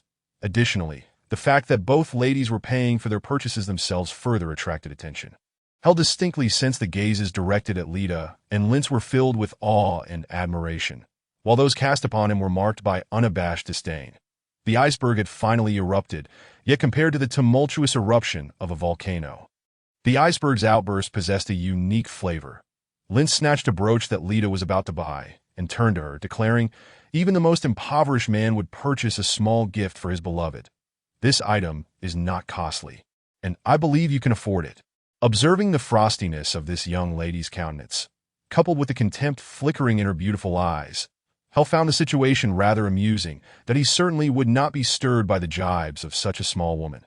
In fact, he deliberately allowed a smile to surface that he knew would irritate Linz, and he replied leisurely, "I do not see the significance in that. For now, I am devoid of funds, so all expenses fall to Lita. To acquire such an item, I would ultimately need to borrow money from Lita. Is that truly meaningful?" "Of course it is meaningful," Linz countered without hesitation. "Even if it requires borrowing, it still expresses your sentiment. The meaning behind a self-purchased item and a gift from a lover is entirely different." Hell waved his index finger dismissively in front of Linz, refuting, "To place such importance on these things only serves to highlight your immaturity and reveals you as someone who focuses solely on appearances." Just as Hell had surmised. Upon hearing him call her immature, Linz's expression darkened further. After a considerable pause, she shot him a fierce glare and, with a voice capable of freezing hearts, stated, "I did not expect you to possess such audacity. I am aware that many men rely on women for support, but few can do so with such righteous indignation as you. That is because your perspective is immature." Hell continued to provoke. "As I previously mentioned, I am merely temporarily without funds. Lita understands the reasons and likewise believes that difficult times shall pass." His lack of concern stemmed from viewing Lita's support as a product of love, while those who felt shame in such circumstances did so because they regarded a woman's assistance as a favor. Suddenly, Hell sensed a flicker of anger in Linz's expression. It was genuine indignation. Simultaneously, he caught a glimpse of the restraining gaze that Lita cast towards him. Yet Hell appeared oblivious to these signals and continued, "I have never felt shame in receiving support from a woman. Therefore, once I overcome my current tribulations, I shall harbor no psychological shadows, and the product of my love with Lita shall bear fruit. However, those who regard a woman's assistance as a favor may, burdened by such a weighty psychological load, choose to distance themselves from past affections. There are countless examples of this." Just as Hell anticipated, Linz forcefully cast down her brooch and turned to leave, tears shimmering in her eyes. "Why would you do such a thing?" Lita whispered into Hell's ear, her mind racing with thoughts of what punishment to exact upon this detestable man upon her return. "Surely there must be a gentleman benefiting from her assistance," Hell remarked nonchalantly. "Could you enlighten me on the specifics? Give me a reason why you are interested in this matter," Lita inquired. Sensing that Hell's curiosity about Linz stemmed not from their recent quarrel, which heightened her caution, Hell found himself in a quandary. After all, he had yet to reveal his true identity to Lita, although he suspected she might have gleaned something. Nevertheless, this barrier had never been breached. "Do you recall our first encounter?" Hell led Lita out of the shop, stating, "I knew she was with you that day, and you both seemed quite alike, yet your fathers are vastly different. Her father is held in high regard by the authorities." Lita fell silent for a moment, having discerned her lover's true interests. She had long harbored doubts about his identity and could vaguely surmise the answer. Perhaps it was precisely due to his status that she became so infatuated. "I can tell you whatever you wish to know, but please do not harm Linz. Her burdens are already too heavy, and she is a profoundly sensitive soul." Lita sighed at that moment. A twinge of guilt washed over her, as though she were betraying her closest confidant for the sake of her lover. Is there a fragile heart beneath that icy exterior? Hell queried, to which Lita offered no retort. Tell me about the gentleman who receives her support. Hell pressed that in truth, he felt somewhat unscrupulous for taking advantage of the situation, even harboring a hint of disdain for himself. Yet leveraging Lita was his only recourse at present. All I know is that his name is Gad. He is a university student working part-time at a newspaper. Lita replied that Hell's heart quickened at this revelation. Recalling a report that had captured his attention, featuring a patriotic heiress and a student working at the newspaper, alongside a subtly worded expose revealing previously unknown depths. Which newspaper does Mr. Gad work for? Hell continued to inquire, needing to verify his suspicions. I'm not entirely sure, as Lindsay seldom mentions her boyfriend, perhaps fearing it would become public knowledge. However, I can discreetly inquire on your behalf, Lita said. Does Mr. Galler know about this? Hell pressed further. He must. The father and daughter had a fierce argument over it, and Lindsay was grounded for 3 months thereafter. Since then, their relationship has been quite strained, Lita mused, as if recalling something. After a moment of contemplation, she added, it seems that from that time onward, Lindsay became increasingly involved in social activism. Initially, we were mere participants, but now Lindsay not only participates, but actively engages in organizing many events. Hell remained silent for a long while, his mind consumed by these thoughts, gradually forming a clearer picture of one individual. The remaining pieces were merely awaiting confirmation, and he held the most crucial clue in his grasp. Please check if there is a staff member named Gad at the Broughton Times. A part-time employee should be relatively easy to find, Hell instructed. After spending considerable time together, he had come to trust Lita immensely, fully aware that her loyalty was rooted in her feelings for him, allowing him to confidently enlist her aid. Lita merely nodded, and after a brief pause, she grasped Hell's arm, asking, what reward do you intend to give me for all this assistance? Hell stroked his small mustache thoughtfully before responding, you see, at present, I am rather destitute. But in a month or two, I should have sufficient funds to cover half a year's rent. At that time, you may indulge in whatever you desire. Lita blinked and replied, you could buy me a gift right now, and I wouldn't mind. Is that not the money I lent you? Don't you realize? I am also somewhat immature, fixating solely on superficialities. She pinched him playfully on the inner arm, then affectionately wrapped her arms around his, declaring, of course, I'm a woman who appreciates depth as well, that I merely believe you are mistaken. Borrowing my money to buy me gifts is not devoid of significance, although you focus on the outcome. I value the journey. With that, Lita turned Hell around, leading him back toward the shop they had just exited. Chapter 13. Lita's assistance Lita proved to be remarkably efficient. Within 2 days, she arrived at Hell's temporary residence bearing a set of blueprints and 2 pieces of news. This abode, fashioned from cobblestones, resembled a rustic villa, complete with a fountain at the entrance and a newly constructed row of doghouses nestled at the base of the wall by the door. The main hall was modestly decorated, with a circle of sofas surrounding the fireplace and a dining table on the opposite side, characteristic of all countryside villas, where wooden beams and supports stood exposed. And a kerosene lamp hung from the central beam, its upper surface blackened with soot. You were right. Mr. Gad does indeed work at the Broughton Times, Lita announced as she flung herself into Hell's embrace after dismissing the hired carriage. Hell gently cupped her enchanting face and bestowed a soft kiss upon her alluring lips, saying, well done. This is your reward. Lita wrapped her arms around Hell, exclaiming, this is hardly sufficient. A true reward should be something like this. And with that, they shared a deep, passionate kiss, lingering for quite some time before parting. Once they entered the bedroom, Hell drew all the curtains, as though they were engaged in some clandestine affair. Here are the blueprints you desired. Acquiring these was quite the endeavor, Lita said, producing a tightly rolled bundle of aged blueprints from her handbag. Did anyone notice you took these? Hell questioned.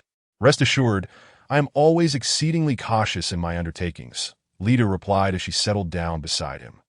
I also found the excavation tools you need, she continued. I have procured a shovel and a pick. Hell shook his head, stating, at this moment, my focus is entirely on these blueprints. There are 6 in total, one of which clearly delineates the layout of all the mines and the depth of each segment from the surface. How many meters can you excavate in a day? How many months do you intend to spend digging this tunnel? Lita inquired dismissively. Hell set the blueprints aside. Had this been months prior, he would have struggled to grasp the significance of her words. However, he now understood the importance of the tools, especially those crafted for specific purposes, which often yielded unexpectedly high efficiency. Do you possess superior excavation tools? Or might they be? Hell asked. Indeed, there exists a specialized set of tools designed for tunnel digging. Invented just before the war broke out, though no one has had the opportunity to test them yet. Originally, my father intended to sell this set at a high price to Mr. Galler. Now, that transaction may be indefinitely postponed. They are stored in my family's basement. You may retrieve them yourself, Lita explained. What are we waiting for? Hell promptly folded the blueprints and retrieved a piece of oiled paper from the bedside drawer, wrapping the blueprints securely. Why not wait a little longer? Aren't you concerned about being labeled a quick draw? Lita teased. Hell playfully pushed her onto the bed, suggesting, would you like to find out? I've always been curious about the answer. Lita bit her lip. Her cheeks flushed, her eyes brimming with undeniable affection. But when Hell's hand ventured towards the hem of her skirt, she suddenly gasped and sat upright. Straightening her dress, Lita stood, casting a complex look at Hell before finally turning away, saying, weren't you in a hurry to leave just now? Shouldn't you prepare the carriage? Hell felt neither disheartened nor disappointed, for he understood that the moment to breach her defenses had not yet arrived. Although the conditions were ripe for such a breakthrough, and Lita had indeed wavered, it was merely a matter of timing that in her eyes he may not have been a Prince Charming, yet the image of a dark, blazing angel perhaps surpassed that of a white knight. These heiresses, born into wealth, inherently crave romantic experiences, especially when it comes to their first encounters. Lead out the horse and harness it to the carriage. This lightweight, two-wheeled racing chariot was akin to the one he had left at Shrouded, albeit even lighter and more simplistic. Taking advantage of the opportunity to harness the carriage, Hal discreetly concealed the oiled paper package containing the blueprints within the wooden crevice of the doghouse. The safest hiding spot he could devise, which was virtually undetectable from the outside. Once the carriage was properly harnessed, he took the reins while Lita settled behind him, wrapping her arms around his waist. And thus they set off towards the city. Upon reaching Lita's residence, they, as per their usual caution, dared not enter through the front door, but rather slipped in through a small door at the back alley. Lita opened the inconspicuous entry, and the pair crept inside as if they were thieves. Although lacking the grandeur of Mr. Gurles's mountain estate, Lita's home was undoubtedly opulent compared to that of an ordinary household. It was a three-story villa that spanned nearly half a street, with windows facing south, where the living room, study, and master bedroom were situated. The remaining rooms served as quarters for the servants or storage spaces. The entrance to the basement was located at the bottom of the staircase, behind a locked small door, which Lita had prepared for by retrieving a key from her bag to unlock it. Once inside the basement, Lita secured the door behind them, fastening the bolt that a solitary oil lamp hung beside the door, which she swiftly ignited, casting a flicker of light into the otherwise pitch-black space. Against the wall stood a row of cabinets, resembling display cases, filled with an eclectic assortment of items, each unique in its own right. At the center lay a table, laden with various objects that could not fit within the cabinets. All covered with thick velvet cloths, Lita lifted a corner of one cloth and declared, "This is it." Hal leaned closer to inspect and found it to be a rather rudimentary apparatus, merely a turntable operated by a winch. Connected by steel cables capable of accommodating drill bits of varying sizes, he hefted the winch in his hands, noting its weight, as it was crafted from cast iron. The turntable, though made of steel, was slightly lighter, while the drill bits, forged from steel as well, were heavier than the winch itself. That a frown crossed Hal's face as he glanced at Lita, who shrugged her shoulders in a gesture of helplessness. "I can help you carry a few items," she offered, before selecting the two smallest drill bits from the pile and murmuring, "Wow, these are quite heavy." Seeing Lita's expression of struggle, Hal was rendered speechless. He glanced down at his suit and shook his head in resignation. Had he known that the so-called tools would be such substantial objects, he would have certainly brought along work attire. Consequently, Hal removed his coat and waistcoat, leaving only his shirt. That he lifted the winch and, after a few steps, began to reminisce about his once robust physique, lamenting that if he still possessed such strength, the task would be considerably easier. What troubled Hell further was the necessity of maneuvering such a heavy burden through a rather narrow corridor, all while maintaining a brisk pace, as foot traffic was common with people frequently ascending and descending the stairs that to make matters worse. He had to tread lightly as if he were a thief. After making several trips back and forth, he finally managed to load the majority of the items onto the carriage. The carriage lacked a proper bed, so all the items had to be placed on the base, which appeared rather flimsy, prompting Hell to question whether it would withstand the journey. However, he had no time for such musings as there were still a few more items to transport. Returning to the basement, Hell hoisted a hefty drill bit and poked his head out from the basement door, signaling to Lita before swiftly stepping out on tiptoe. Just as he was mere meters away from her, he suddenly noticed her frantic gestures. Realizing it was too late to retreat, he spotted a door nearby and hurriedly elbowed it open, slipping inside. This door led to a cramped storage room filled with various delicate vessels. After cautiously placing the drill bit on the floor, he vigorously shook his hands, which had grown numb from carrying so many items. Just as Hell concealed himself, a middle-aged man's voice resonated from outside. "I thought you had gone out," he remarked. "Indeed, I was just about to leave," Lita replied. "Come to the study tonight. I have something to discuss with you," the man said, his tone carrying a hint of seriousness. Hell was uncertain of Lita's feelings at that moment, yet he sensed an ominous undercurrent, suspecting that the news of her relationship with him had reached her father's ears. "What are you holding?" the man inquired. "These are your clothes," Lita answered. "Do I possess garments of such diminutive size?" the man queried, perplexed. Hidden within, Hell stifled a chuckle, picturing a rotund figure in his mind. "Yes, those are clothes you used to wear, which no longer fit you and have been lying in the wardrobe, so I decided to retrieve them for donation," Lita fabricated smoothly. The man responded with a noncommittal sound, clearly deceived, before continuing, "I know you've been associating with those idealistic young men, but with the current circumstances, I cannot permit you to continue mingling with them. That I haven't attended any social gatherings in quite some time," Lita defended. "That I am aware, but—" the man seemed to hesitate. "I believe some matters are best left for tonight." As their conversation unfolded, a woman's voice suddenly chimed in. "Darling, you haven't left yet." "Lita, you're here too? I thought you went out early." "Mother, what are you doing?" Lita's tone grew anxious. "Someone sent me a bouquet of roses, and I need to find a suitable vessel to arrange them." The voice approached the storage area, and just as she finished speaking, the door swung open forcefully. Hell beheld a woman in her 40s, yet still possessing a captivating allure, standing at the entrance. Her features bore a striking resemblance to Lita's beauty, with lustrous golden hair and striking blue-gray eyes. She appeared quite stern at that moment. She looked at him with a mix of astonishment and slightly parted lips. Yet to Hell's surprise, she did not scream, earning his admiration, with the situation fully exposed. Hell mustered a strained smile, fully aware that it must appear rather foolish without a mirrored if instinctively. He glanced at the bouquet the lady held, noticing that the roses had yet to fully bloom, their colors vividly striking. That he then assessed the lady's attire and accessories, surmising her preferences. Hell retrieved a light green glass vase from the shelf and offered it to her, much to his astonishment.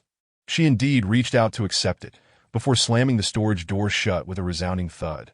The noise was so loud that it made Hell's already keen ears ring painfully. "Lita, come to my room tonight. I have matters to discuss with you." The woman's voice echoed from outside, her tone even more serious than that of the middle-aged man. Once everyone had departed, Hell cautiously emerged from the storage room, still clutching the drill bit. After loading the final batch of components onto the carriage, he felt as if his body was on the verge of collapse. Just then, he heard a soft giggle behind him. "You can still manage a laugh," Hell remarked, shaking his head in disbelief. "Have you figured out how to handle things tonight? Especially with your mother having seen me," Lita replied with a smile. "I must admit, that scene was quite spectacular.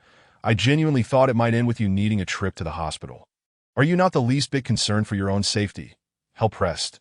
"Actually, there is no need for you to worry. After all, I am their only daughter, and being an only child comes with its advantages. You, however, need to be particularly cautious. While they may not take issue with me, they will have no qualms about you," Lita said with a playful smile. Hell was left utterly speechless by her words. After returning from Lita's house, He guided the horse back to the stable, but refrained from unloading the items immediately, for a pair of watchful eyes was fixated upon him, pretending to feed the hounds. He seized the opportunity to extract the oiled paper package from the crevice. Throughout the afternoon, he secluded himself in his room, poring over the blueprints, only to discover that they bore no markings of his house's location. Nevertheless, having learned much from Old Man Moon, navigating maps and confirming his position was second nature to a hunter, why placing a silver coin at the suspected location, the subsequent actions became abundantly clear. Hell drew a vertical line from the silver coin to the nearest mine, and then measured the angle between that line and true south using a protractor. He marked a crease on the newspaper according to that angle, then concealed a compass within the paper and stood at the predetermined entrance to the tunnel. Hell had long decided on the location of the entrance, choosing the doghouse closest to the wall as the safest place. Hale feigned amusement with the hunting dogs while stealthily shifting the doghouse nestled against the corner, aligning one edge of the newspaper with true south, thus determining the direction of his excavation. He swiftly marked the ground with 3 small stones that as evening descended, Hale mounted his horse, pretending to stroll with the dogs, all the while scrutinizing the sealed mine entrances, particularly the one nearest to his residence. He meticulously calculated the distance from the mine entrance to his home with the horse's gait. He remained vigilant of his surroundings, knowing that the excavated earth needed a designated place for disposal and must not be carelessly discarded, as lifeless soil could divulge much to the observant. Moon had once imparted to him that a proficient hunter must first learn to discern soil, and Hale did not believe that only hunters possessed such a skill. He selected several locations for the soil's disposal and committed them firmly to memory. The surrounding terrain was also crucial. The task of disposing of the soil could only be executed in the dead of night, necessitating an intimate knowledge of the landscape for swift movement in darkness. Having completed all preparations, Hale awaited the arrival of the midnight hour, as usual, when the young maid came to prepare his dinner. He engaged in playful banter with her, maintaining an air of normalcy. At 7 o'clock, the maid busied herself arranging the dining table, while Hale leisurely enjoyed the company of the charming 16-year-old girl. Although her culinary skills were merely rustic, the flavors were delightful. Dinner concluded at 8 o'clock, as it typically did, while the girl washed the dishes in the kitchen and prepared water for a bath. Hale reclined on the designated sofa by the fireplace. 30 minutes later, the young maid settled upon his lap, flirting and listening to his stories, compared to the maid he had employed in Charette. This girl was considerably more compliant, albeit with a couple of boundaries she forbade him from crossing. Otherwise, she was exceedingly cooperative. The girl departed at 9:30. Her home was not far, but required a slight detour. Thus she always left with a hunting dog as her guardian as per routine. Hale waited until she had left before taking his bath. For some time he had been attempting to persuade the girl to assist him in bathing. Yet he had met with no success. After bathing, he returned to his bedroom precisely at 10. Hale's daily life was as punctual as a clock. At 10:05, the bedroom lights extinguished. However, what followed diverged entirely from his usual routine. Once the house was shrouded in darkness, Hale did not retire to bed. Instead, he donned work attire and quietly climbed out through the rear window. Crouching low, he ran along the back wall to the shed, where he gently unloaded the tools from the base of the cart. He had prepared a sliding board in advance, placing the heavy, iron blocks upon it, thus avoiding strenuous lifting and preventing deep imprints on the grass. Although the sliding board would still damage the turf, it would recover within a few days. Hale continued along the passage behind the house, cautious not to take unnecessary risks, even as the watchers in the opposite woods might have relaxed their vigilance. After dragging the excavation tools to the corner, Hale knelt to carefully shift the doghouse aside, then sat on the ground to assemble his tools. Once everything was in order, Hale commenced his digging. He began by excavating downwards, adhering to the calculated depth to create a 3-meter deep hole, careful not to dig too deep for fear of water seeping in, as he sought a concealed tunnel rather than a well. Lying underground, he vigorously operated the winch with his feet, minimizing the chance of detection and leaving few footprints on the surface. The specialized tools proved highly efficient. Typically, digging a 3-meter deep pit would take an entire day. Yet within just 1 hour, the 3-meter mark on the steel cable was already level with the ground. It formed a fist-sized round opening, and next he widened the hole. Hale felt around the entrance. Remarkably, there was little loose soil nearby, As all the excavated dirt was funneled through a pipe in a sack by this time, a light mist enveloped the surroundings, alleviating his concerns about the watchful eyes. He cautiously opened the gate to the yard, shouldered the sacks, and followed his mental map to dispose of the soil at the predetermined locations, firmly compacting it before departing.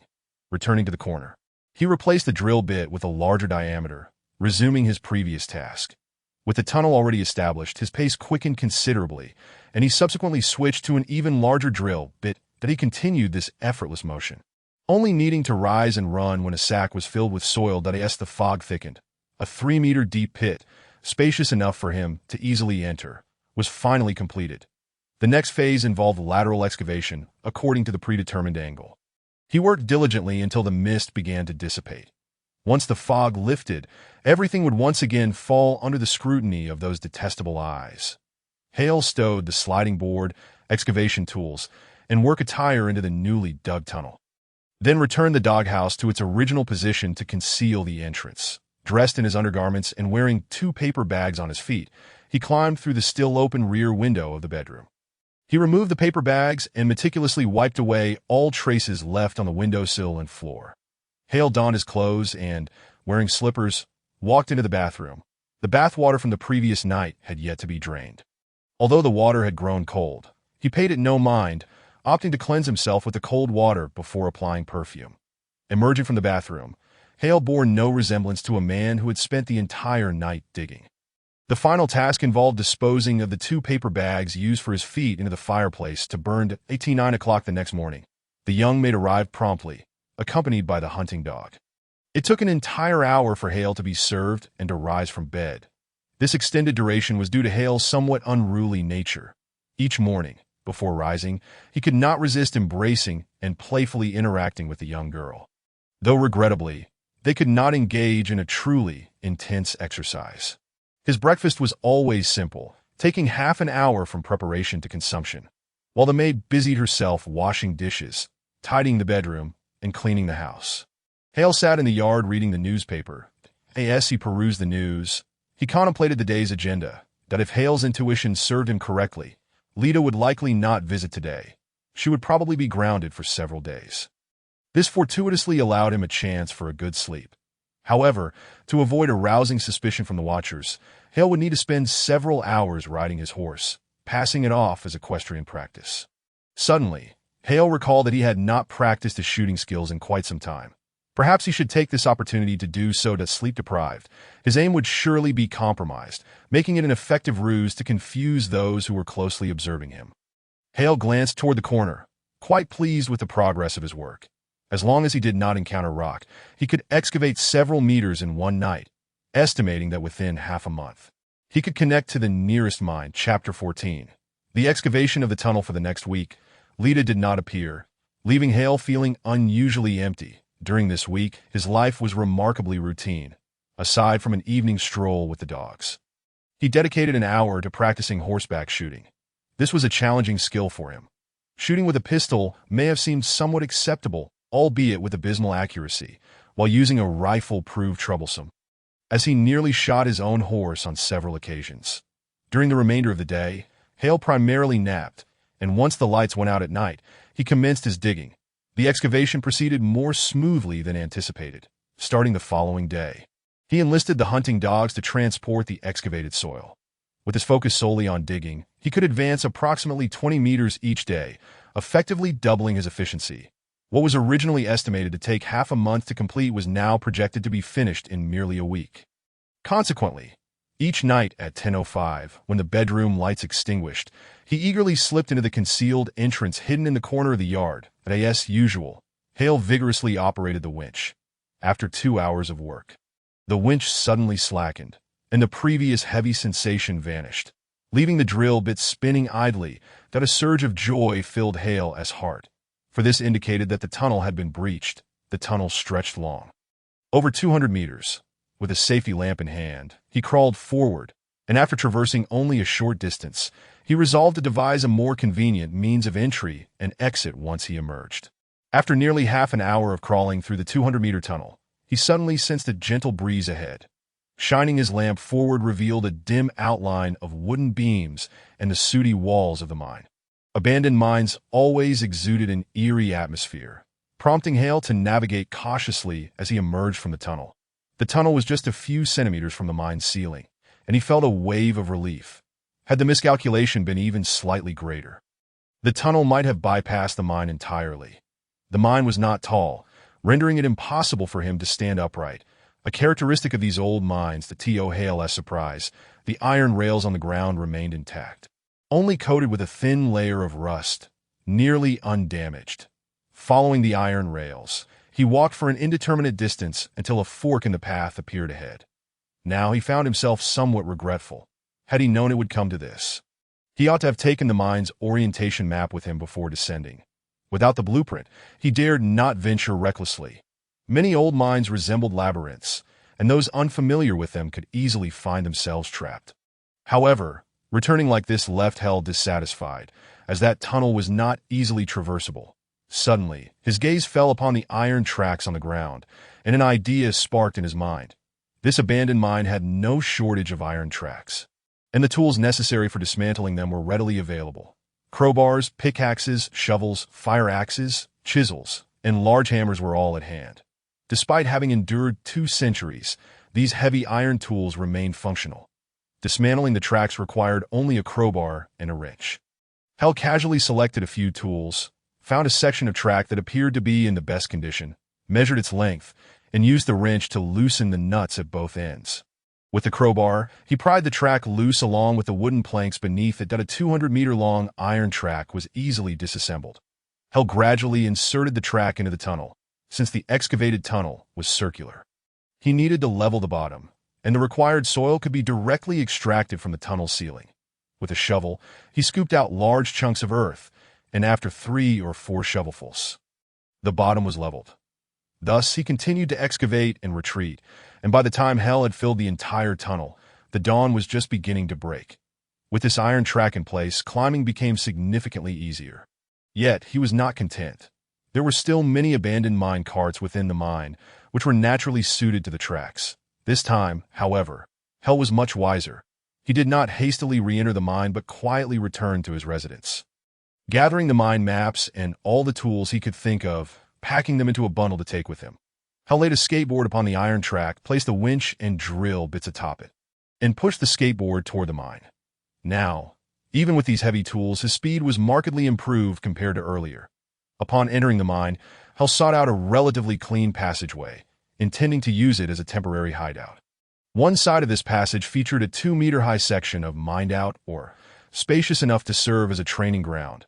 Aside from marksmanship, all other skills could be honed here. After a brief search nearby, Hale discovered many usable items. He found an abandoned iron toolbox that was perfect for storing the maps, and there were also tables in the mine that could still be utilized. The iron toolbox could double as a stool. Hale also stumbled upon several oil lamps. Although they were safety lamps to the time this mining area was abandoned, safety lamps were not yet widespread, and regular oil lamps were used, so he refrained from using them. While the oil lamps were unusable, the mine carts were still functional, albeit with rusted wheels and axles. Hale chose a cart with the most agile axle for his use. Being an abandoned mine for many years, the air was not as foul as in operational mines. However, the entrances had been sealed, making it rather stuffy. Hale checked and found that the mine had adequate airflow, alleviating any concerns of suffocation. After arranging this hideout, Hale exited the tunnel. However, he did not utilize the mine cart, as its axle and wheels required further attention. He did not wish for the sounds of the cart traveling on the tracks to attract unwanted attention. Upon returning to the surface, thick fog still enveloped the area, but Hale did not intend to continue working. He climbed back through the window into his bedroom, took a cold shower, and then retired to bed. For the next 2 days, Hale refrained from searching the mining area, instead dedicating his time to fortifying his hideout. He sealed both sides of the hideout with thick earth, transforming it into a genuine secret chamber. Each end of the chamber featured a door resembling a doggy door, with a soil thickness of 1 meter. The doors resembled the hatches of a warship, over 3 inches thick, crafted from 3 layers of wood sandwiched around 2 layers of straw matting. This arrangement ensured that even if ironwork were conducted inside the chamber, minimal noise would escape. Hell reapplied lubricant to the mine cart's axle and fashioned covers for the wheels using cotton cloth and leather, sealing them with thick asphalt. The modified wheels were now noticeably larger and rolled silently along the tracks. Within this abandoned mine passage, Hell discovered numerous useful items, among which the most valuable were several hundred meters of steel cable, some pulleys, 2 large winches, and a wheelbarrow. The following day, Hell commenced his search operation. He needed another concealed exit to evade the watchful eyes that he pondered potential locations for this second exit, with the most convenient being the nearby residential area. The Mosconan district was home to the lower class, with its labyrinthine alleys and closely packed buildings, where many houses housed dozens of families, most of whom were too preoccupied with their livelihoods to concern themselves with the affairs of others. In addition to residents, many buildings were rented out as warehouses or workshops. Since these places were uninhabited, the police would not investigate identities, and even if there were infrequent comings and goings, suspicion would not arise. With this plan in mind, Hell took the opportunity to wander through the neighborhood during the day, roughly estimating which mine passages extended into the area and marking these routes on his map. As night fell, Hell swiftly descended into the mine, loading the wheelbarrow with his excavation tools and proceeding along the passage. Given that the mining area had been abandoned for nearly half a century, many sections had collapsed, and Hell meticulously noted these cave-ins on his map. The deeper he ventured, perhaps due to the increasing distance from the surface, the more foreboding the mine became, coupled with the flickering light of the mine lamp dangling from the side of the wheelbarrow. The shadows danced eerily around him. Thus, with a heart full of trepidation, he traversed the winding mine for approximately 2 kilometers before coming to a halt that on the wall of one passage. He spotted a copper plate affixed with a serial number. It was these plates that prevented him from losing his way in this maze-like place and indicated that he had arrived at his intended location. After unloading the excavation tools from the wheelbarrow, Hell began to bore a hole above him that he chose the smallest drill bit, resulting in an opening only the width of a thumb, due to its diminutive size. The drilling progressed rapidly, and in less than half an hour, Hell felt the bit strike stone. Withdrawing the bit, Hell proceeded forward for several dozen meters and drilled another hole. Thus, he continued to drill openings every few meters, creating a total of 17 holes across several mine passages, filling each hole with a lump of coal tar pitch. The odor within was quite distinctive and overwhelmingly pungent. After setting everything in place, Hell glanced deeper into the mine.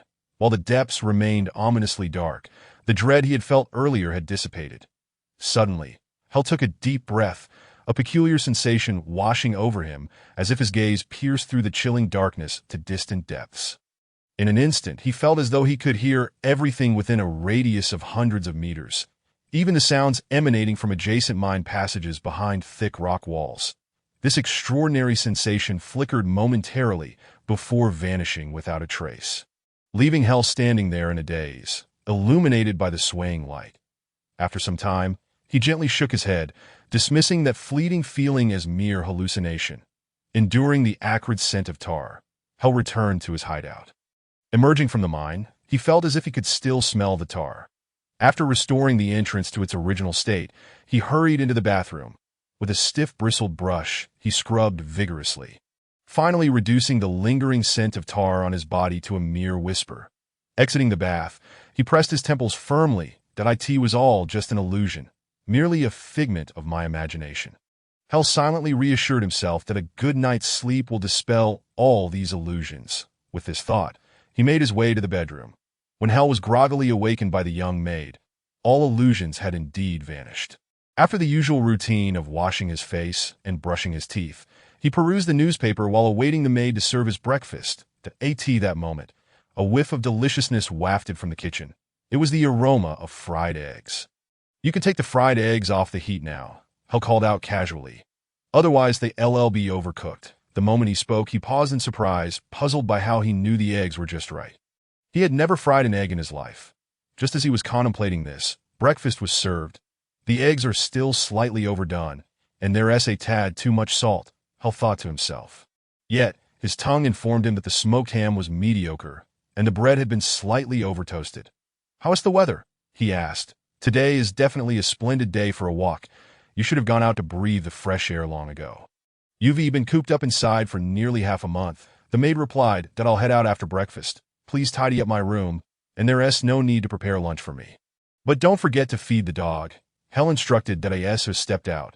He casually took with him the hound with the keenest sense of smell, traversing the uneven and rugged path that he felt somewhat out of his element. For he had yet to walk this route in its entirety. Previously, he had either traveled by carriage or horseback.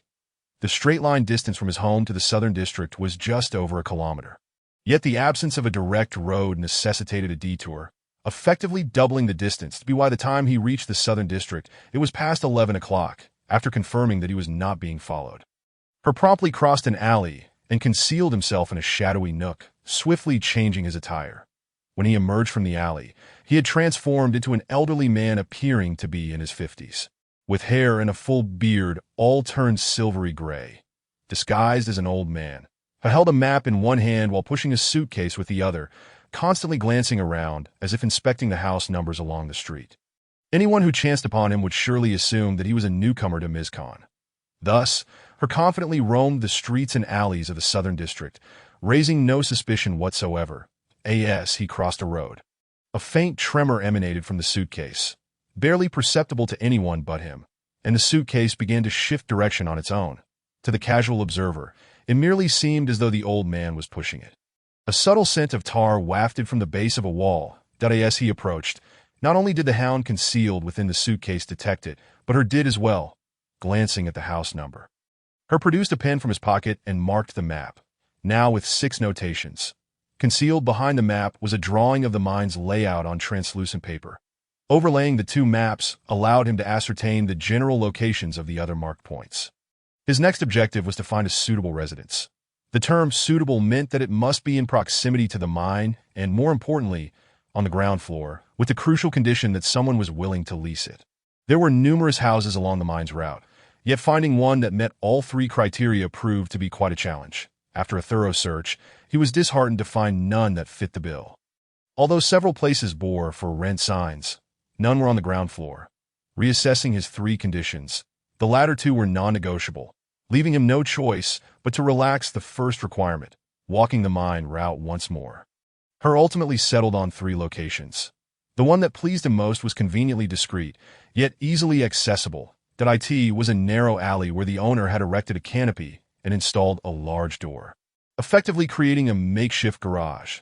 Adjacent to the alley was an exposed fire escape leading directly to the top floor, which the owner had constructed into a room with a protruding balcony using iron sheets and wood. He negotiated to rent that room along with the garage below. Although he paid an entire year's rent up front, he felt quite pleased, as this location provided the concealed entrance he desired. The garage below could conveniently connect to the mine, facilitating easy access and allowing for a horse-drawn carriage, while the upper room was well suited for his other identity as the Black Seraph. Even more fortuitously, this location served as a blind spot with no vantage point from which it could be observed. He rented the top-floor room under the pretext of establishing a workshop, while the other 2 locations were acquired for storage purposes. That it took merely a day to connect these 3 entrances to the mine.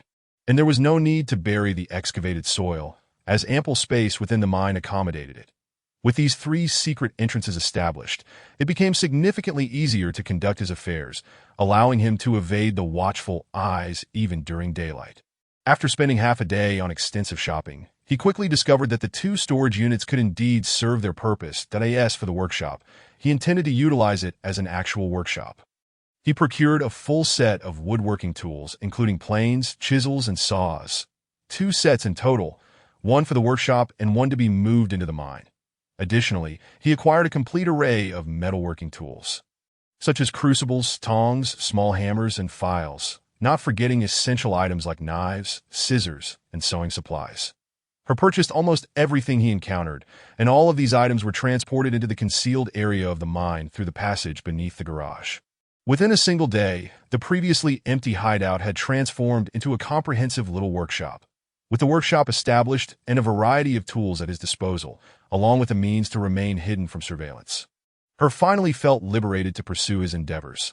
The experience of entering the Devil's Mountains with Old Moon had imparted a crucial lesson. Mastery of skills determined his survival amidst the jungle's law, and intricately designed tools could elevate his abilities to their fullest potential.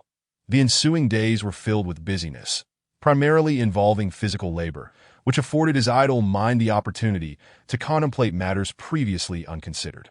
Perhaps it was the relentless pace he had maintained, or the fact that he had begun his espionage training a week later than his peers and needed to learn the cultivation of mental fortitude upon completing his training and departing from Vance. Others had already been in the field for a month, leaving him isolated from the other spies. During his training, the instructors had informed him that spies operated in groups. Most spies were only familiar with their own team members, and the majority of operations were executed collaboratively within the group. Only particularly significant missions involved the participation of 2 or more teams, while this structure provided a commendable balance of efficiency and safety. The exposure of a single member could spell doom for the entire team. However, had yet to be assigned to any group, although he had been instructed to report to a particular team upon leaving Vance. He had never followed through. Consequently, every directive from above had to be communicated through an exceptionally cumbersome and intricate process, undoubtedly causing dissatisfaction among both the supervisor and the team leader.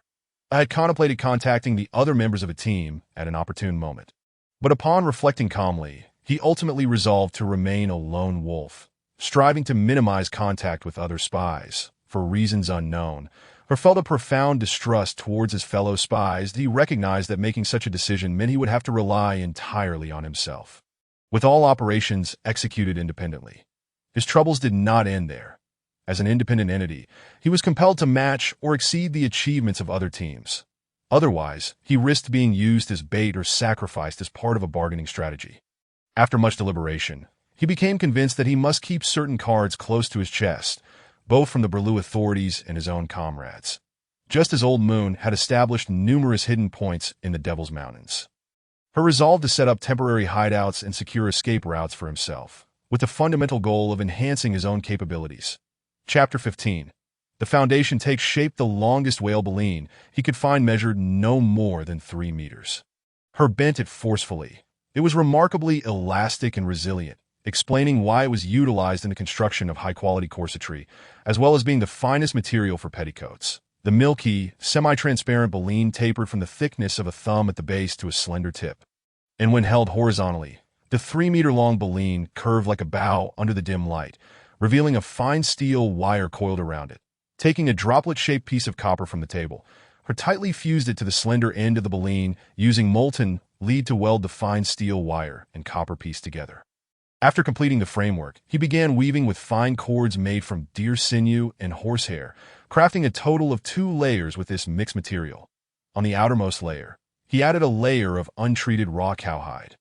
Holding the newly fashioned whip aloft, its tip drooped due to the weight of the copper piece.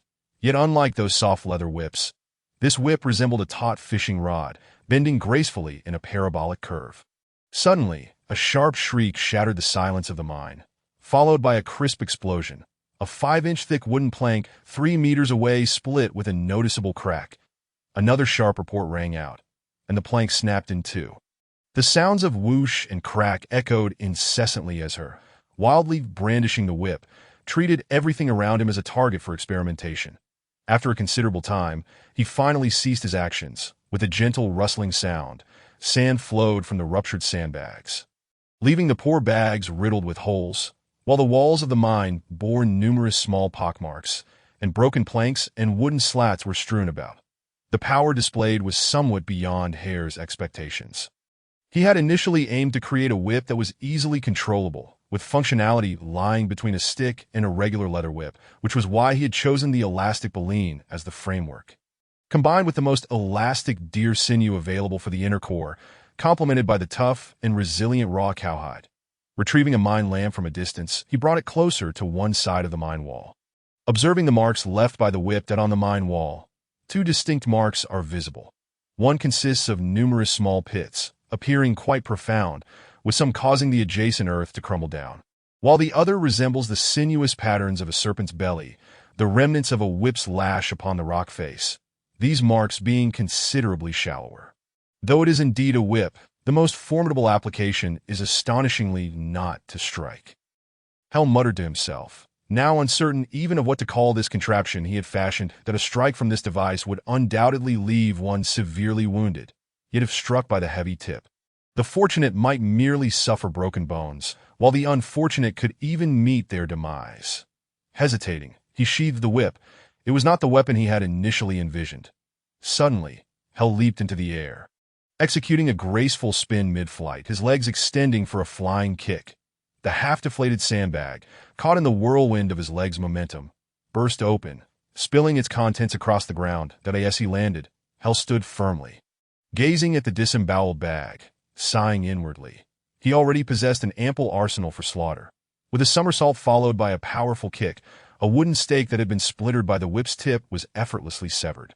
Its cut as smooth and even as a mirror surface that Hell's left leg descended like a battle axe, cleaving another stake in half. He spun around, delivering a back kick that sent a section of the stake flying, leaving a sharp-tipped remnant standing alone. His movements were fluid, his legs alternating between spiraling and leaping, with his feet rarely touching the ground simultaneously. Just as with the previous frenzy of lashes, Hell's kicks exhibited no discernible pattern. His feet could strike from any angle and in any posture. This was not a technique he had learned from his combat instructor. Despite the swiftness of his legs, they lacked power. Such attacks should have appeared feeble. However, once the outer edge of his shoe was adorned with a thin, sharp blade, everything transformed. Retracting the blade, Hell exhaled deeply, feeling the warmth enveloping his body from the earlier exertion. He coiled the whip around his waist, tucking it beneath his belt, and donned a black cloak. After returning to his hideout, he opened a low cabinet against the wall, retrieving a peculiar iron tube and an oval box to carry with him. The iron tube was his own modified firearm. Originally a standard-issue rifle from the Baru army, a spoils of war he had acquired days prior. The barrel, once over a meter in length, had been sawn down to a mere third of its original size, and the stock replaced with a grip. Due to the immense recoil, he had to add an additional handle at the front, transforming the rifle into its current bizarre form. From the Old Man Moon, he had learned the importance of understanding the terrain. Since he intended to use this place as a secret base, he needed to be thoroughly acquainted with every detail in addition to the firearm. Hell extracted 5 palm-sized spools of wire from the cabinet, though these were not cotton threads, but slightly thicker steel wires. These wires could support Hell's weight, allowing him to traverse walls with the ease of walking on flat ground, and could also be used to strangle point. One end of the wire featured a tiny clasp, enabling the interchange of various hooks. He also tucked away other small gadgets, including a compact crossbow, slightly larger and far more complex than Moon's. Although Hell had not received formal education, his mechanical acumen was quite profound, having long harbored dreams of inventing machines akin to vertical spinning frames, free shuttle looms, and rotary dyeing machines, an assured path to overnight wealth. As a series of squeaks escaped Hell's lips, a cacophony of wings flapping erupted within the mine, followed by a swarm of peculiar shadows emerging from the darkness, swirling around him.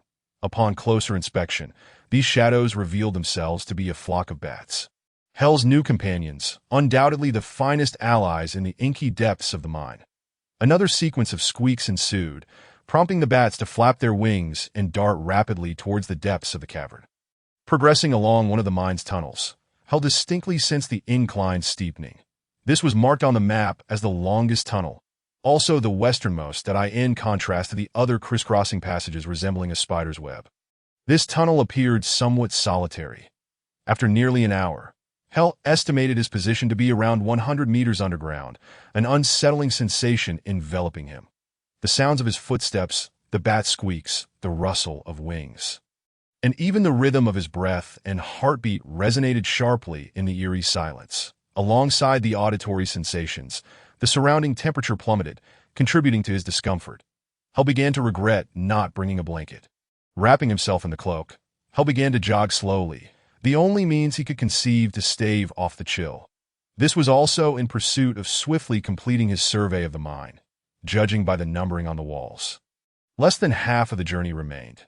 Suddenly, a series of squeaks echoed from ahead, a signal only Hell could comprehend, indicating that the scouting bats had made a peculiar discovery, slowing his pace and advancing a few hundred meters. Hell felt the wind within the tunnel intensify.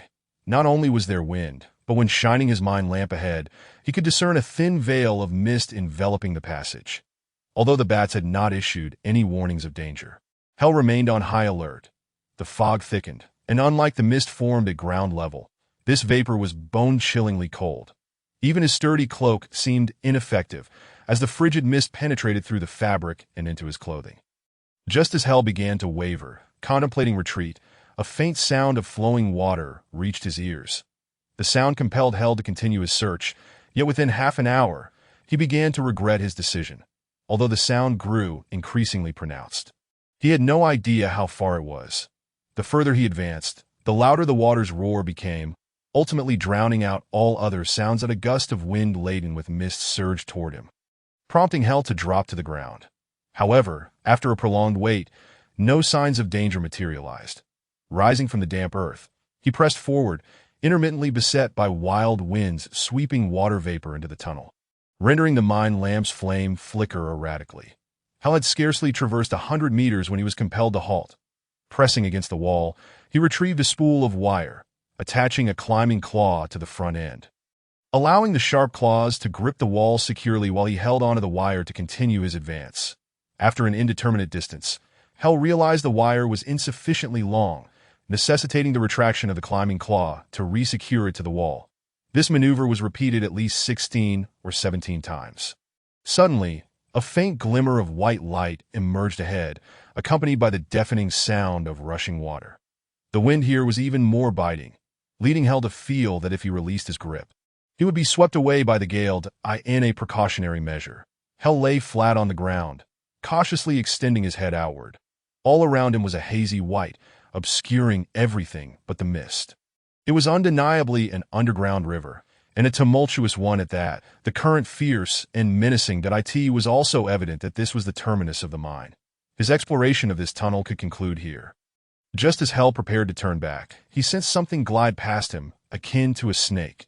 A massive python, in a state of sheer terror.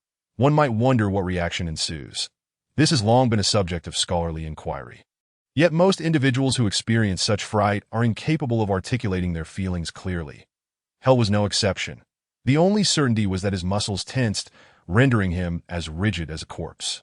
His pupils dilated, his heart racing as if it would leap from his chest, and his mind blank. The creature slithered past his calf with alarming speed, vanishing into the depths of the mine in an instant.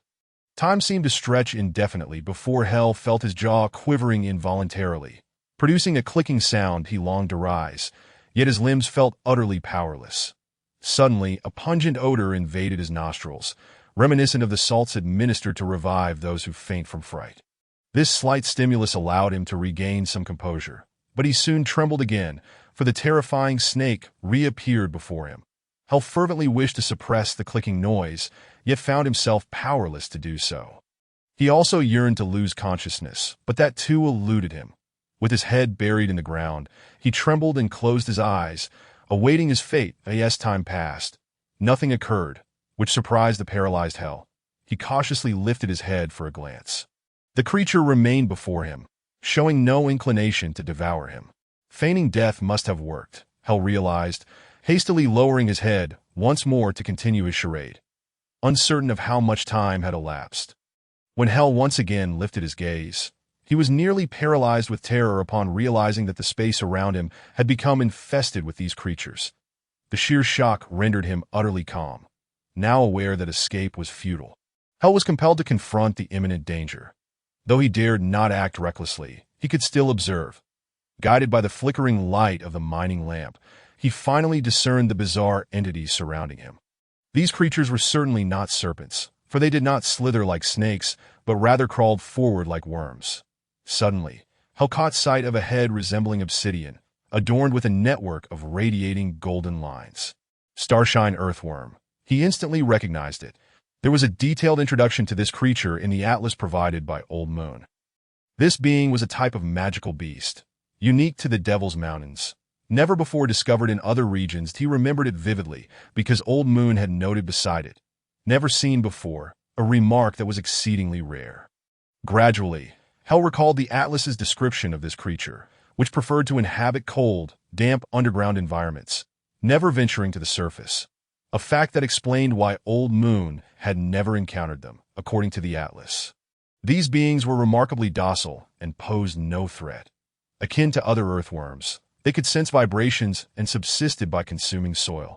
However, being magical beasts, the golden lines atop their heads enabled them to penetrate even the hardest granite. While he remained uncertain if the atlas had overlooked any details, Hel felt considerably reassured, vowing to provoke these magical creatures, merely wishing they would not disturb him. After regaining a modicum of composure, he yearned to rise from the ground, but the series of shocks had rendered him utterly fatigued. Unable to stand, he could only crawl onward, suffering from both fright and cold, his limbs long numb. Uncertain whether from the chill or his fear, his body trembled incessantly, and his teeth chattered. Cautiously, Hel crawled past one starshine earthworm after another, when suddenly he felt his hand slip, causing him to topple onto one of the creatures. And in the darkness, an odd odor assaulted his senses. God have mercy. Let me go back. I wish to return. Hel trembled, silently praying as he lay there, when abruptly he felt a forceful tug on his body. The earthworm he had been pressing against began to crawl forward. Hel attempted to rise, but his limbs felt weak, so he simply closed his eyes and remained there, focusing on his prayers to God. Time passed. How long, he could not tell, until he awoke to the dim light, noticing that he had escaped the fog-laden section of the mine. Just as he pondered this, the starshine earthworm that had been moving forward halted, raised its head in a daze, and then began to turn back. "No! Dante!" Hel exclaimed in a panic, to his astonishment. The massive earthworm seemed to heed his unspoken plea, pausing dead in the eerie mine. A giant earthworm and a living man sprawled atop it stood face to face in a moment of bewilderment. Hel was the first to regain his wits, and suddenly conceived a daring possibility that filled him with exhilaration. He quickly placed his hand back upon the starshine earthworm. "Take me back," he silently urged. The earthworm hesitated for a moment before once again turning its head to crawl forward. That instant, Hel's frayed nerves finally began to relax. Regardless of how his mood shifted, he would not forget to continually command the colossal earthworm beneath him. Evidently, its intelligence was significantly inferior to that of hunting dogs or bats. Although magical creatures were vastly superior to their mundane counterparts, earthworms were still earthworms, and no matter how elevated, they remained fundamentally lowly beings. With this thought, Hel quickly realized that his initial choice of low-level creature control appeared to hold boundless potential. He could seek out numerous magical creatures akin to the starshine earthworm, possessing unique abilities, yet undeniably low in rank. Soon, Hel discovered that in addition to being easily controllable, the earthworm's speed was commendable. In the low mine where he could scarcely stand upright, it was the perfect mode of transportation. However, what intrigued him most was the earthworm's ability to excavate tunnels. As long as he devised a means to command it to work for him, he would no longer have to toil over arduous digging tasks. Upon returning to his hideout, Hel had no time to remove his damp clothing. Hastily rummaging through the low cabinet, he possessed plenty of devices for low-level creature control, yet the special solution for storing magical energy was running low. Initially, Hel intended to use anesthetics to render the starshine earthworm unconscious, but ultimately discovered that even bathing the creature in anesthetics would elicit no response in his efforts to pacify the giant earthworm, which seemed intent on retreating. He exhausted his ingenuity, attempting to lure it with food and confine it in a sealed space. Finally, he filled a pit with water, successfully calming the moisture-preferring earthworm, while soothing the enormous creature. He affixed to it the collars originally intended for hunting dogs. These collars were far too small for the earthworm's barrel-like girth, necessitating the connection of multiple collars to fit properly.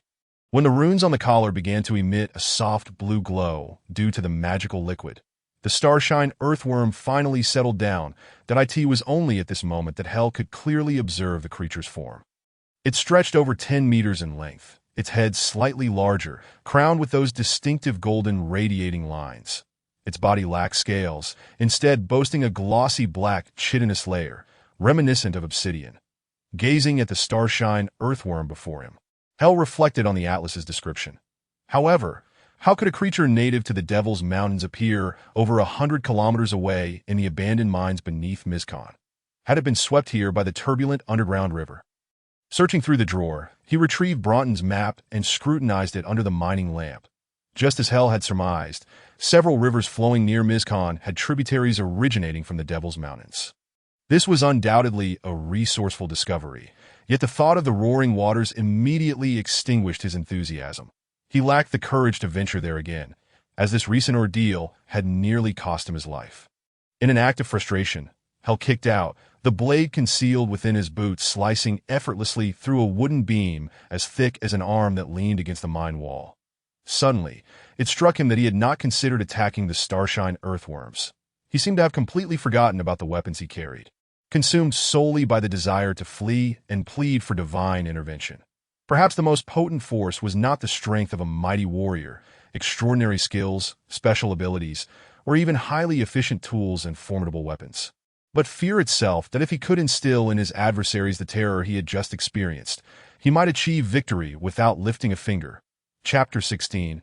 A marvelous harvest as Hell saddled his horse.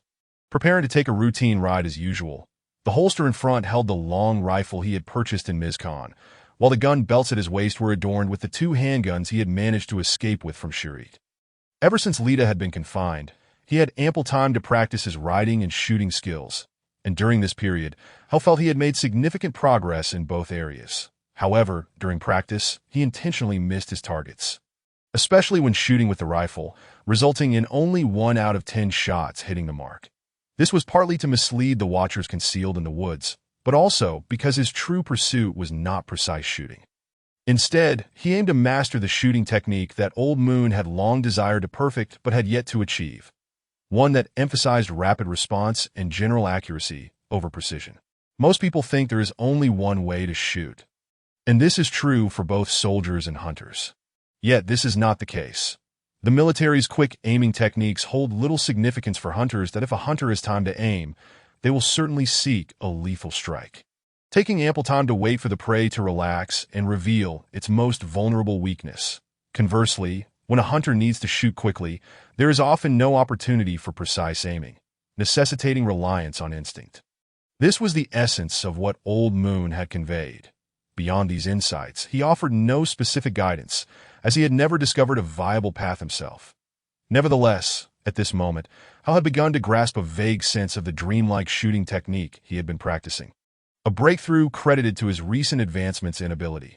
Among their group of infiltrators, Hal wondered if anyone else had similarly experienced a breakthrough in their abilities, yet he had no way of knowing, for not a single infiltrator would mention such matters in their reports. Hal was aware that his ability level had undoubtedly increased. He just did not know to what extent or what level he had achieved. The breakthroughs in his abilities came as quite a surprise. For several months, there had been no significant developments, yet in a mere few days, 2 remarkable advancements occurred in succession. The first breakthrough transpired unexpectedly while he was exploring the mines beneath the Miskanan district, and the second was the result of a harrowing adventure he had undertaken. From these 2 breakthroughs, Hal deduced certain patterns, both preceded by prolonged feelings of fear. However, prior to these instances, he had encountered experiences that had instilled profound terror in him, such as the calamity of the rabid beasts, which served as a prime example. During the 4 days he had fled the Devil's Mountains, he had been in a state of constant anxiety, yet he had not perceived any notable advancements in his abilities. Moreover, aside from the sensation of fear, both breakthroughs occurred while he was within the tunnels, though he could not ascertain if this was indeed the true cause. Typically, Hal would spend 2 hours in mental training, according to the methods imparted to him by Master Marine, just before falling asleep after extinguishing the lights. Since those 2 breakthroughs, he had relocated his training to the depths of the mine, 100 meters below ground. Having just finished tending to his horse, Hal noticed a black cab approaching along the uneven path of the mining area.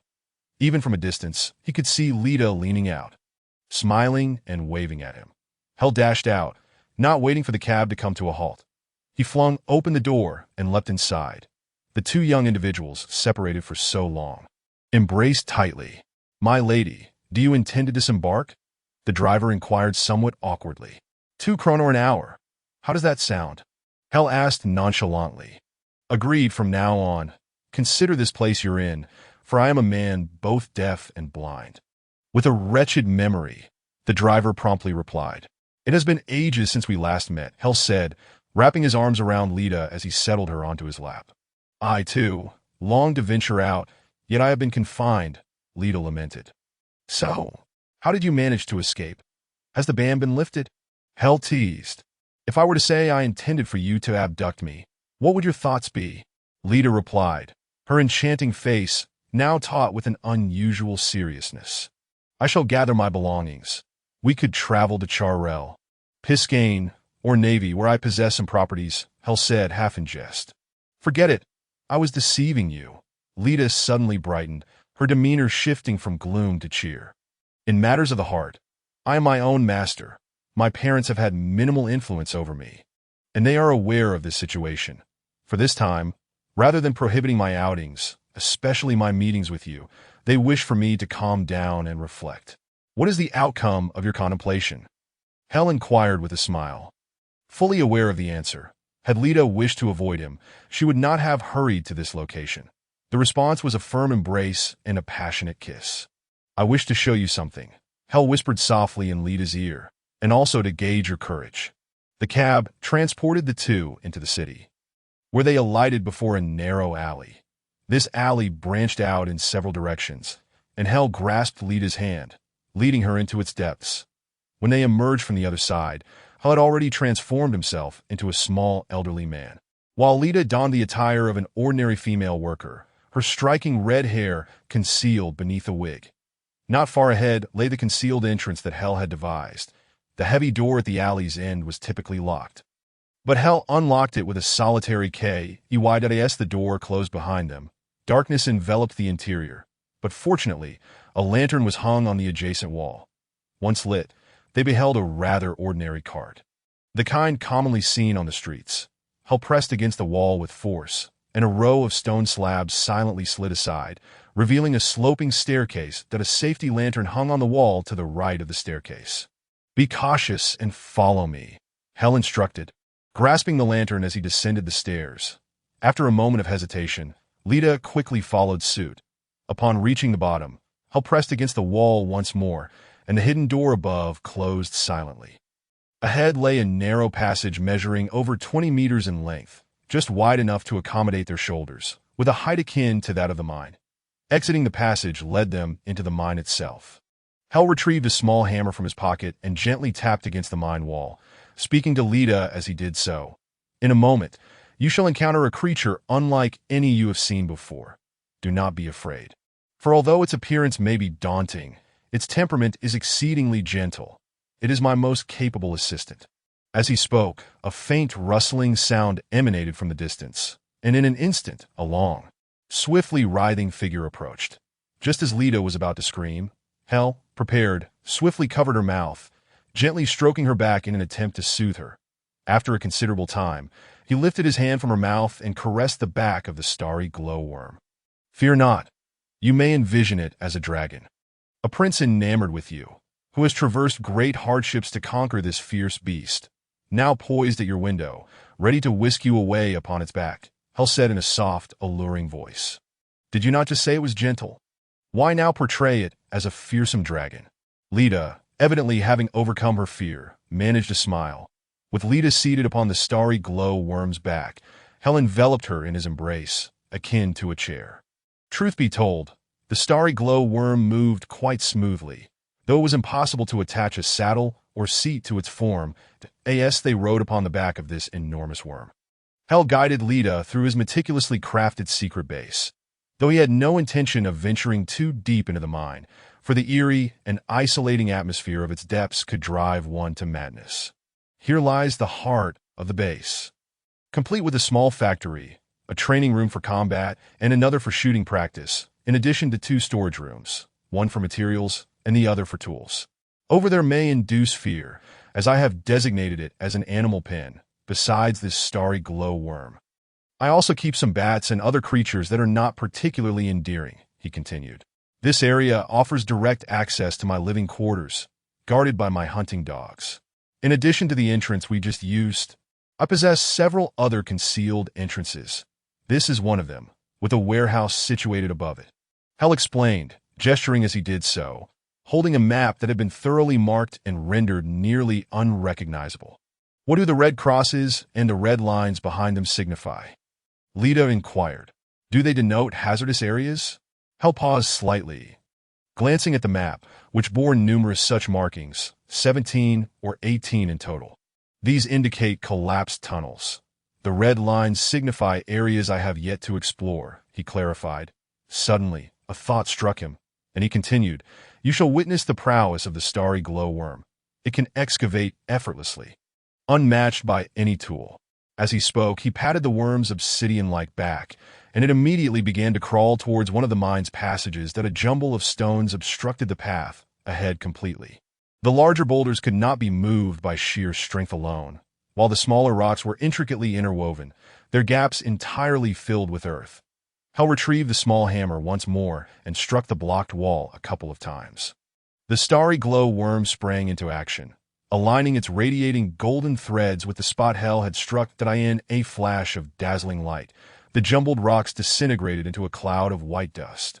Before long, the starry glow worm had burrowed into the rock wall, leaving in its wake a substance resembling white ash, which quickly solidified into a plaster-like material. After a few minutes, the starry glow worm returned, having ascended slightly higher than before. After 4 trips back and forth, a white gap emerged at the same height as the mine, and Hell pulled Lita close to the edge of the tunnel. Stay pressed against the mine wall, Hell warned. No sooner had he spoken than a low, thunderous sound erupted, causing the solidified white plaster to shatter into countless fragments that in an instant, the entire mine was shrouded in white dust, once the debris settled on the ground. A straight passage revealed itself before them, measuring 7 or 8 meters in length, its walls appearing remarkably smooth, as if coated in lime. Hell grasped the mining lamp as he traversed the corridor, its light illuminating the dark passage ahead. Suddenly, he came to a complete standstill. Before him lay not a mining tunnel, and he hastily unfolded the map in his hand, which clearly depicted a mine extending far into the distance. This is a warehouse, came Lita's astonished voice from behind him.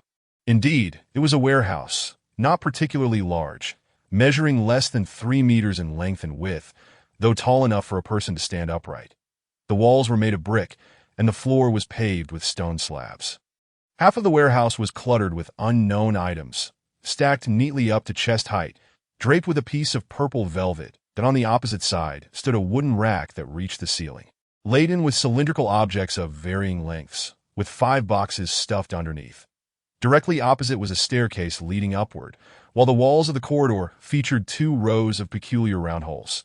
Hell casually lifted the purple velvet cloth, revealing neatly arranged metal blocks beneath. Under the lamp's glow, these metal pieces reflected a mesmerizing brilliance, appearing to be of 2 distinct metals, each block stamped with a steel mark. Upon discerning the details of the stamp, Hell gasped in astonishment. This is silver, with a purity of 93.7%, each block weighing 25 kilograms. My God, if all of this is silver, it must amount to nearly 70 tons.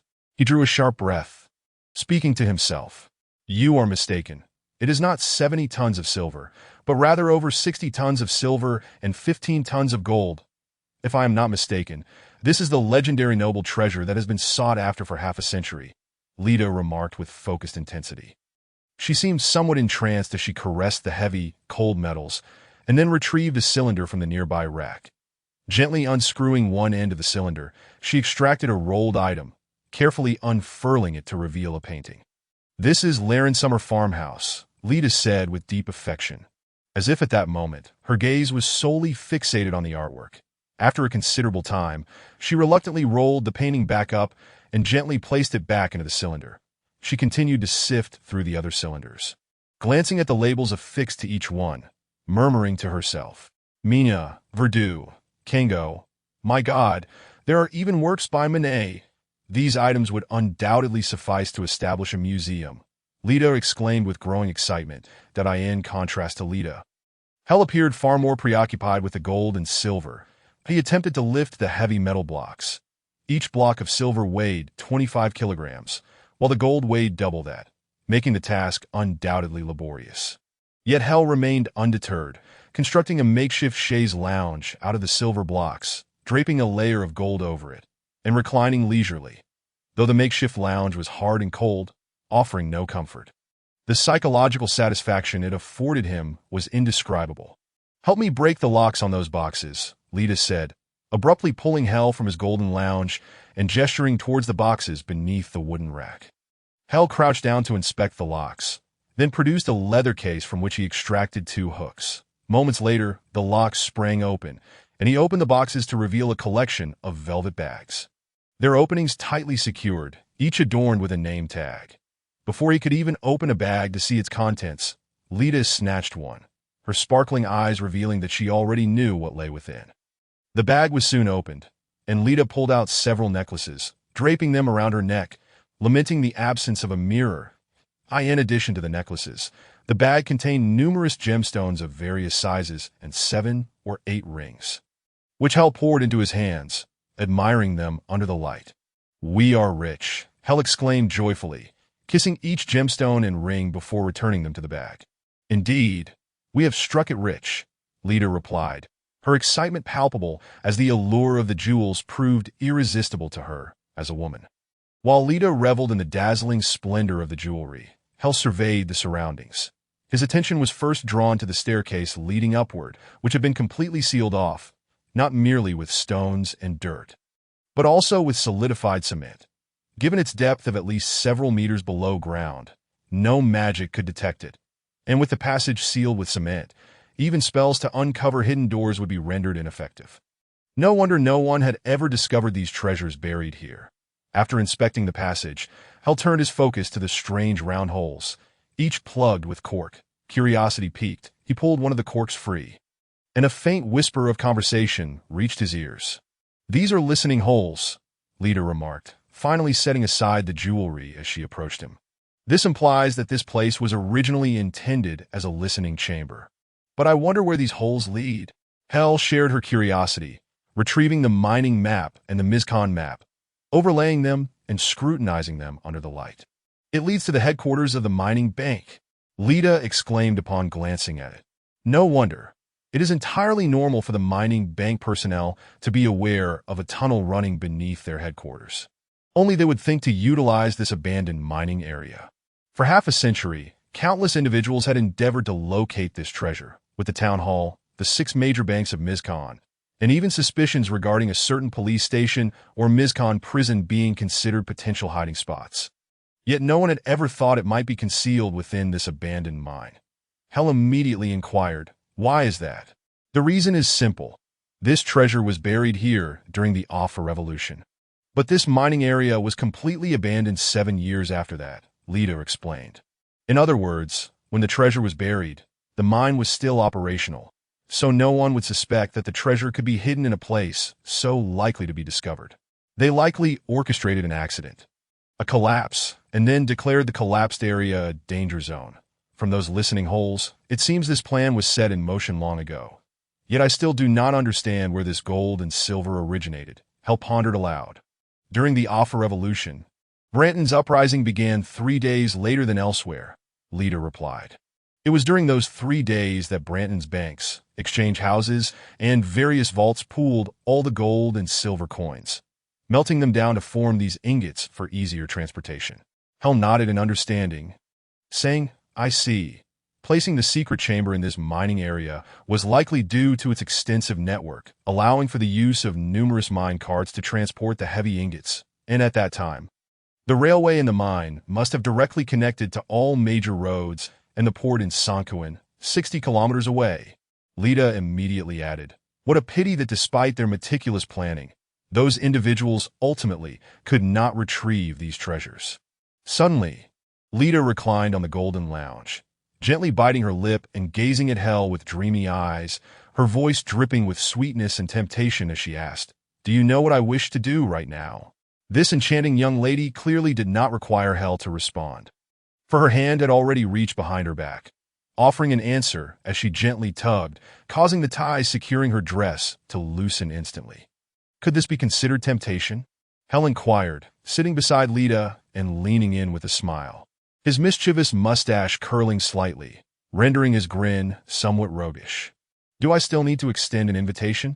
Lita teased, a playful smile gracing her lips that a long dress lay on the ground like a withered petal, atop which rested a silk undergarment, alongside a disheveled pile of clothing. Heavy breaths, enticing moans, and indistinct murmurs echoed through the dark mine shaft, occasionally interrupted by piercing screams. This captivating symphony of sounds persisted for an extended period, gradually giving way as the passionate moans and shrill cries subsided. Lita had become utterly limp, as if devoid of bones, her gaze unfocused, and her once boyish short hair now a tangled mess, her body damp, as if she had just been pulled from water. Hell sat beside her, feeling a sense of agitation. Everything that had transpired that day should have filled him with immense joy. Yet at this moment, he found his tactile sensations significantly dulled, which proved quite vexing. Lita seemed almost overwhelmed, yet his own desires remained unfulfilled, leaving him in a state of frustration. Chapter 17. Unexpected gains. Hell examined the teeth marks on his body, the impressions remarkably clear. This was Lita's punishment for his lack of tenderness. Lita still lay atop the bars of gold, her earlier ferocity having depleted the little strength she had managed to gather, leaving her, as a newlywed, in a state of utter exhaustion. Moreover, Hal has never been entirely forthright. Although he is no longer as frenzied as at the outset, he has not ceased his pursuit of her, in an effort to divert her attention from the pleasures that could dissolve her very soul. Lita raised her hand and withdrew the corks from the listening tubes, allowing a cacophony of sounds to inundate her ears. Hell, undeterred by Lita's resistance, understood that a woman of her rationality, given a month of calm reflection, could reach a decisive conclusion: either sever all ties with him or deepen their relationship to its current level. The treasures they possessed merely served to create a unique romantic ambience to this moment. Her reluctance likely stemmed from a fear of succumbing to carnal desires. However, as long as her love for him endured, she would eventually discern the path she ought to take. Lying quietly on the hard gold bricks, neither wished to shatter the exquisite silence enveloping them. Hell maintained a slow, steady rhythm, his insatiable hands indulging in delightful explorations, while his attention wandered to the tumultuous sounds emanating from the listening hole.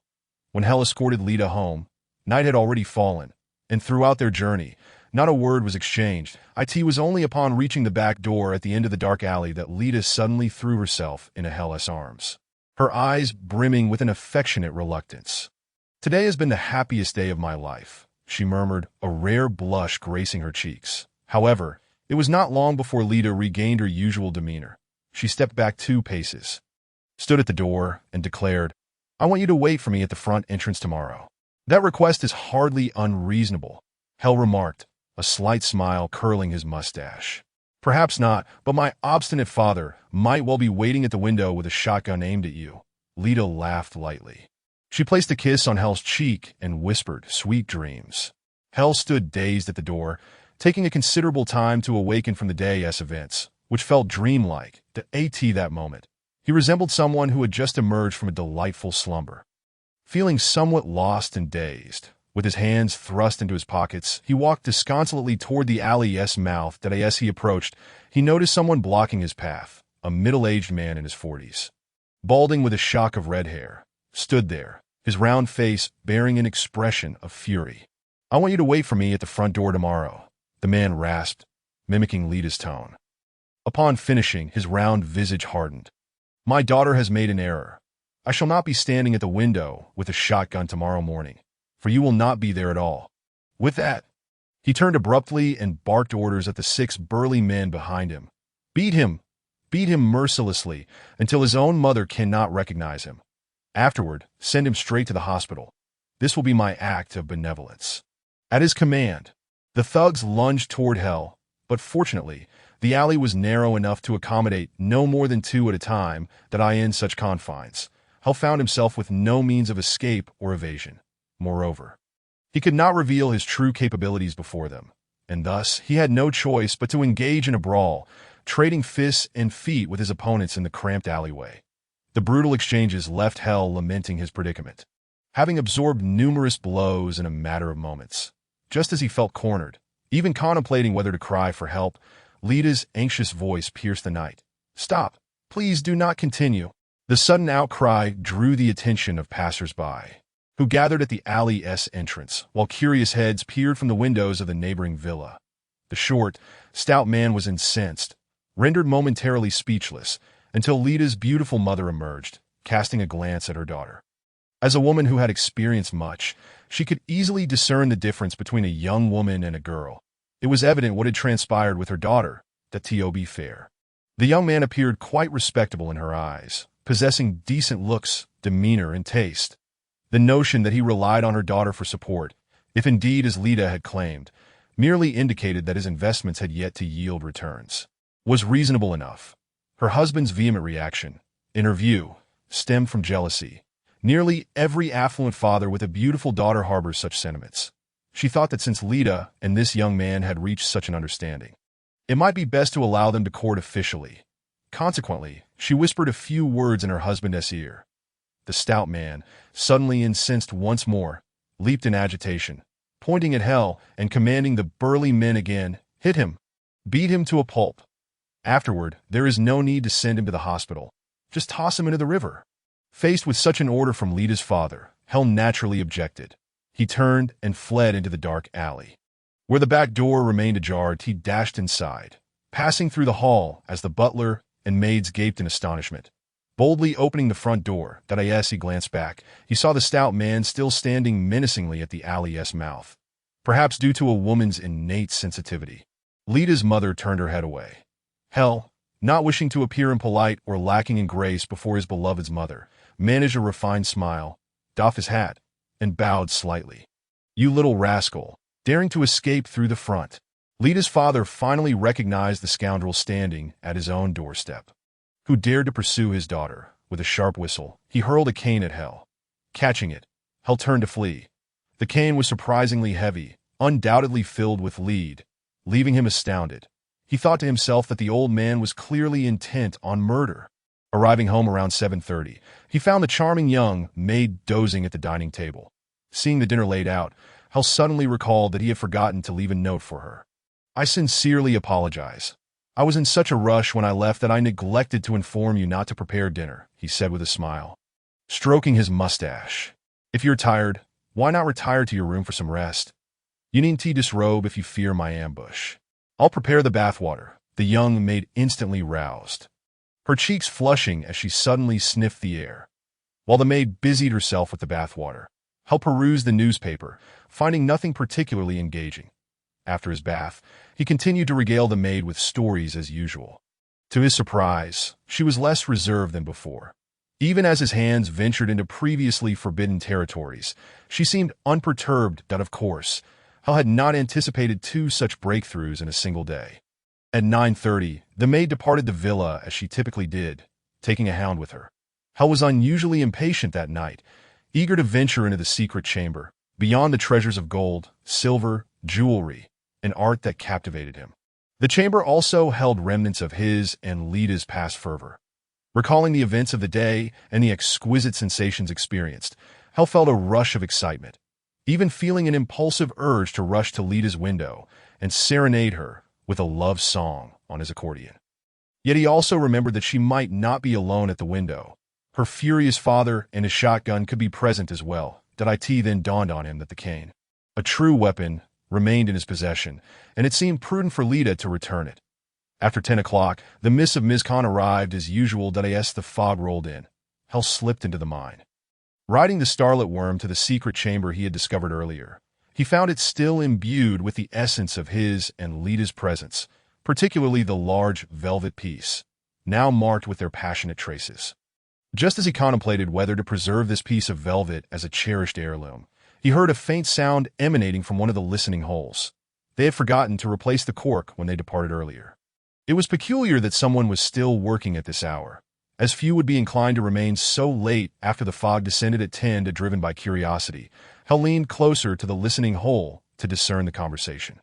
"I simply cannot comprehend your work efficiency. Is it truly that difficult to get someone to sign? Have none of you conveyed to those individuals that signing is entirely beneficial and poses no harm?" A sharp and urgent voice queried.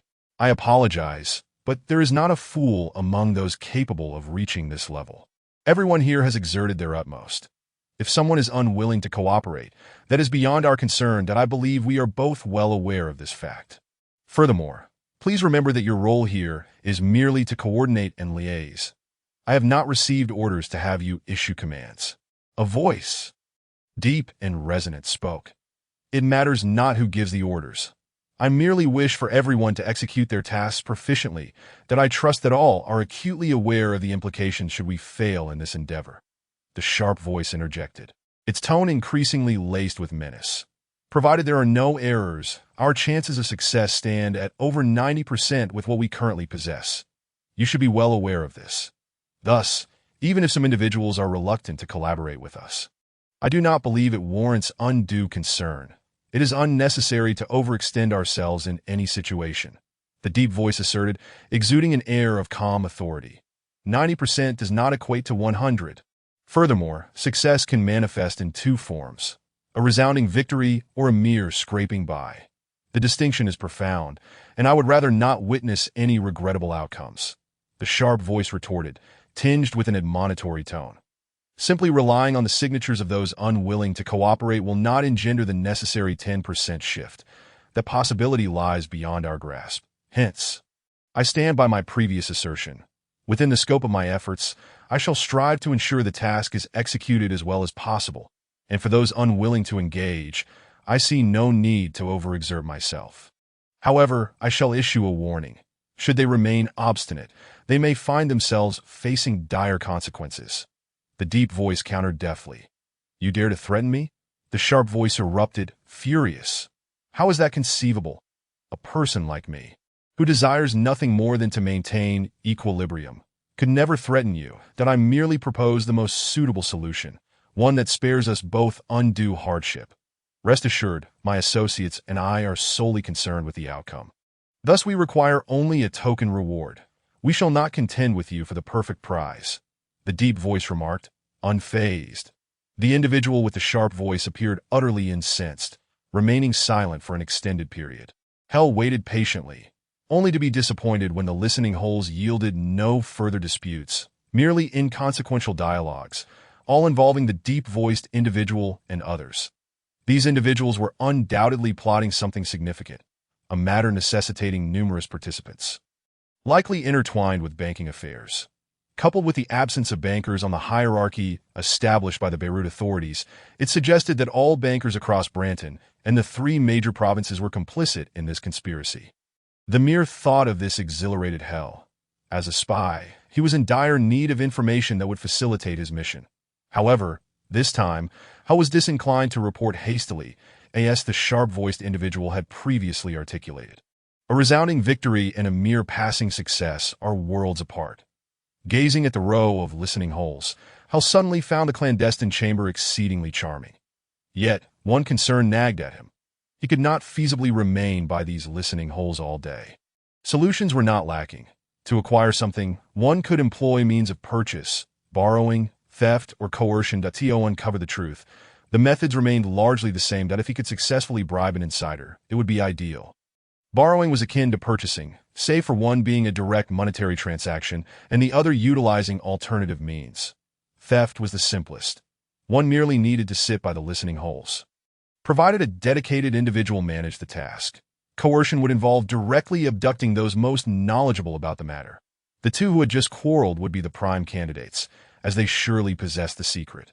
Transporting gold and silver ingots via mine carts was a vexing endeavor, as the antiquated carts had a maximum load of only 1 ton, compelling Hell to make numerous trips. Hell sought a suitable location to conceal these treasures. Not within the existing mine, but in a secret chamber excavated by the Starlight Worm, to facilitate the transport of the heavy ingots. He had also installed a rail line. The chamber lay over 40 meters underground. No one would dig so deep. The entrance was just wide enough for a mine cart to pass through, and Hell camouflaged the entrance with 2 wooden stakes, simulating a mine shaft's framework.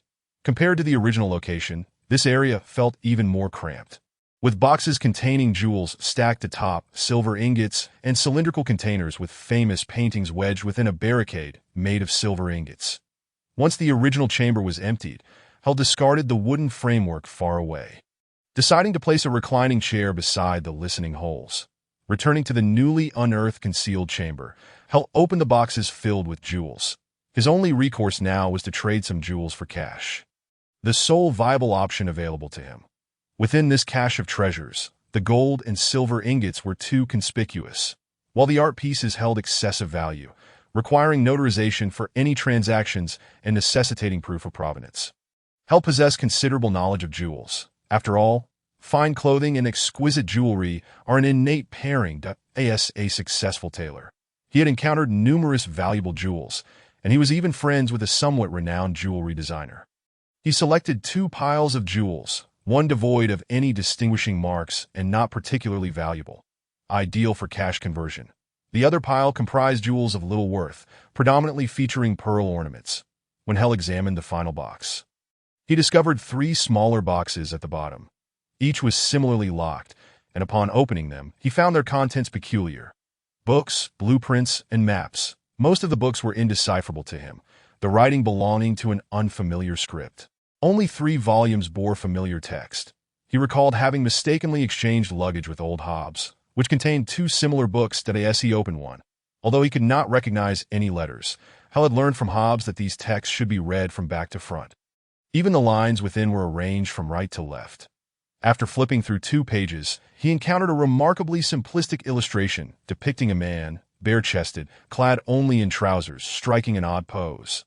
The man's body was adorned with 2 peculiar lines, covered in small dots, each accompanied by annotations. From this page onward, the subsequent illustrations depicted this strange individual in various poses, with shifting line placements and orientations on his body.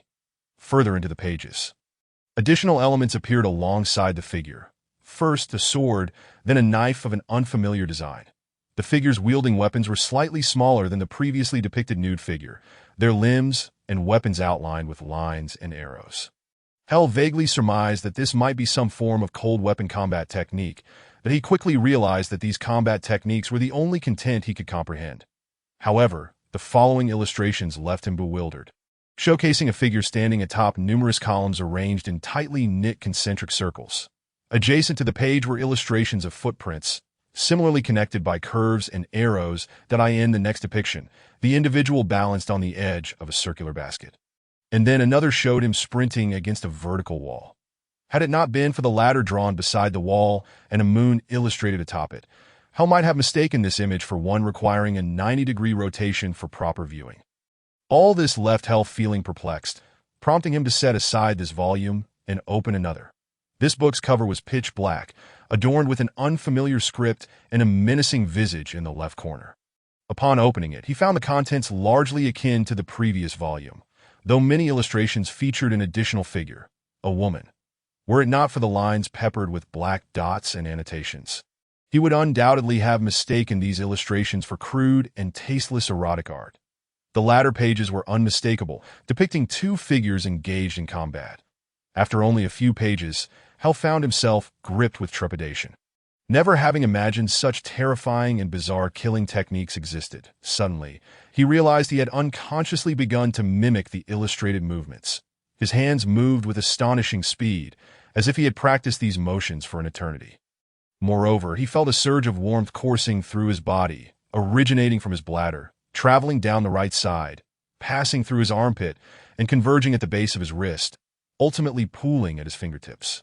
Hell hastily discarded the peculiar tome. Yet moments later, he hesitated, sensing an inexplicable allure from the incomprehensible book. He retrieved it once more, hesitating briefly before extracting all 3 volumes, wrapping them in the paper bag he had brought. After a while, he selected several other indecipherable books, stuffing them into the paper bag, and then, using paper and pen, carefully transcribed the titles of the volumes he could not carry away. Chapter 18. Guidance from experts. It is rather strange. Why has there been a sudden surge of interest in Han civilization among everyone recently? Professor Hobbs glanced at the covers of the 3 books, his face a portrait of bewilderment as he shook his head with a sigh. He picked up one of the volumes and began to leaf through it.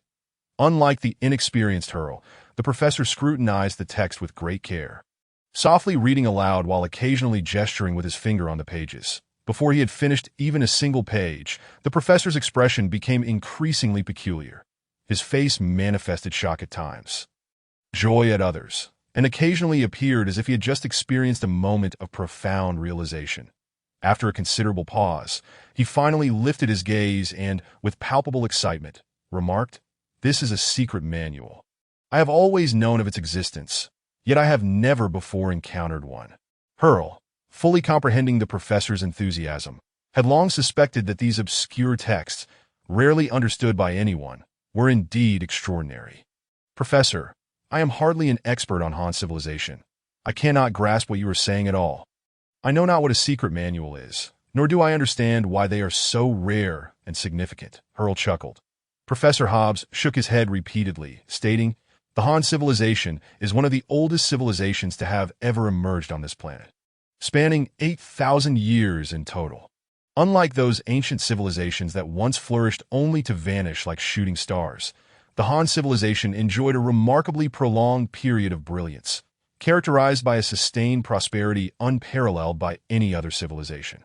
It is impossible to convey the essence of such a historically rich civilization in simplistic terms. Hurl, not one to miss a chance to tease the old professor, twirled his small mustache and replied, no need to rush. I have ample time. You may speak all day if you wish. The old professor cast a sidelong glance at Hurl, inquiring with a hint of intrigue, do you not need to wait at some grand entrance for a lovely lady? Hurl was taken aback. He had not anticipated that the events of the previous day would have reached Professor Hobbs by this morning. Where did you hear such rumors? Hurl inquired. I heard it while having coffee after dinner. Your girlfriend is good friends with my benefactor's daughter, the professor jested. Then you should be well aware of the events that transpired thereafter. I went to that grand entrance early this morning, only to find a large-caliber shotgun at the window, Hurl lamented with resignation. Seeing Hurl's troubled expression, the old professor chuckled before offering him a few comforting words. It is not convenient to converse here. There is a rather decent public bath in the city where one can easily spend the entire day. Why not go there? Proposed the old professor. After hiring a horse-drawn carriage, the two arrived at the bathhouse within 5 minutes. The professor seemed quite familiar with the place. After purchasing tickets at the entrance, he bypassed the recommended attendants and walked straight in. If you have any other important belongings, hand them to me later, the professor whispered to Hurl. Are there thieves? Hurl asked, somewhat surprised and puzzled. Not thieves, but there will undoubtedly be someone rummaging through our things. The changing room was a narrow hall lined with lockers on either side, each adorned with a number, and the keys were provided upon purchasing tickets. As Hurl opened his locker and began to undress, he kept a watchful eye on the old professor, curious to see what trick he might perform. The professor glanced around to ensure no one was watching, then swiftly slipped a bracelet from his arm. Suddenly, the bracelet expanded to the size of a pot lid. Hurl stared in astonishment at the circular object from his vantage point. It appeared entirely unremarkable, yet he witnessed the professor's hand disappear into the ring along with whatever he was holding.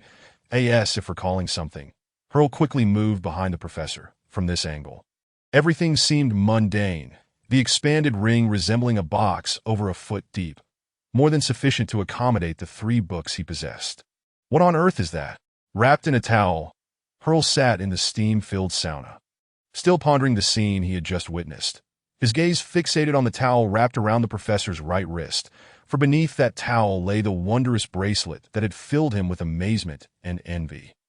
Grasping a wooden ladle, he scooped water from a nearby bucket and poured it onto the heated stones, filling the room with steam, before the professor leisurely began. I do not truly know what that object is.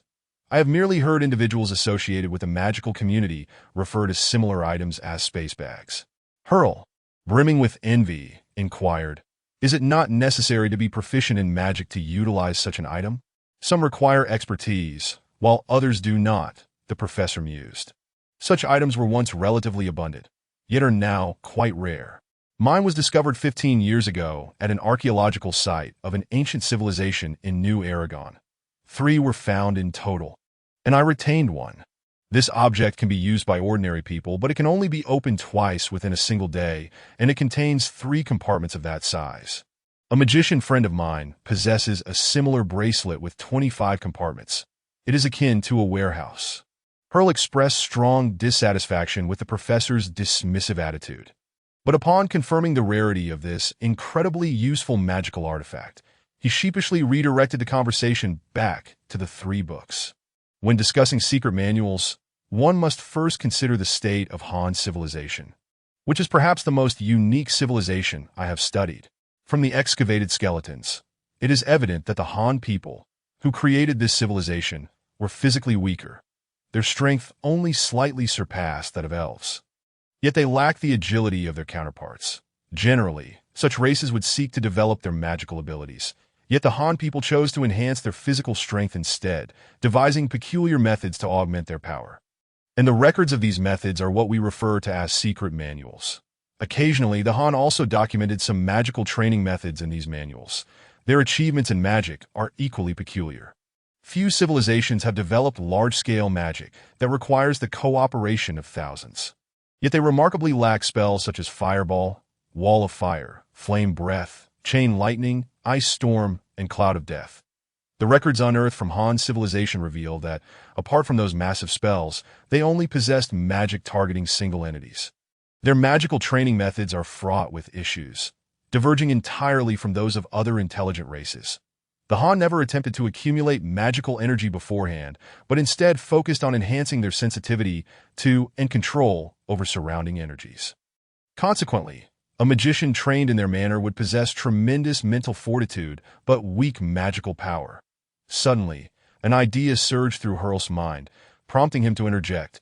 However, there may yet be remedial methods. You are not the only clever person in this world, the professor teased Hurl. Many in the magical community have entertained similar thoughts. But tragically, they all ended in disaster, with the sole outcome being the discovery of the law of magical exchange. Hurl was well aware of what the law of magical exchange entailed, and it was then that he finally understood. The notions that had just flashed through his mind were akin to the invention of a perpetual motion machine, seemingly feasible, yet entirely devoid of hope. You mentioned earlier that everyone has suddenly taken an interest in Han civilization. What do you mean by that? Hurl queried. I thought you had not noticed that particular comment of mine.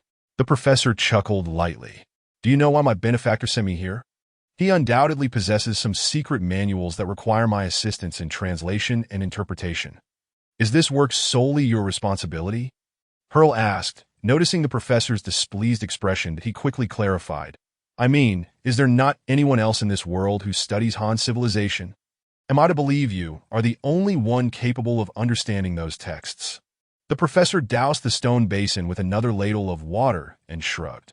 Do you realize how many civilizations have perished in this world? And how many aspects of those civilizations can be further divided into branches? Take me, for example. You know I study ancient civilizations, yet my true expertise lies solely in those that lingered until the last ice age.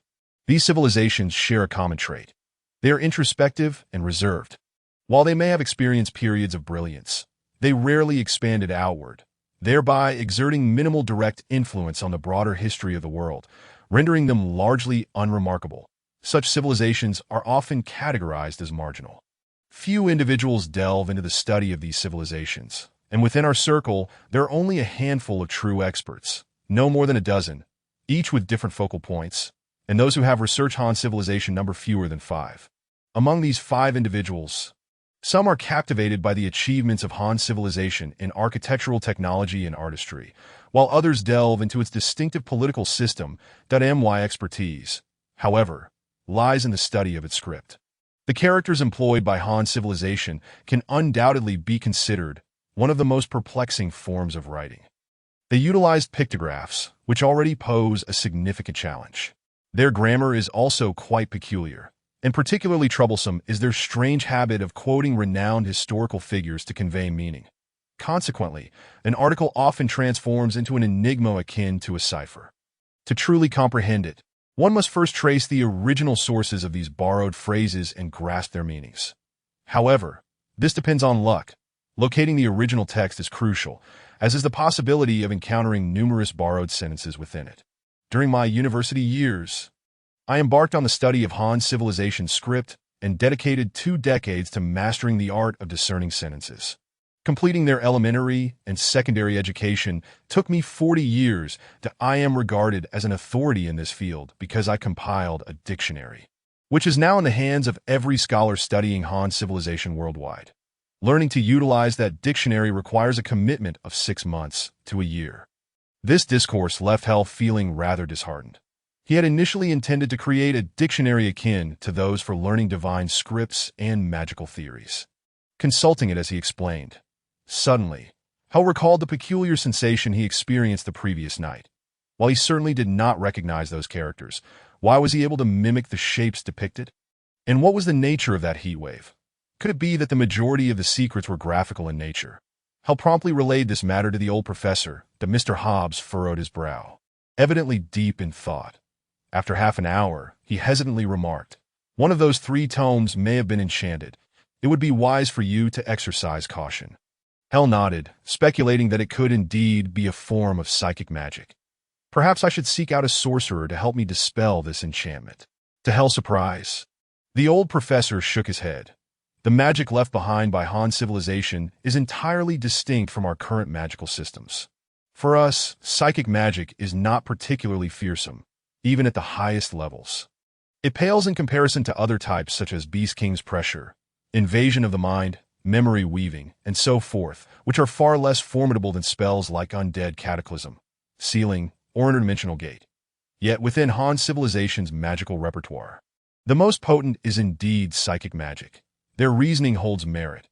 After all, the mightiest weapons, martial skills, and spells require cerebral control, when the brain is subjected to a direct assault from psychic magic. Even the strongest capabilities in other domains are bound to fail. Therefore, one must never underestimate their psychic magic.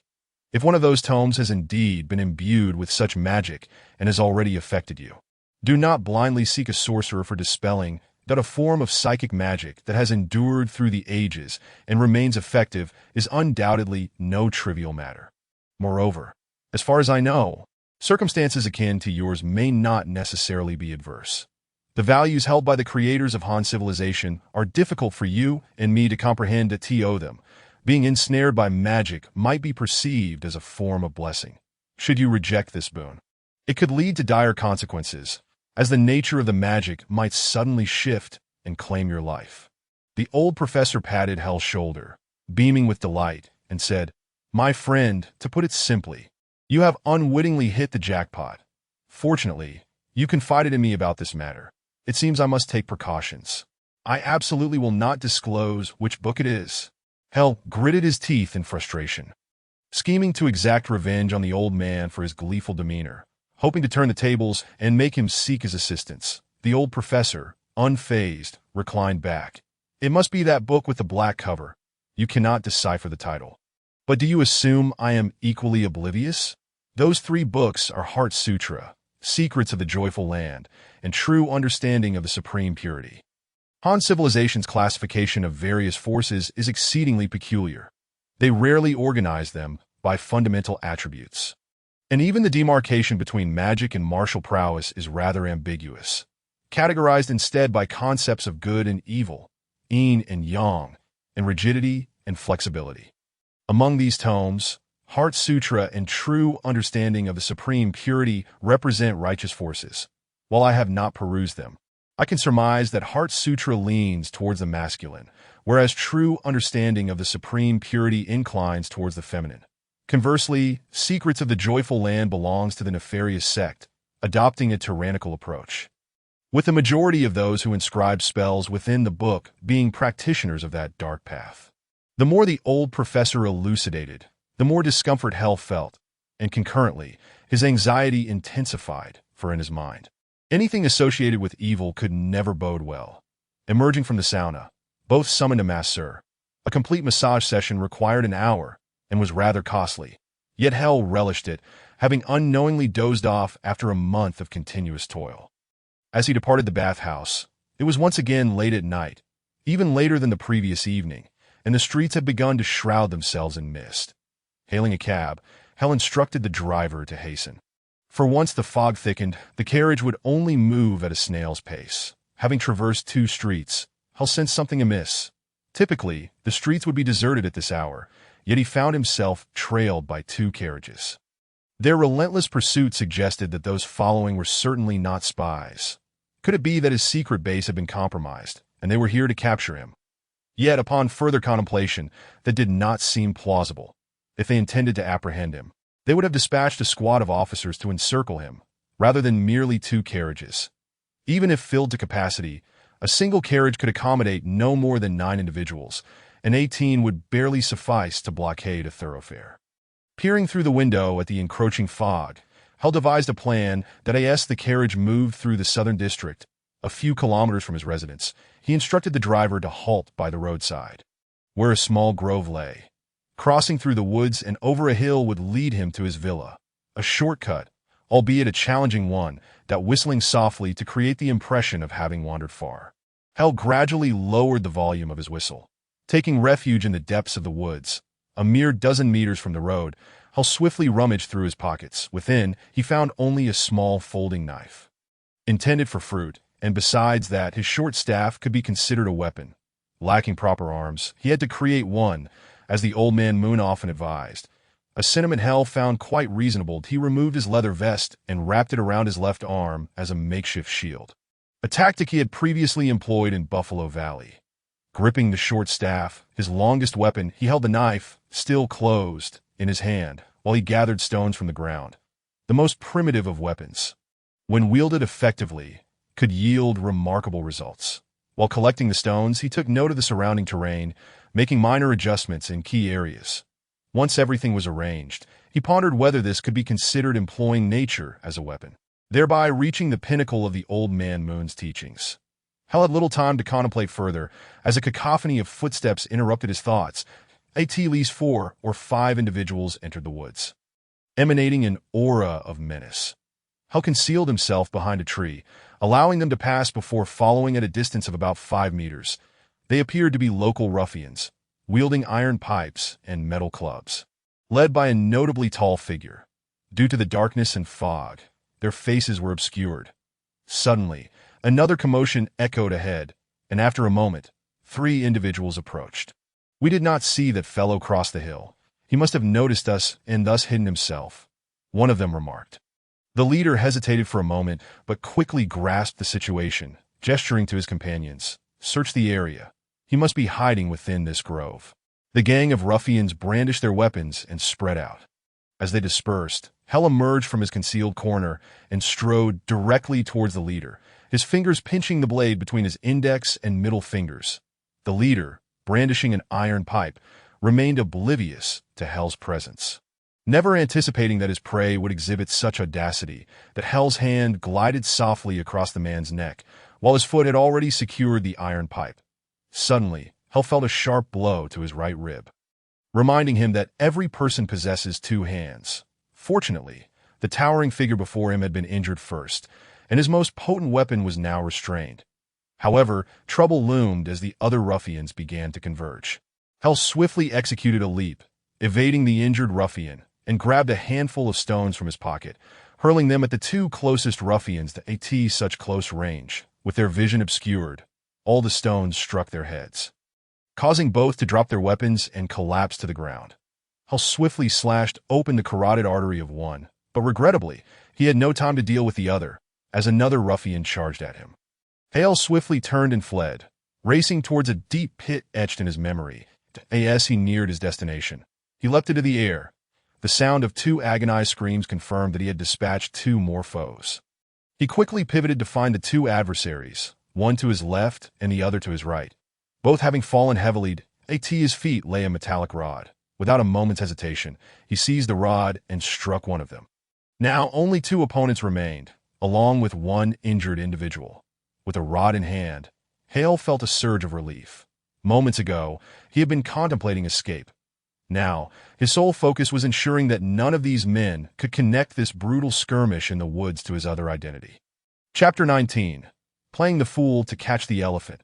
I must never again entertain the notion of underestimating my enemies, Hale admonished himself as he stretched his arms, though he had endured a few blows. The experience had thoroughly awakened him. Without employing the hunting techniques imparted to him by Moon, his prowess was rather unremarkable. That he possessed advantages in speed and agility, yet these alone could not secure victory, especially when wielding only a simple stick. After a brief assessment of his injuries, he noted that his left arm bore the brunt of the assault, were it not for his leather vest. A fracture would have been likely. Although his bone remained intact, his hand had swollen considerably. Yet this was not the time to halt for treatment, for another carriage awaited him, and at least 3 more enemies lurked nearby. The carriage stood by the roadside, and Hale approached cautiously in the darkness. He noticed flickering lights and detected the rich aroma of premium cigars wafting through the air. How should he conclude this encounter? Hale felt a wave of indecision wash over him. Suddenly, an inexplicable chill emanated from deep within him, as though he were being scrutinized by a fearsome beast, his ears slightly inferior to those of a rabbit. His nose a notch below a hound's, and his eyes, less sharp than an eagle's, were all on high alert. Yet aside from the stout, cigar-smoking middle-aged man before him, he sensed no other presence that in an instant he perceived the stout man shudder, followed by the unmistakable sound of a gun's action being cycled. "Sir Musk, the dandy of Talon, it seems I have underestimated you," came the familiar, yet oddly altered voice from the shadows that a light flickered to life amidst the fog, illuminating the carriage, its door ajar as if inviting him inside. After a moment's hesitation, Hale approached the carriage, maintaining an air of suave composure. Beside the carriage stood a bodyguard, remarkably unremarkable in appearance. He appeared to be in his mid-30s. His face rugged and adorned with stubble. Such a man would blend into any crowd, yet it was precisely this inconspicuousness that piqued Hale's interest. However, he had no time to scrutinize this seemingly ordinary bodyguard, for a significant figure awaited him within the carriage. Lita's father, in Hale's recollection. Lita's father was a man overly indulgent of his daughter, lacking authority at home. His absurd antics, such as blocking alleys with a group of burly men or brandishing a hunting rifle from a window at dawn, suggested he possessed a flair for comedic performance. Yet now, in such close proximity, Hale sensed an unexpected aura of authority emanating from him. The two men sat facing each other in silence, neither willing to speak first. After a considerable pause, the stout man produced 2 cigars, offering one to Hale, who accepted with gratitude that in return, he retrieved a match and lit Lita's father's cigar. "It seems we are of the same ilk," the stout man remarked, a wry smile playing at the corners of his mouth as he exhaled a plume of smoke that in that moment. He appeared devoid of any humor, instead emanating a depth that was somewhat unsettling. "We are perhaps not entirely alike. However, we do share one similarity. We both live behind masks." Hale replied that he lit his own cigar, and as he inhaled deeply, the ember flared, illuminating the somber visage of Lita's father. "Perhaps we ought to dispose of the bodies. I wish to avoid complications," Hale suggested. "I wish to see your handiwork," Lita's father countered. Standing to exit the carriage, they stepped into the dense, fog-laden woods. The sight of lifeless bodies strewn across the ground met their eyes. "Your skills are quite impressive. This presents a dilemma for me. To be frank, I admire you, but your presence poses a significant threat to Lita, an immense threat," the stout man sighed. "How can you be so certain that I bring only trouble rather than opportunity?" Hale responded with an air of ease, emboldened by the weight of gold and silver he carried. "Do not presume that I am oblivious to my daughter's situation, that I am fully aware of the company she keeps, the club she joins, and the activity she engages in," Lita's father retorted. After taking a deep drag on his cigar, he continued, "Only those who claim to fight for the nation's interests could captivate Lita so utterly. Yet, you appear nothing like such a person. Thus, it stands to reason that you hail from Vance, a man on a secret mission. Am I mistaken?" At this revelation, Hale felt a wave of relief wash over him. His other identity had not been exposed. "Allow me to hazard a guess about your identity," Hale said with a smile, eager to strike a blow of his own, that if his assumptions were correct, this man was one who valued strength above all else. "Pray tell," Lita's father replied, unfazed, as he had already anticipated this turn of events. From the moment Hale emerged from the woods, he had sensed that the man who had entangled his daughter was far from ordinary. Hale flicked the cigar but to the ground, extinguishing it with his foot before turning to declare, "You are a merchant, a remarkably successful one, I might add. Yet, what the majority can see are merely your legitimate enterprises.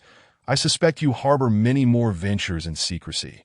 You possess keen insight," Lita's father nodded in acknowledgement. "This seems to have been within your expectations," Hale remarked. "Why should I be surprised?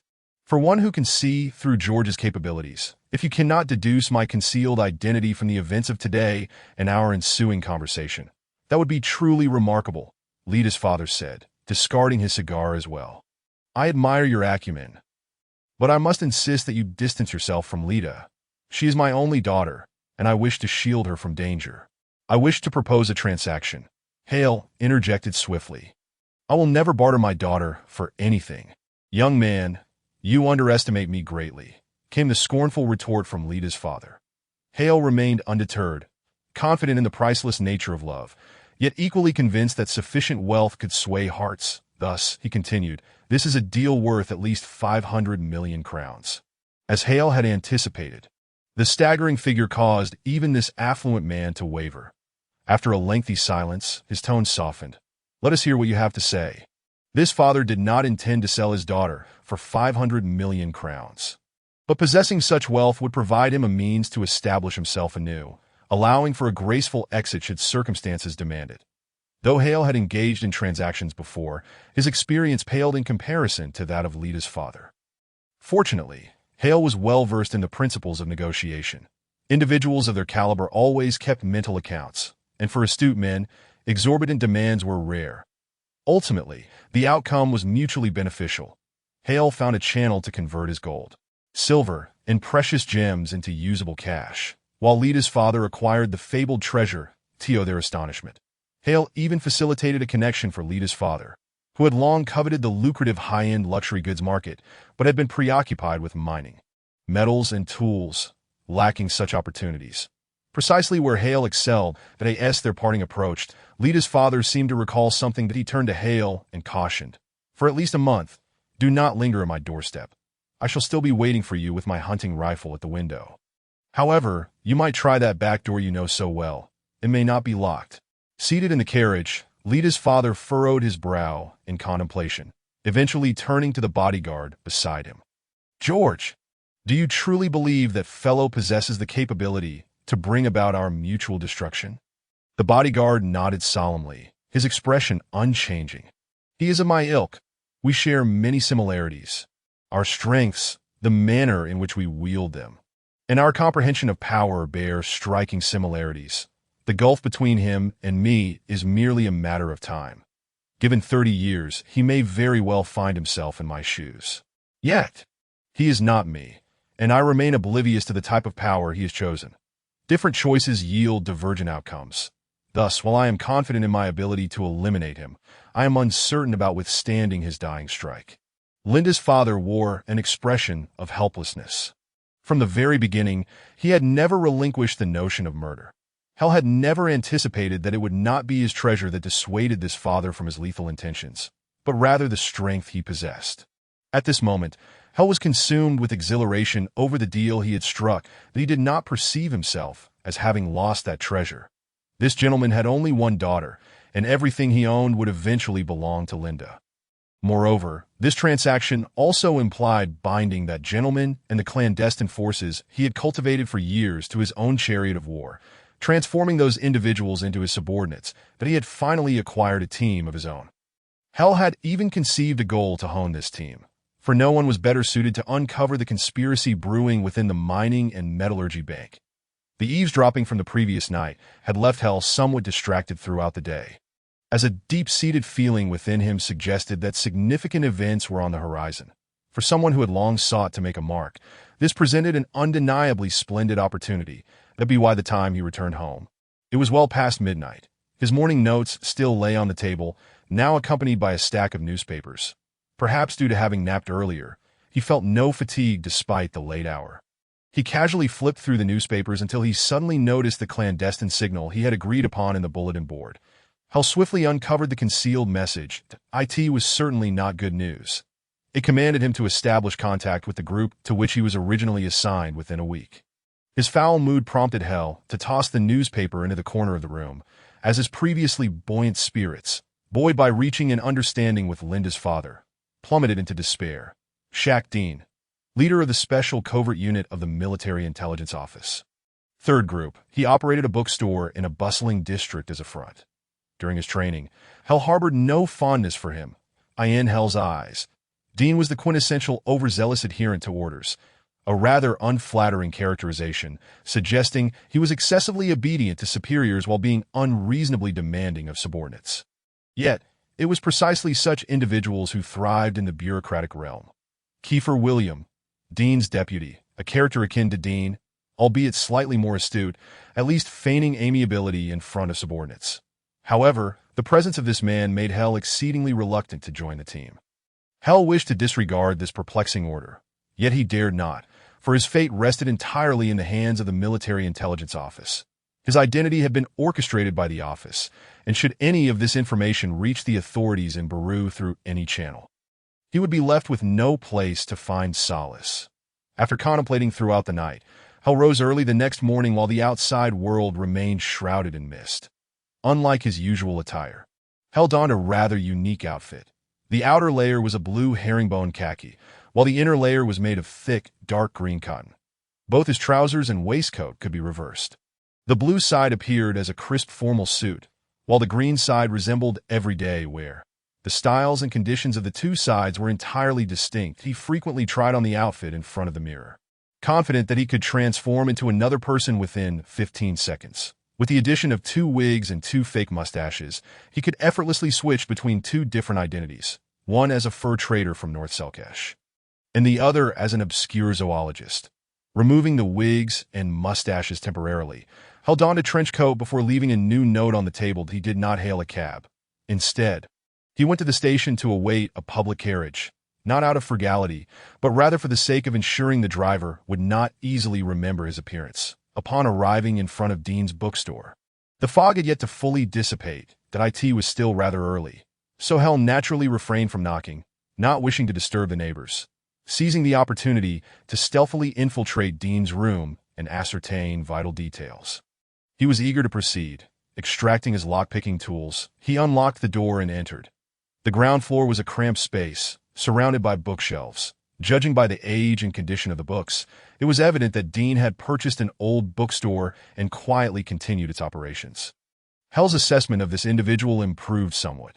Just then, he suddenly heard a faint sound of footsteps. "Raise your hands if you wish to avoid being riddled with buckshot," came a cautious voice from the staircase. "You haven't changed a bit. I came to find you after reading the news in the paper last night, yet I did not expect such an unfriendly welcome." Hell shrugged and replied, "Who are you?" "I don't believe we've met," Dean said. Showing no intention of lowering his weapon, slowly, Hell produced a quarter of a 10-krona note from his pocket and inquired, "Do you recognize this?" Hell was ushered upstairs. The staircase was narrow and steep, leading to Dean's small, cramped room, which was filled to the brim with a single bed, a desk, and a cabinet. "No more sneaking around my bookstore," Dean said, stowing the shotgun in the cabinet. "Is this a suitable place for conversation?" Hell asked. "It's quite secure. After acquiring this place, I reinforced the walls, ceiling, and floor with an additional layer of wood, and I've rented out the rooms on either side, upstairs and downstairs, as storage that there's hardly anyone around," Dean replied. Sitting on the edge of the bed, Hell observed Dean for a moment. The man before him was difficult to reconcile with the image of someone solely concerned with impressing superiors. "You probably haven't spent more than a tenth of the 30,000 kronor allocated for operations," Hell remarked, surveying the surroundings. "Everyone has their own methods," Dean replied evasively. He regarded Hell with a sigh, saying, "I trust your visit is not entirely voluntary. Truth be told, I would rather not see you, in my eyes. You are someone who resists control, and thus, it's unpredictable what kind of variables you may introduce. However, since higher-ups insist on your joining my group, we have no choice. All I can say is, I hope we can collaborate harmoniously." Without beating around the bush, Hell directly inquired, "Are there any recent operations?" Dean tilted his head in thought before finally responding, "Have you ever heard of a fellow named Gorel?" Hell paused slightly, surprised that Dean had taken an interest in Mr. Gorel. Like Dean, he found himself hesitating, uncertain whether to reveal more information. Although he knew little about Mr. Gorel, he was aware of certain undisclosed details. Ultimately, he decided to lay his cards on the table, as cooperation seemed beneficial at this moment. "I know of a Mr. Gorel.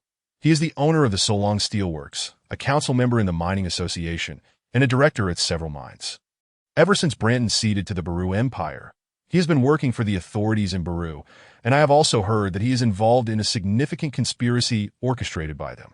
Hell's revelation surprised Dean, who could not help but exclaim, "So you have indeed gathered intelligence. It appears you've been involved in this matter for quite some time. Tell me about your situation. You have the numbers, so your progress must be much quicker than mine, Hell urged.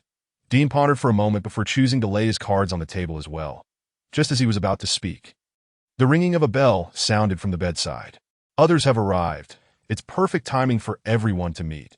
Since leaving Vance, we have not been in contact with you, Dean said, rising in the cramped room. People crowded together. Two sat on the edge of the bed, while another occupied the desk. Now that everyone has gathered, I have an announcement. Hell is on the same side as us. And we were just about to exchange information, Dean declared.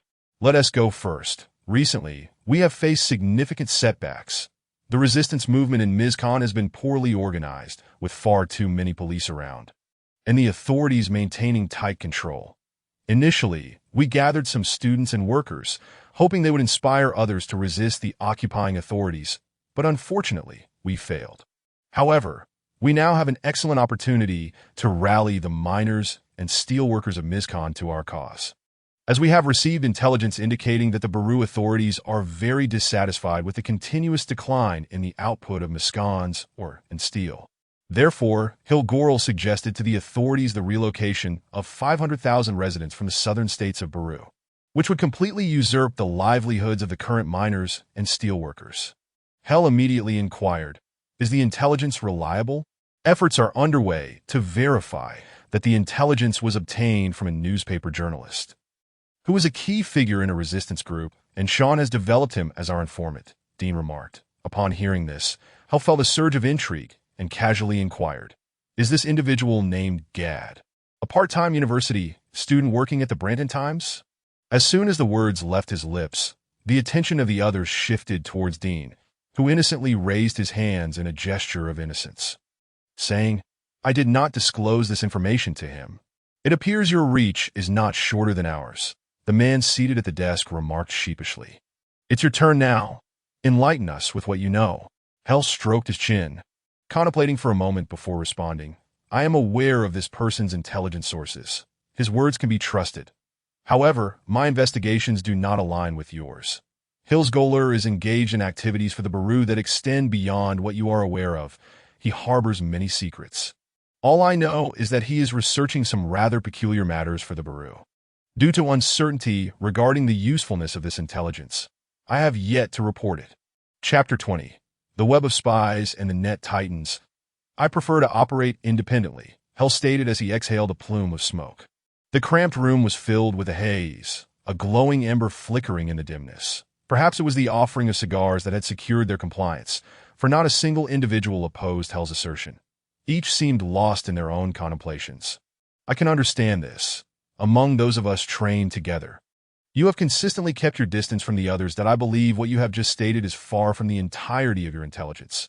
However, from what has been shared, it is evident that you are performing no worse than the rest of us, Dean remarked, casting a glance at the others. The man at the desk, noticing Dean's gaze, shrugged and replied, what we are currently undertaking can afford the addition or absence of one more person.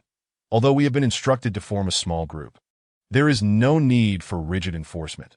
Since we are in the same city, we only need to maintain communication, frequently exchanging intelligence. Assistance can be rendered when additional manpower is required. I believe this would benefit both parties. With these two having voiced their positions, the others naturally fell silent. Why don't we divide our tasks? Dean suggested, taking a puff from his cigar. Given your attire and the cigar you are smoking, if I am not mistaken, you are traversing the upper echelons, which is precisely what we lack. You should continue following that lead and inform us if you uncover anything. And how would I notify you of any developments? Should I come here directly to find you? Hell inquired. Despite the question, he had no intention of maintaining extensive contact with these individuals. The outcome of the previous discussion had already exceeded his expectations. That is also an option that I spend most of my time at home. Within the group, my primary role is to facilitate communication among everyone. If you cannot find me, you may ask my employee for a copy of Geometric Theory. My employee will inform you that it is available on the bookshelf. You should tell him you need the newly published edition from 2 months ago. Then my employee will explain that the book requires a reservation. You should provide him with 1 krona and 15 sobies for 23 kinis. He will then instruct you on where to find me. Or you may have him relay a message to me, Dean elaborated. You may also seek out William, who is currently operating under the alias Doug MC, and is a coach at a night training institution called the Glory of Your. Hell glanced at the man seated at the desk, aware of his cunning nature but surprised by his astuteness. The position of a night coach was one of the rare roles that allowed for overt martial training. Noticing Hell's gaze, the individual named William felt a twinge of anxiety as he recognized that Hell, like himself, possessed knowledge of divine abilities and evidently understood more than he did. He had previously invested a considerable sum to gain insight into divine capabilities before undergoing modulation. Although he ultimately made the same choice as others, he had requested that the mage responsible for his modulation emphasize agility, reflexes, and endurance, traits he deemed crucial for escape. However, he noted that Hell had opted for a modulation type that was distinctly different from the others, and his modulation period was nearly double that of his peers. "I lack your prowess in uncovering pathways to the upper echelons," William said, shrugging in a self-deprecating manner. Although this statement seemed to reference Goler, it was, in reality, an expression of his dissatisfaction with the modulation process, but he quickly sensed that the others had not caught on to this nuance and deemed it wise to avoid further mention of the matter. William continued hastily, "Thus, I have resorted to a middle path. The individuals who come to the training institution are those of some standing, often merchants or government officials, who frequent the place to acquire so-called knightly demeanor and gentlemanly conduct. They frequently engage in grandiloquent discussions, from which I have indeed managed to glean a wealth of useful information. Among us, the most accomplished is Peter. That line of inquiry was initiated by him," Dean stated. Hell cast a glance at the individual nearest him. Although Dean had not specified Peter's profession, Hell had deduced from Peter's attire, a suit patched at the elbows, ink-stained fingers, and shoes caked with mud, that he was likely another journalist. The type who scoured the city for news. Upon reflection, one could hardly imagine a more fitting disguise for a spy than that of a journalist, who roams about without arousing suspicion, amassing a network of informants without inciting doubt. Even overtly prying for information could be justified by the nature of the profession. Methods such as following and surveillance are, for a reporter, entirely legitimate. After a brief introduction to the others, Hell departed the bookstore. Outside, a thin veil of mist still cloaked the street, though it was beginning to dissipate. That as he left, the others remained gathered, and Hell surmised that today might be the day they convened to discuss their progress. Although he was now a member of the group, he preferred to keep a respectful distance from such matters. That he had never considered himself truly part of this assembly, and it was likely that the others felt similarly. Otherwise, Dean would not have been so guarded, failing to disclose the aliases and professions of the other two members. Of course, he had also fabricated an identity that was impossible to investigate, and the very act of creating this alias served another purpose. Should anyone delve into its legitimacy, he would be made aware. Hell was confident that Dean would have little interest in verifying the authenticity of his claimed identity. Only the Baru would be inclined to investigate, implying that if anyone pursued his identity, it would mean the group had been thoroughly exposed, perhaps even beyond that. His greatest concern was that the restaurant responsible for communication had been completely compromised at this point, although he had been under suspicion and thus monitored. Hell was certain that all of it was merely a series of unfortunate coincidences.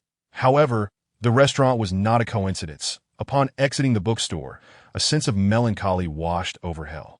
During his training, he had always believed himself the most astute of all, yet today he felt as though he had come to a new understanding of his peers. Within this very group, not a single individual could be underestimated. Dean, in particular, had transformed from the impatient individual he once was. The bookstore's arrangement hinted at his profound cunning, with concealed mechanisms rendering stealthy entry nearly impossible. Hell also noted that the premises were laden with subtle escape routes. Randomly placed debris at the staircase could swiftly obstruct passage. A ladder beside the third-floor window could easily reach the opposite rooftop, and clotheslines on the fourth floor could swing across to the street below. Each level featured small doors leading to either side.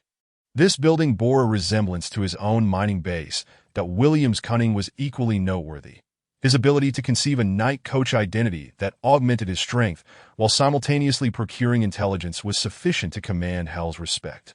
As for the other two, one utilized a journalist's identity for both safety and mobility, akin to his own choice of adopting the persona of a fallen tribe member. The other possessed a substantial operational budget of 30,000 kronas, yet chose to labor as a laborer. Hell harbored strong suspicions that this individual, like William, was privy to the secrets of divine abilities. While the laborer's role may not compare to that of a knight training instructor, in terms of strength and endurance training, laborers possessed a distinct advantage. Before heading to Lita's residence, Hell made a detour to visit Mr. Hobbs' friend, as Mr. Hobbs had informed him yesterday to retrieve an item. The old professor's friend was a wealthy and eccentric collector residing in a prestigious neighborhood not far from Lita's home. His estate was no less impressive than Lita's, yet it resembled a vast warehouse, filled with an eclectic assortment of items. Hell had originally borrowed his initial set of Black Seraph attire from there. The elderly professor's companion is a gaunt, middle-aged man confined to a wheelchair. Curiously, he is attended solely by a butler and a middle-aged maid. Hell follows this middle-aged individual into a room on the second floor, which, like the other chambers in the house, is adorned with a circle of display cabinets lining the walls. Once the maid exits, the man instructs Hell to open a display cabinet by the window and retrieve a scroll. The scroll is remarkably peculiar. Resembling a rolled banana leaf, bound with a vine, and a wooden pen, seemingly crafted from an unknown plant branch, is inserted in its center, still glistening with moisture and sprouting tender shoots at its tip. This is a treasure of the elven race, possessing numerous uses, but its most remarkable feature is that it can be utilized without magic. That I originally had a pair of these scrolls. Rast took one, and he has asked me to give you the other. The instructions for use are inscribed on the paper. The middle-aged man explains, his gaze fixed longingly on the scroll. Hell glances at the adjacent paper filled with text, which features two distinct scripts. One is divine writing, while the other is an unfamiliar language. What is this? Hell cannot help but inquire. It is the elven script of Nalkin, though the elves have not been seen since the era of the Holy Empire over 17 centuries ago. My acquisition of these is undoubtedly fortuitous. The man replies with a hint of regret. I suggest you take this opportunity to learn some elven writing. Although elves from different regions possess varying languages and scripts, they share a remarkable resemblance. Mastering one elven script will enable you to decipher texts from other regions with relative ease. He continues, there is one more thing you must know. You must find a secluded spot that receives sunlight and has access to water. Spread the scroll open and immerse it along with the pen in the water. This scroll, like a plant, requires sunlight and moisture, and the more light it receives, the better. Listening to the collector's words, Hell becomes increasingly intrigued, eager to return and experiment at once. However, before that, he must visit Lita's home, as there are likely numerous matters to discuss with her father, who has been playing a deceptive role. The precious gold and jewels must first be transported, then converted into cash, and determining how to allocate this substantial sum remains a conundrum that Lita's father has long coveted. The luxury goods trade, which also requires careful planning. To navigate those channels, he must personally make a trip to Vance. But he needs a compelling reason to do so, one that will satisfy the Baru and be acceptable to the military intelligence agency. In addition to these pre-existing matters demanding careful consideration, another task has emerged: to make the third identity he fabricated before Dean appear genuinely existent, and to position some operatives around that identity, ready to relay information at a moment's notice should anyone inquire about it. At this moment, Hell is no longer concerned about Lita's father remaining uninvolved. The gold, silver, jewels, and the luxury goods business have tightly intertwined their fates. Yet the most significant reason remains Lita, without a doubt. She is the most important person to both her father and himself. That as noon approaches, while Lita's father and Hell convene in a secret chamber, a throng of individuals congregates in the seemingly inconspicuous office of the chief of the secret police. Most stand, with only two seated, the chief, leaning back against his chair with hands grasping the arms, and Major Martin, who is perched with legs crossed, resting his chin on his hand, brow furrowed in concentration. After a while, the Major murmurs, "The net is nearly drawn. How could another individual suddenly emerge? Isn't an additional quarry advantageous?" The chief responds with authority. "My concern lies in the possibility that this new prey may introduce unforeseen variables into the operation." The major shakes his head repeatedly, refraining from voicing his intuition that this sudden appearance could be troublesome. "What intelligence do we have on this individual?" the chief inquires, turning to address the standing personnel. Instantly, a tall, bespectacled secret police officer releases his folder. Reading aloud, this individual is named Leckhel. His true identity remains unknown.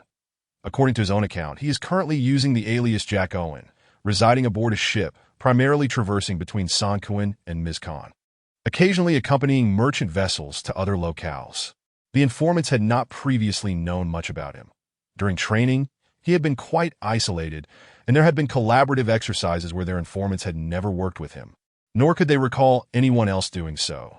After training, he had maintained no contact until today, when he made his first appearance. The disclosed intelligence suggests he operates within elite circles and should be closely connected to their bait. Yet their operatives positioned near the bait have no recollection of such an individual. The secret officer halts his report, having noticed the major signaling for silence. The major's brow is tightly knit. His gaze fixated on a portrait nearby, which had been drawn directly from the informant's mental impressions. Alongside the portrait is a depiction of 4 individuals. What perplexes him is that the recently surfaced individual, tall and robust, bears no resemblance to the person he suspects. Reports from surveillance confirm that the individual he suspects left early in the morning. The timing raises suspicion, and this person possesses the means to access certain secrets. As his romantic interest is a close friend of the daughter of the Garel family, and he maintains close ties with Professor Hobbs, thus enabling him to acquire information from the professor. However, all infiltrators have undergone human modification, which serves to affirm that the person he suspects poses no threat. Their capabilities are notably subpar, with strength slightly exceeding that of a woman, abysmal marksmanship, and clearly lacking upper body strength, with a frail build and short stature. Conversely, the individual seen in the bookstore aligns closely with the physique, height, and musculature of other infiltrators, confirming that they are not the same person. Investigate whether there is indeed an Owen residing in Sanquin, and ascertain what activities he has engaged in over the past few days. Additionally, resume surveillance on the primary suspect. Major Martin commands. Is your intuition once again guiding your actions? The chief remarks, a sardonic smile gracing his lips. The net is soon to be drawn. I do not wish for any unexpected occurrences during the operation. This individual has been deeply embedded, and without exerting additional effort, he may slip through our fingers. That my greatest concern is a cornered animal may act recklessly, Major Martin replies. The primary focus should be on keeping those spies under surveillance. As for escape or desperate actions, I'm not particularly worried, the chief dismisses casually. Major, I must convey that headquarters has dispatched 4 individuals to reinforce us, all members of the covert operations team. Initially, I requested reinforcements for the purpose of confronting the black-clad seraph, who is likely to reappear during the net drawing operation. The Emperor himself has issued orders that this operation must not only extinguish the ambitions of the Afar, but also shatter their morale. Hence we must capture either a living or deceased angel. Major Martin is momentarily taken aback. He is well aware of the caliber of individuals within the covert operations team, that the Imperial Air Knights are the steel blades in the open. Then the covert operations team functions as the hidden daggers. However, the Major has always held a lukewarm view of their methods. The Chief's approach also unsettles him, as it clearly suggests a lack of faith in his abilities. Now, with the Chief intending to involve members of the covert operations team in the net drawing mission, Martin begins to suspect that the Chief's greed and jealousy may have reached a boiling point. Casting a cold glance at the person seated behind the desk, Martin internally scoffs. The net drawing operation is his brainchild, a plan he orchestrated to persuade the Imperial Chancellor to endorse, and he had also proposed the relocation of the southern Baru populace to the 3 major provinces. Garel is merely a mouthpiece for him. Thus, he is solely invested in the success of the operation, indifferent to who commands it or to any minor accolades.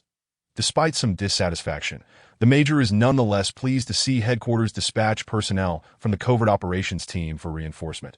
All members are experts above the 5th tier. And with the Emperor himself concerned about the Black Seraph, it is entirely possible they might send 4 top-tier experts of the 10th tier. When can we expect the arrival of these 4 reinforcements from the covert operations team? Major Martin inquires eagerly. They have already arrived, the chief replies, a smirk of satisfaction on his face, as he stands to personally open the door. 4 individuals, 3 men and 1 woman, enter from outside. Chapter 21. Special operations team, those summoned from the secret police headquarters, invariably exude an air of arrogance and self-importance. And these 4 members of the covert operations team are no exception. The status of the 4 individuals, 3 men and 1 woman, seemed to be determined by their seniority. Leading them was the eldest, a middle-aged man in his 40s, who appeared somewhat prematurely aged, with a considerable amount of gray interspersed within his brown hair. Following closely behind him was the sole female among the quartet, perhaps due to the passage of youth. She utilized a thick layer of cosmetics to mask her faint wrinkles. In the 3rd position stood a young man in his late 20s. Though not tall, he exuded a robust presence. Even clad in a heavy uniform while standing quietly, he emanated an undeniable vigor. Bringing up the rear was a young man in his 20s, tall with long, powerful arms. A seasoned observer could easily discern that he was a master swordsman. Upon entering the director's office, the 4 immediately rendered a military salute with their right hands raised. However, their expressions betrayed a palpable disdain for both the major and the director. The middle-aged man waited until the 3 had completed their salute before speaking in a leisurely manner. "We are but nameless entities, each identified solely by our code names. Mine is Dragonfly. This mission necessitates your cooperation, and I hope for your support." Although this statement was not overtly confrontational, it certainly commanded attention, inciting considerable dissatisfaction among the secret agents within the director's office.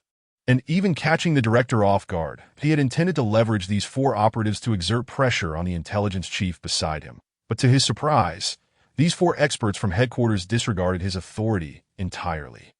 Only Major Martin maintained a contemplative demeanor. "My code name is Viper," the woman declared, and had she been a touch younger, she would indeed exude the allure of a femme fatale. "I am Cloud Leopard," announced the robust young man. "I go by Flying Squirrel." The final young man raised his hand, clearly feeling somewhat embarrassed by his codename. Major Martin furrowed his brow slightly, casting a glance at the 4 and inquiring, "It sounds as though you are a special mixed unit." "Your understanding of us is quite astute," the middle-aged man replied, speaking as if from a position of superiority. "Yet, you seem unaware that our secret operations are traditionally conducted in such a mixed manner, with each of us possessing unique strengths." Martin nodded, but contemplated how to assert his authority over these haughty individuals. He preferred to foster a sense of animosity among them. After all, collaborating with adversaries for mutual benefit was not uncommon, but there had never been a precedent for cooperation between nobles and commoners.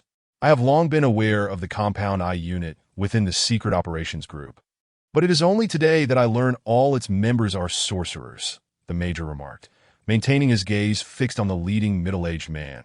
The existence of the Compound I was a secret he had stumbled upon. Yet only the upper echelons of the Bellu Empire truly understood its implications. The middle-aged man's expression immediately hardened. As if coated in frost, he found it difficult to gauge the true nature of this major. In intelligence circles, it was no secret that high-ranking officials occasionally worked at the grassroots level. Perhaps this major was one such individual. Nevertheless, he adopted a warning tone, stating, "Such classified information should not be indiscriminately disseminated to those who do not need to know." With that, he cast a cold glance around the room. Most, including the director, trembled under his gaze, while the major remained unfazed. The middle-aged man was slightly taken aback, but quickly deduced the situation. Only someone with an exceptionally strong, innate mental fortitude, or a divinely endowed warrior who had undergone power modulation, could withstand his intimidating stare. The major before him was undoubtedly the latter. Martin observed the shift in the man's demeanor and decided to press the advantage. The existence of the Compound I has never been classified as top secret. In fact, it is hardly a secret at all. What you deem top secret is merely your own perception. He retorted that a notable figure once stated that imposing excessive, unnecessary secrecy does not enhance confidentiality, but rather cultivates mystique. Whose nonsense is that? I have never heard such a thing, the youngest member interjected impulsively. This was precisely the response Martin had awaited. He smiled slightly and addressed the middle-aged man. "Do you share the sentiment?" Noticing the sudden caution in the other's demeanor, Martin realized he had achieved his objective. He turned and added, "This quote comes from Clausewitz in his renowned work, On War. If you are interested, you may wish to investigate." These members of the Secret Operations Group, no matter how arrogant, dared not challenge the esteemed name of the strategic thinker Clausewitz. And thus the earlier confrontational atmosphere dissipated. Once the tension eased, each individual recalled their mission. The meeting room was situated beneath the director's office, within the ground floor lounge, and at that moment, it was brimming with occupants. At the center of the long mahogany table lay numerous items, the most conspicuous being a breastplate. The breastplate bore a central dent, and next to it lay a severed chain, its cut end as smooth as if sliced by a blade. Cloud Leopard and Flying Squirrel intently examined these two objects, while the other two sought items of personal interest. Unlike Major Martin and his companions, the Special Operations Group members had distinct roles, each an expert in their respective fields. What kind of weapon could have caused this scar? Cloud Leopard queried. Gesturing toward the breastplate that a weapon specialist, he found the mark perplexing. The damage on the breastplate indicated that the attacking weapon was soft and exterior, devoid of sharp edges, yet the force of impact was exceedingly heavy. However, the shape of the dent suggested that the force was applied instantaneously. The only weapon he could conceive fitting this description was a large-caliber firearm firing lead bullets encased in thick rubber. A whip, Major Martin succinctly replied. Cloud Leopard exhaled in disbelief. A whip? How is that even possible? Indeed, it was a whip, one exceeding 3 meters in length. Major Martin leaned forward slightly. The individual we are seeking to apprehend utilizes this whip alongside a firearm. And as you can see, his technique with the whip is unorthodox. We have not discovered any marks left by a lash, nor has anyone witnessed him wielding it. Cloud Leopard nodded vigorously, his brow furrowing deeper. A meteor hammer? Chimed in Flying Squirrel, craning his neck for a better look, his face a mask of astonishment as he turned to Cloud Leopard. The latter remained silent, but nodded in acknowledgement. Could you explain this to us? What is a meteor hammer? The director asked, somewhat fidgety. After pondering for a moment, Cloud Leopard responded, It is a highly unconventional ancient weapon with a difficulty level that exceeds advanced mastery, that no one currently possesses knowledge of its usage. Its efficacy remains unknown. The weights of meteor hammerheads range from half a kilogram to several kilograms, while the attached ropes can vary from 1 meter to 10 meters in length. Its method of attack is distinctly peculiar, relying on a sudden transition from circular to linear motion to strike an opponent. The director, perplexed, inquired, Isn't that rather similar to a chain mace? Cloud Leopard shook his head. These ancient weapons differ fundamentally from chain maces. Chain maces are heavy weapons, and their power is contingent upon the wielder's strength. What sets the meteor hammer apart is that, among heavy weaponry, it demands little in terms of physical strength. Its power is determined by technique. Thus, in this regard, it can also be classified as a dexterous weapon, the mastery of which surpasses that of dual-wielding combat. I detest adversaries who employ unfamiliar fighting styles, Cloud Leopard added emphatically. So do I, Flying Squirrel interjected, clanking the iron chain in his hand and presenting the severed end to Cloud Leopard's view. This too appears to be a creation of an extraordinary weapon. The cut is as smooth as if made by a knife. Yet the weight of the blade, as evidenced by the fracture, far exceeds that of any knife I know. Have you not attempted to shoot him down with a hail of bullets? The middle-aged man inquired. Major Martin glanced at the sorcerer, recognizing that this remark revealed a person who prioritized outcomes over methods, suggesting a potential ease of collaboration. With these thoughts in mind, he resolved to cease the pointless probing. The reason for summoning you all is that the individual we seek to apprehend is exceptionally cunning. He possesses an uncanny ability to perceive ambushes, rendering attempts to shoot him down with a barrage of bullets exceedingly difficult, though we have also sought the assistance of sharpshooters from the military, yet to no avail. The marksmen require open vantage points for concealment.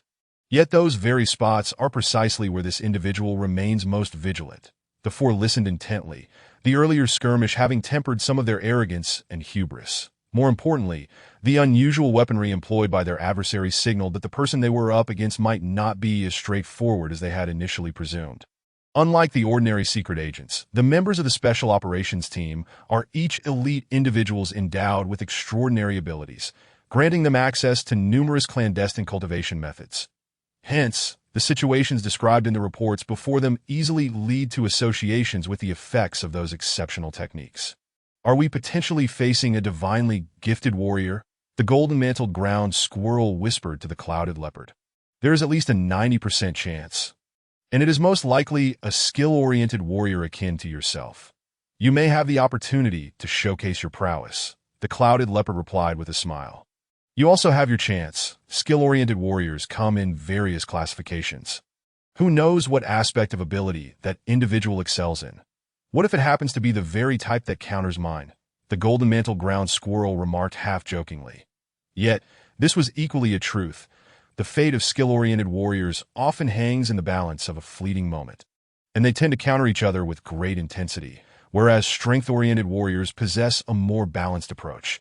The two could not help but glance at their captain and the venomous beauty. A similar predicament existed between them, as the sorcerer and the mage each had their strengths, one striking swiftly and incisively, the other maintaining equilibrium between offense and defense.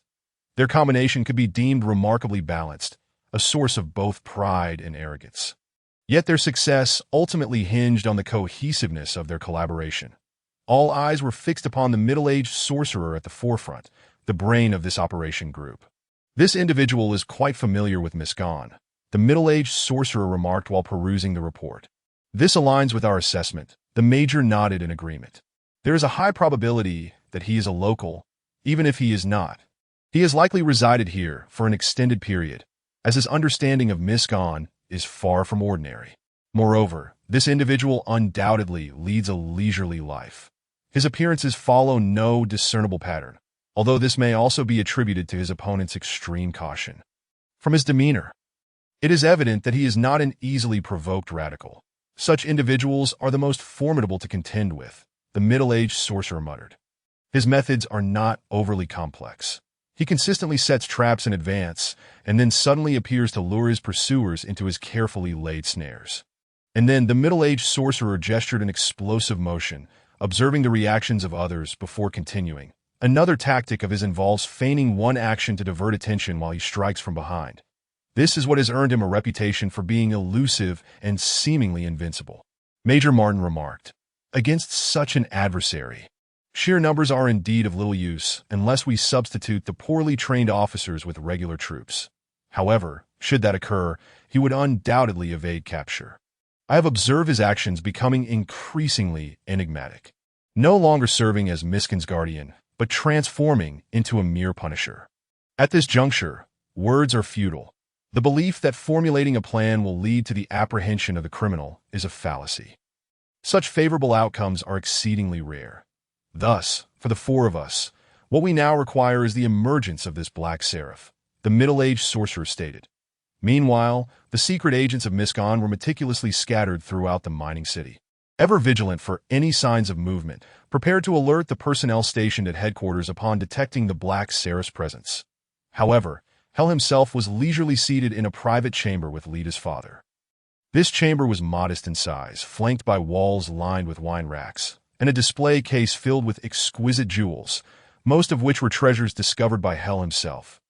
Near the entrance lay renowned paintings still encased in their original tubes. Lita's father reclined languidly on the sofa, while Hell sat upright. Both held cigars, and as the flickering flames illuminated the room, smoke swirled around them that on the coffee table rested several bottles of the finest vintage. For such precious wines must not be mixed. Thus, before them lay a row of crystal glasses, each containing a different wine, that in one corner of the table were delicacies such as cheese slices, foie gras, and caviar. Recently, these moments had been the most indulgent for Hell, as outwardly, he and the gentleman named Shalon maintained a subtly adversarial stance. Yet privately, they had become close collaborators. Shalon had envisioned a decade ago to transform his Lipton Trading Company into a lucrative venture dealing in luxury goods. To his dismay, he found that whether it be wine, jewelry, cigars, watches, or clothing, there existed a fixed circle, and those outside it were utterly barred from entry. His desire to engage in such business was not solely driven by profit, but rather the allure of smuggling luxury goods, which are exorbitantly priced and heavily taxed. The profit margins from legitimate trade would amount to 10 times that of or trading, 4 times that of metal trading, and double that of industrial machinery trading. Through smuggling, profits could be further multiplied. How could he resist such a tantalizing opportunity? Hell's arrival had opened a door for him. The tailor shop Hell worked at had once catered to the court. Thus he had some familiarity with other royal suppliers. To be a supplier to the court naturally meant being among the most distinguished brands in various industries. By associating with these individuals, access to other luxury suppliers, such as Vance, could undoubtedly be established. Consequently, in recent times, Mr. Shalone had been fervently tutoring Hell, ensuring he became well-versed in various perfumes, fine wines, gourmet ingredients, tobacco, cigars, and an array of art and collectibles. He had also committed to memory the names of renowned boutiques, local specialties, famous painters, jewelry designers, and artisans. Fortunately, Hell had already gained considerable knowledge of garments, furs, jewelry, and ornaments, thus reducing the learning curve by half. Moreover, since his abilities had reached a breakthrough, his perceptual acuity had attained remarkable levels. His sense of smell and taste rivaled that of professional sommeliers and perfumers, allowing him to learn far more swiftly than an average person. Likewise, Hell had gleaned insights into Mr. Shalone's clandestine prowess. He clandestinely controlled nearly a quarter of Miscon, with the entire Western District, including Sanquin, falling under his domain. What surprised Hell was the revelation that Mr. Shalone was backed by another formidable yet clandestine force. Although he did not fully comprehend this power, he could sense its might. After all, the ability to train individuals akin to that bodyguard could not be achieved by ordinary means.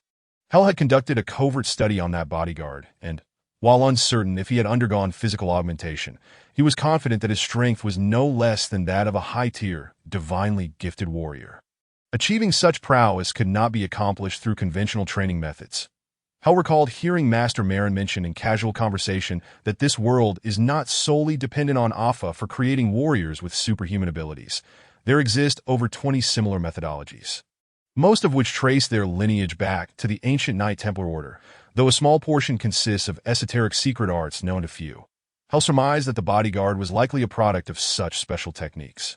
With such a formidable figure at the helm, Hell was all the more eager to draw Mr. Shalone into his web of espionage. Presently, a matter of great importance required Mr. Shalone's assistance, given the scale of the Lipton Trading Company. Shalone was undoubtedly a favored guest among the bankers and should be able to subtly extract useful intelligence from one of them. Observing Shalone's indifferent demeanor, Hell realized the chances were slim. Just as he suspected, Shalone took a sip of his drink, casting a sidelong glance at Hell, and remarked, "Is it truly necessary to take such considerable risks?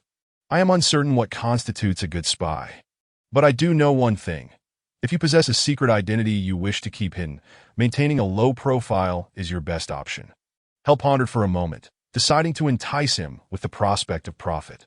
If my assumptions are correct, a grand conspiracy is undoubtedly unfolding within the Metallurgy Bank. Should I acquire definitive intelligence, the credit for such an accomplishment would yield immense benefits for us. Imagine, I could enlist the assistance of military intelligence to facilitate access to all suppliers and secure the status of a regular customer, which is not something I could achieve on my own.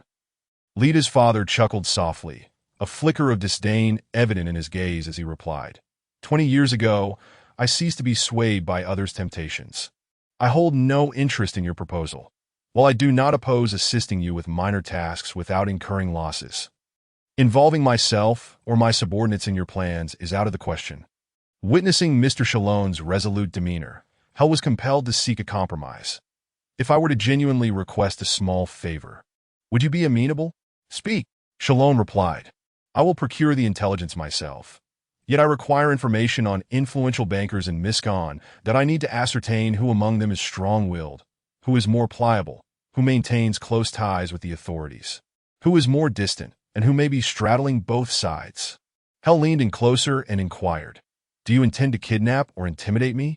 Shalone chuckled, at that moment resembling a cunning old fox. Hell was not surprised that Shalone had discerned his thoughts. After all, being the underworld kingpin of Miscon, it would be quite unbecoming if he failed to see through such matters. "That would depend on what your dossier states," Hell replied with an inscrutable demeanor. Laughter erupted in the chamber, transforming the previously scheming, rotund middle-aged man into a benevolent father-in-law amused by his son-in-law's antics. With a hint of approval, Shalone patted Hell on the shoulder. He found satisfaction in his daughter's suitor. Among his subordinates were many ruthless and reckless individuals, some even devious. yet none possessed the ability to appear placid while harboring hidden daggers like hell. Are you truly willing to pledge your loyalty to those who sent you here? Xiaolong asked, taking a draw from his cigar with an indifferent tone. Hell fell silent for a moment before finally responding. Currently, there is no detriment in remaining loyal to them, and for the time being, I must uphold this allegiance. Xiaolong nodded. This was indeed the sentiment he wished to hear, that a person capable of articulating such thoughts was clearly not a fool, nor one given to foolish bravado. In truth, a lack of loyalty would never inspire trust in him, nor earn his favor. However, absolute loyalty would equally breed suspicion and unease to Tio Xiaolong. Any form of loyalty was conditional and came at a price. Upon my retirement, I hope you will consider taking my place, Xiaolong remarked with a smile, extending an empty promise that simultaneously served as an invitation. That may prove quite difficult. Do not forget, I am a person who detests work and revels in pleasure, Hell replied, raising his glass and draining its contents in one swift motion. That is of little concern. As the saying goes, a prodigal son returning is worth more than gold, Xiaolong jested. Moreover, you could assist me in managing overseas ventures. My business extends beyond Mizkong. And with the establishment of new trade routes, I plan to expand internationally, gradually shifting the focus of my enterprise abroad. Hell understood the subtext in the old fox's words. Mr. Xiaolong was evidently preparing an escape route for himself while discreetly transferring his assets. I have some unfortunate news to share, Xiaolong said as he took another puff from his cigar. Someone has been investigating the fictitious identity you created in Sanquan. Fortunately, I had preemptively arranged everything for you. Those probing into your affairs learned from my subordinates that you have already departed aboard the Maximilian, with no clear return date. As for the Maximilian, it was originally slated for dismantling upon reaching Awani, with the crew to be temporarily disbanded until another cargo ship was launched 8 months later. Hell nodded, grasping the significance of the old fox's message. Thus, his fabricated identity would be completely erased, leaving no trail to pursue. This also indicated to Hell that there must be a traitor within that group. Suddenly, a thought struck him, prompting an uncontrollable burst of laughter. He was genuinely overjoyed.